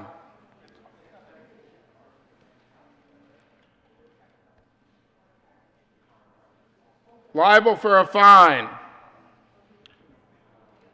And the organization itself liable for a fine.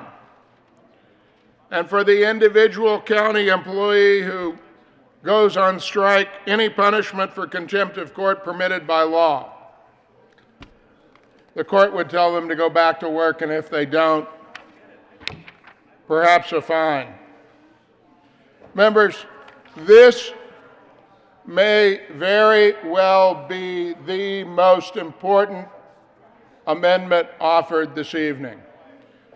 This is the protection of your county and mine against a work stoppage by transportation workers, by public safety employees, by the people who run our elections,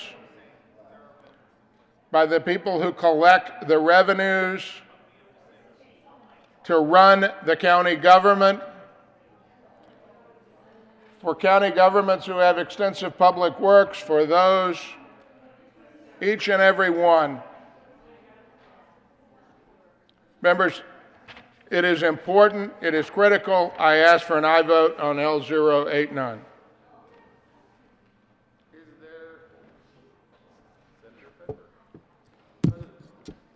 President Finberg. Thank you, Mr. Chair. I urge a no vote. Senator Gardner. Thank you. In case you didn't hear me, I urge an aye vote. Seeing no further discussion, the motion before the body is the adoption of L089. All those in favor say aye. Aye. Opposed, no. The noes have it, and the amendment is lost. Senator Gardner. Thank you, Mr. Chair. Members, we have learned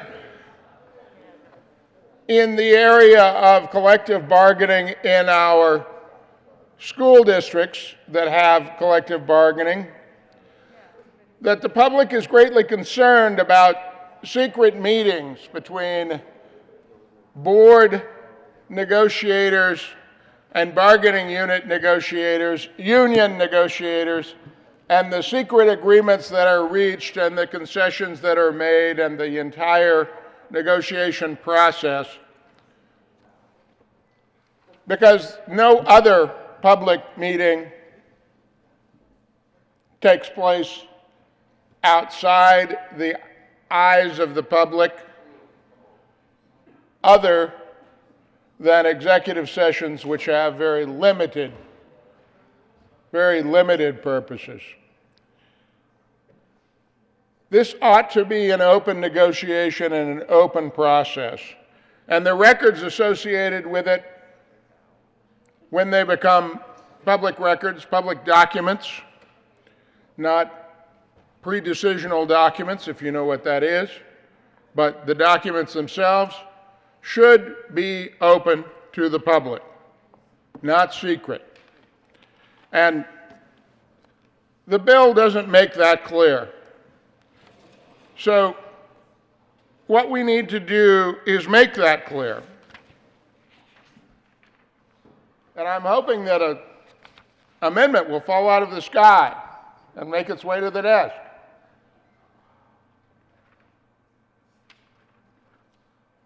Out of the sky. There is an amendment at the desk. Will the clerk please read L200? Amendment L. Senator Gardner. Thank you, Mr. Chair. I move L200. Members, this is a very simple amendment. It amends the printed bill at page 25. It says, all aspects of the collective bargaining process must be open to the public and are subject to the Colorado Open Records Act, Part 2 of Article 72, Title 24, otherwise known as CRS 2472, Part 2. Members, who could be against this?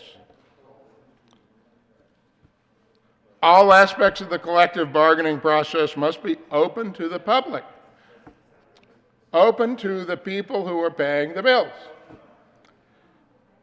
and are subject to the Colorado Open Records Act, so that the people who have elected those who are negotiating and have, in an indirect way, hired those who are negotiating, all of that can be open and seen by the public. As I say, members, who could be against this kind of transparency? I wonder who.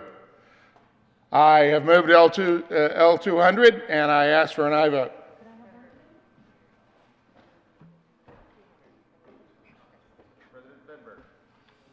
President Fenberg. Thank you, Mr. Chair. I urge no vote. Senator Gardner. Thank you, Mr. Chair, and the question is answered. I urge an aye vote. Seeing no further discussion, the motion before the body is the adoption of L200. All those in favor say aye. Opposed, no. Noes have it, and L200 is lost. Yes. Senator Gardner. Thank you, Mr. Chair. Well, you know, for those who are familiar with public employee collective bargaining, you will be familiar with the federal collective bargaining system and the Federal Labor Relations Act. You know, the Federal Labor Relations Act ensures that the Congress keeps control of its budget.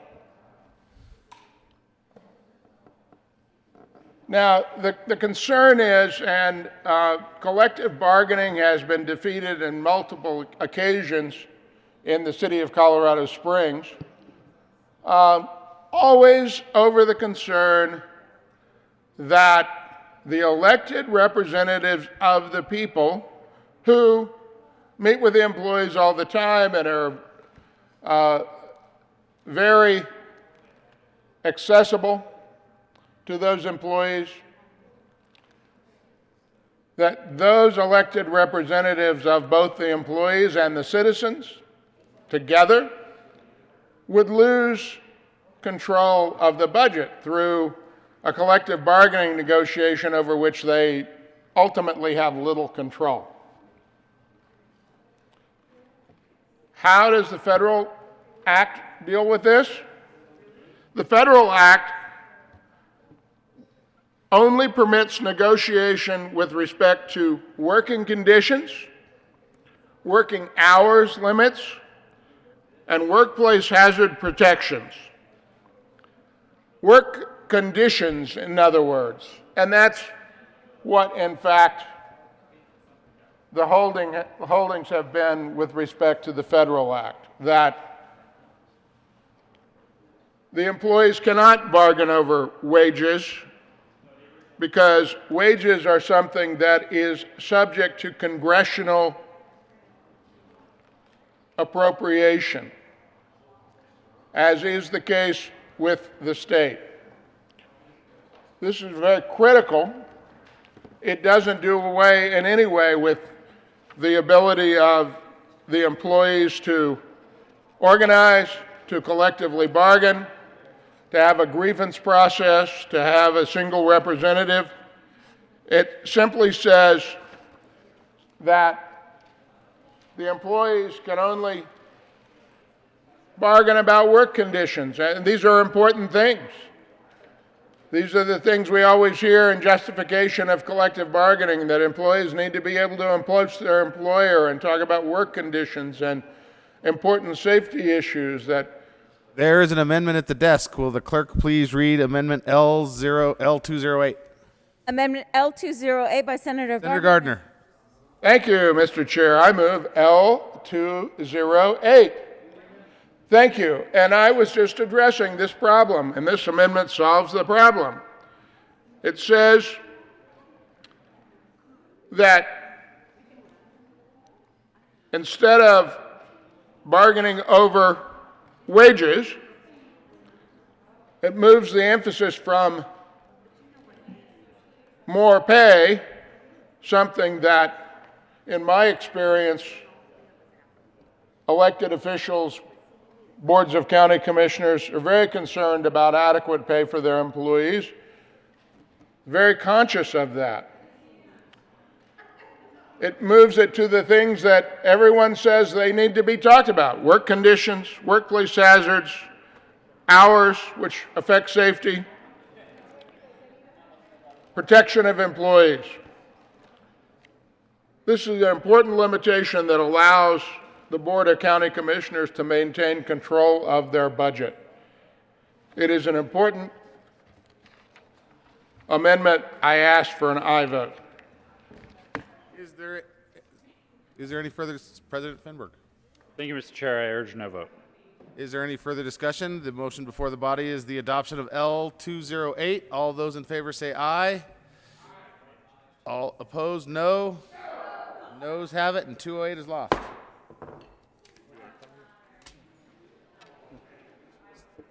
President Fenberg. Thank you, Mr. Chair. I request a very brief senatorial 5. Senatorial 5 has been called.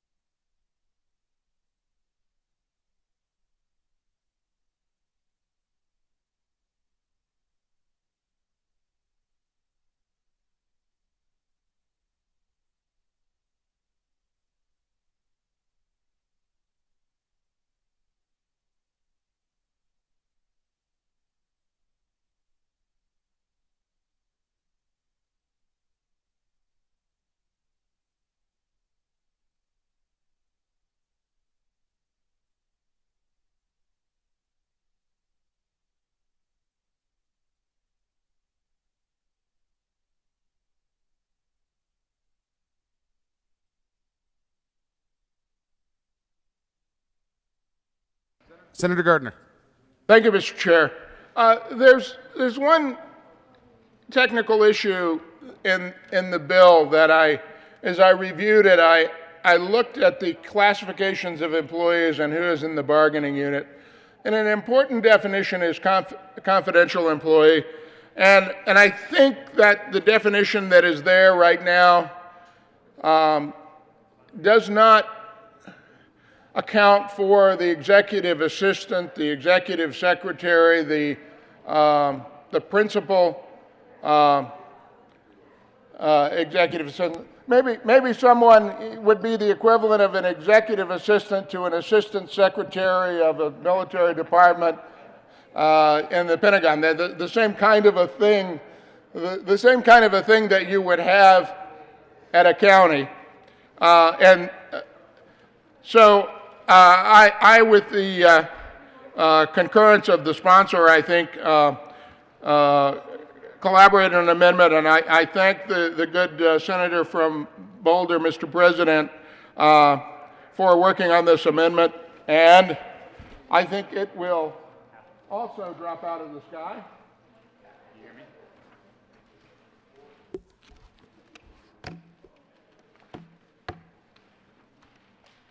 There is an amendment at the desk. Will the clerk please read L272? Amendment L272. Senator Gardner. Thank you, Mr. Chair. And L272 sort of corrects this problem that I believe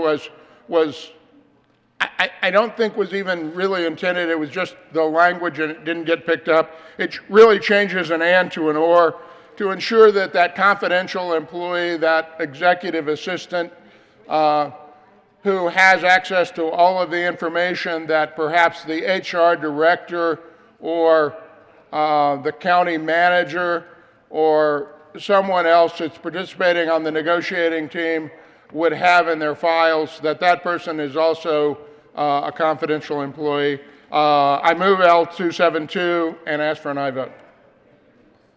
President Fenberg. Thank you, Mr. Chair. I urge an aye vote as well. I think this was a good change. It does narrow who it applies to slightly, but I think overall it makes more sense to draft it this way and urge an aye vote. Seeing no further discussion, the motion before the body is the adoption of L272. All those in favor say aye. Aye. Opposed, no. The ayes have it. 272 is adopted.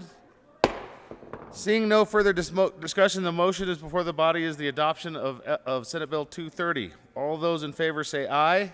Aye. Opposed, no. The ayes have it, and the bill is adopted.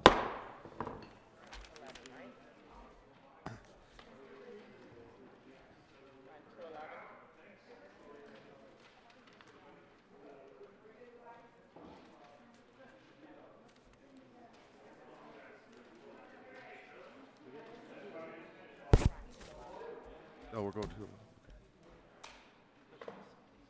Will the clerk please read the title to Senate Bill 211? Senate Bill 211, Senator Fields and Henriksen, Representative Valdez A, concerning the repurposing of Ridgeview campus into a supportive residential community for people experiencing homelessness. Senator Gonzalez. Thank you, Mr. Chair. The good senator from Pueblo would like to move To the bill. Senate Bill 211. Thank you, Mr. Chair. I'd like to move Amendment L006. Fine. Oh, has the amendment been moved? Okay, on to the amendment. Is there any? No, sorry. It's the same amendment as before. I know. I know. Wait, you're in.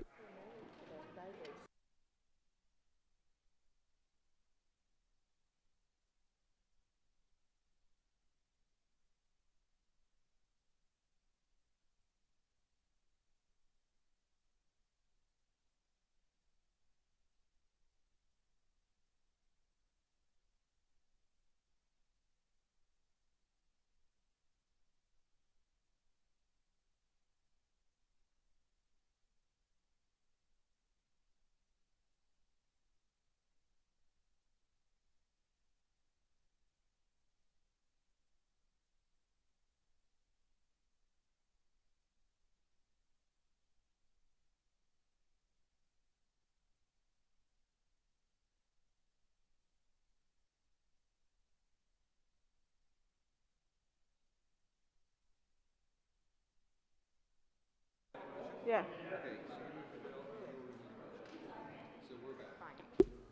We're back. Senator Gonzalez. I move L006 to Senate Bill 211.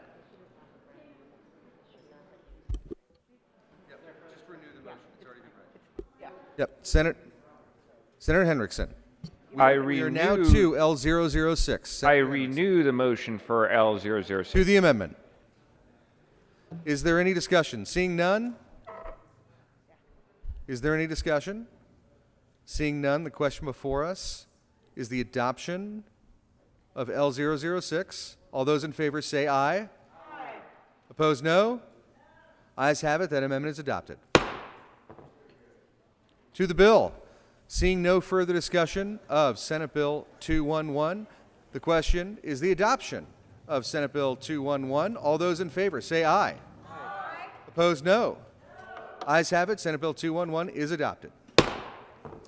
Mr. Majority Leader. Thank you, Mr. Chair. I move the committee rise and report. Motion is for the committee to rise and report. All those in favor say aye. Opposed, no. Ayes have it. The committee will rise and report.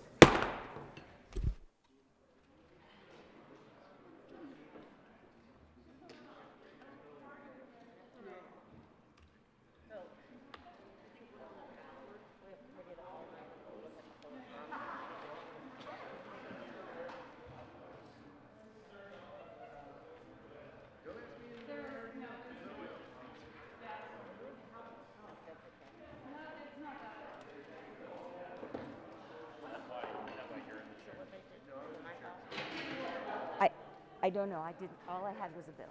Oh.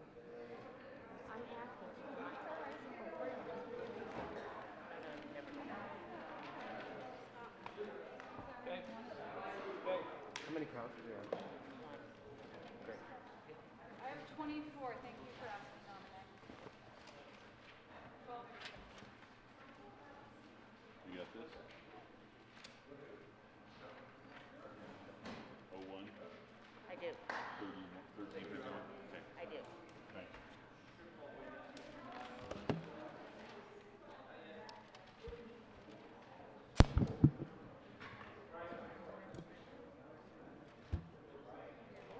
I watched a video earlier and they were like this and you couldn't hear me half the time I was talking, so. There we go. What was that? Huh? Senate will come to order. Senator Bridges. Thank you, Mr.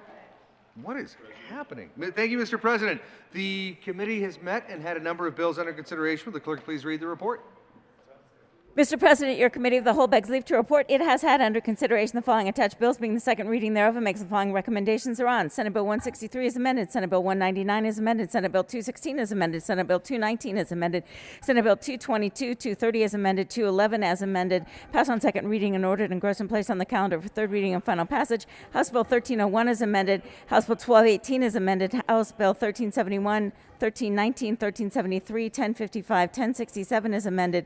1114 is amended. 1351 passed on second reading and ordered, revised, and placed on the calendar for third reading and final passage. Senator Bridges. Thank you, Mr. President. I move the report. Motion is the adoption of the committee of the whole report. Are there any no votes?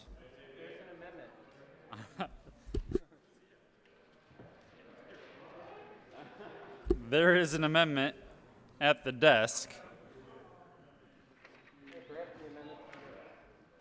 Will the clerk please read Cow 001?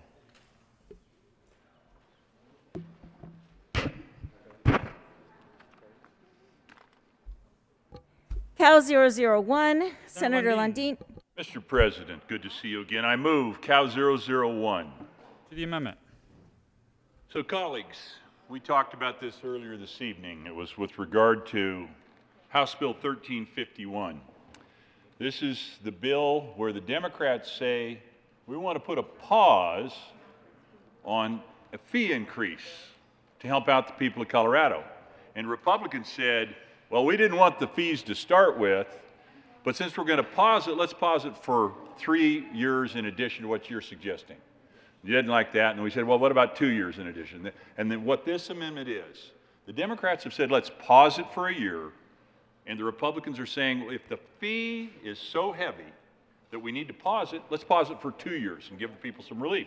Why does this matter? This is why this matters.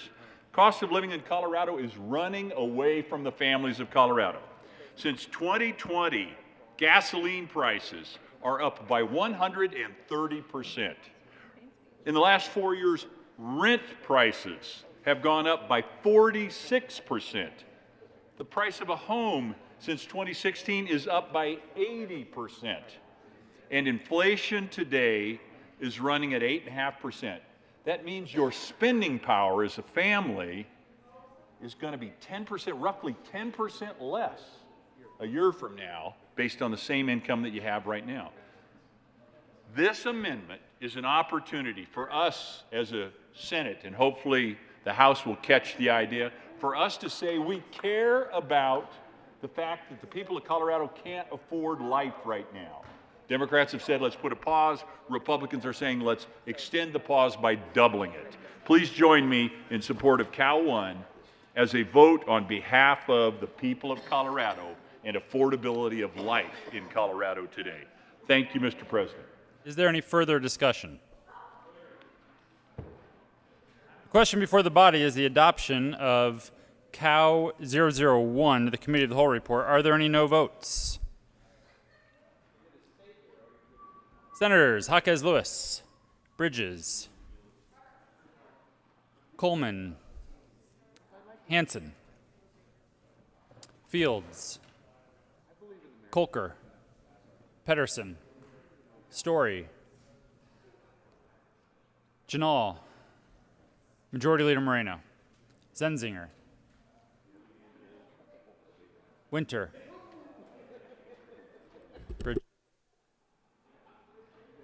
Lee, Donovan, Rodriguez, Gonzalez,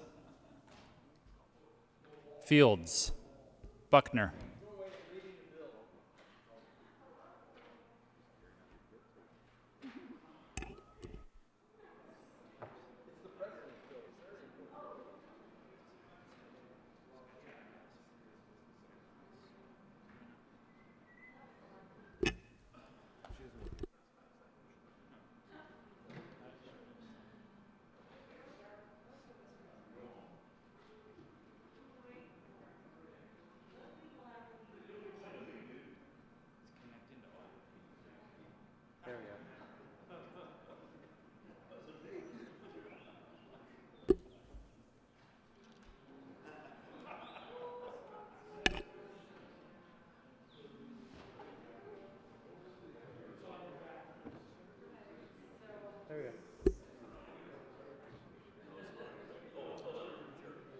further no votes on Cow 001.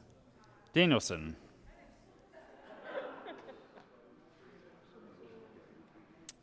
Please add the president. With a vote of 15 ayes, 19 noes, 0 absent, 1 excused, that amendment fails.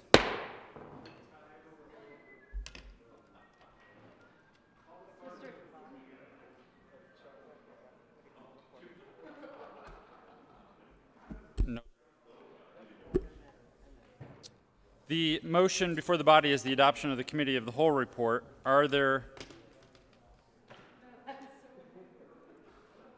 any no votes?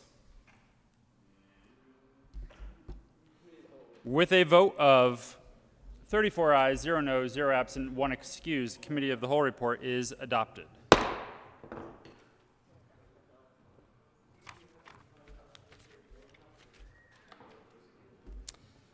Senate Bill 163 is amended, Senate Bill 199 is amended, Senate Bill 216 is amended, Senate Bill 219 is amended, Senate Bill 222, 230 is amended, Senate Bill 211 as amended passed on second reading and order engrossed and placed on the calendar for third reading and final passage. House Bills 1301 is amended, 1218 is amended, 1371, 1319, 1373, 1055, 1067 is amended, 1114 is amended, 1351 passed on second reading and order revised, and placed on the calendar for third reading and final passage.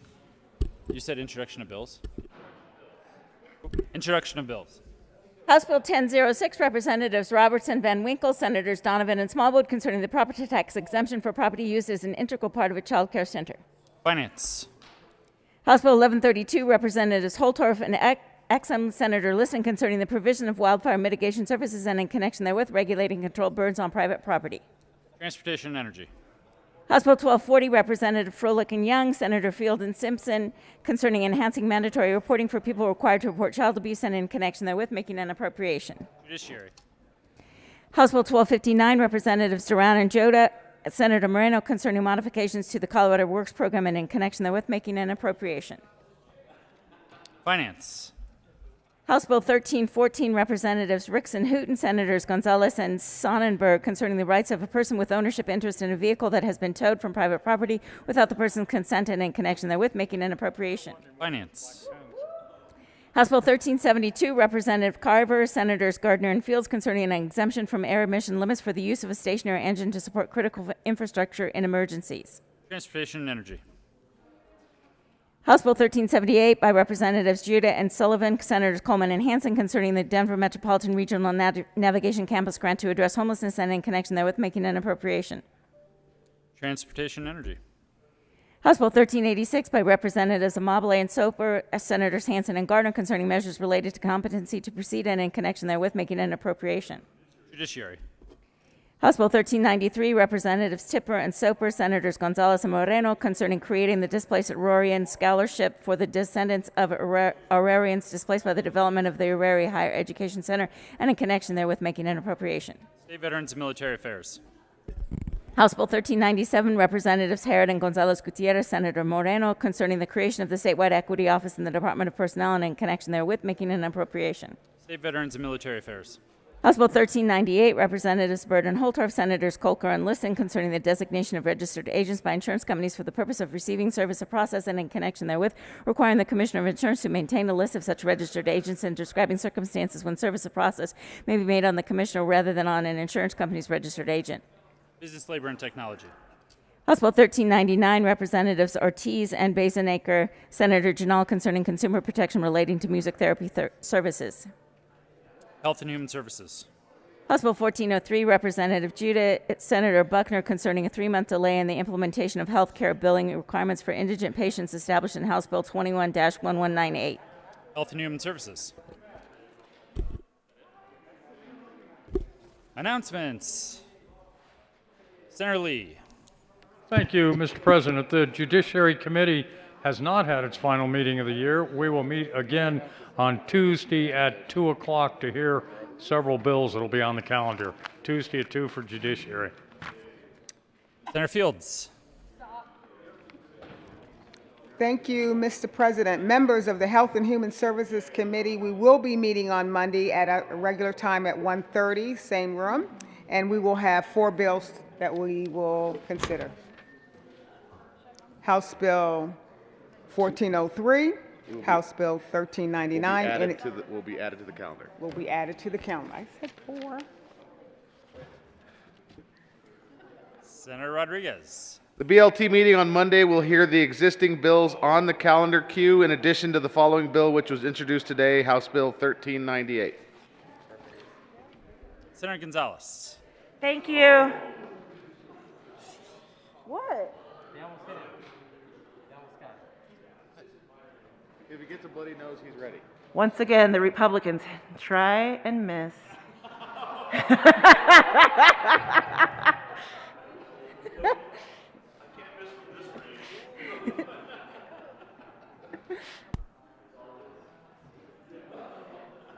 Try and see what happens. Senator Gonzalez. Thank you, Mr. President. In addition to the bills that have been printed on the calendar for our Monday Finance Committee, we will also be hearing House Bill 1314. I look forward to seeing y'all then. Take care. Mr. Majority Leader.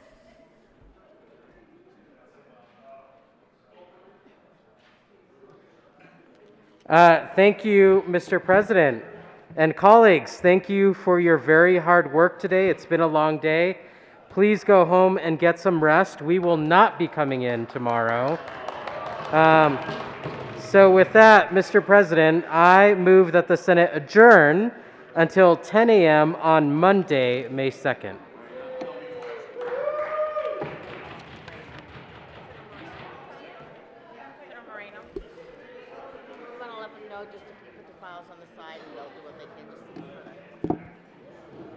Majority Leader Moreno. Thank you, Mr. President. Colleagues, if you can, please take your files off of your file cabinet.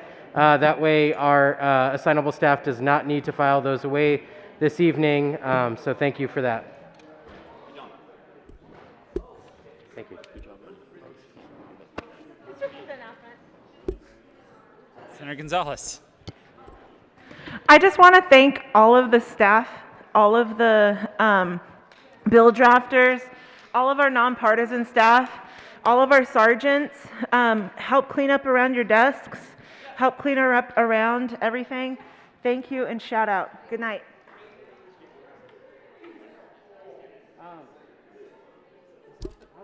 At some point there was a motion, so I think you've heard it. The motion is to adjourn. Do you have It's always in order. I don't think we made a House appropriation or Senate appropriations announcement. Majority Leader Moreno. Thank you, Mr. President. And colleagues, just one more announcement. Senate Appropriations will be meeting Monday morning at 8 a.m.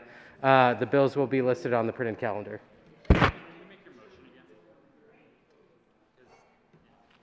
And Mr. President, I renew my motion for the Senate to adjourn till Monday, May 2nd at 10 a.m. You have heard the motion. All those in favor say aye. All those opposed, no.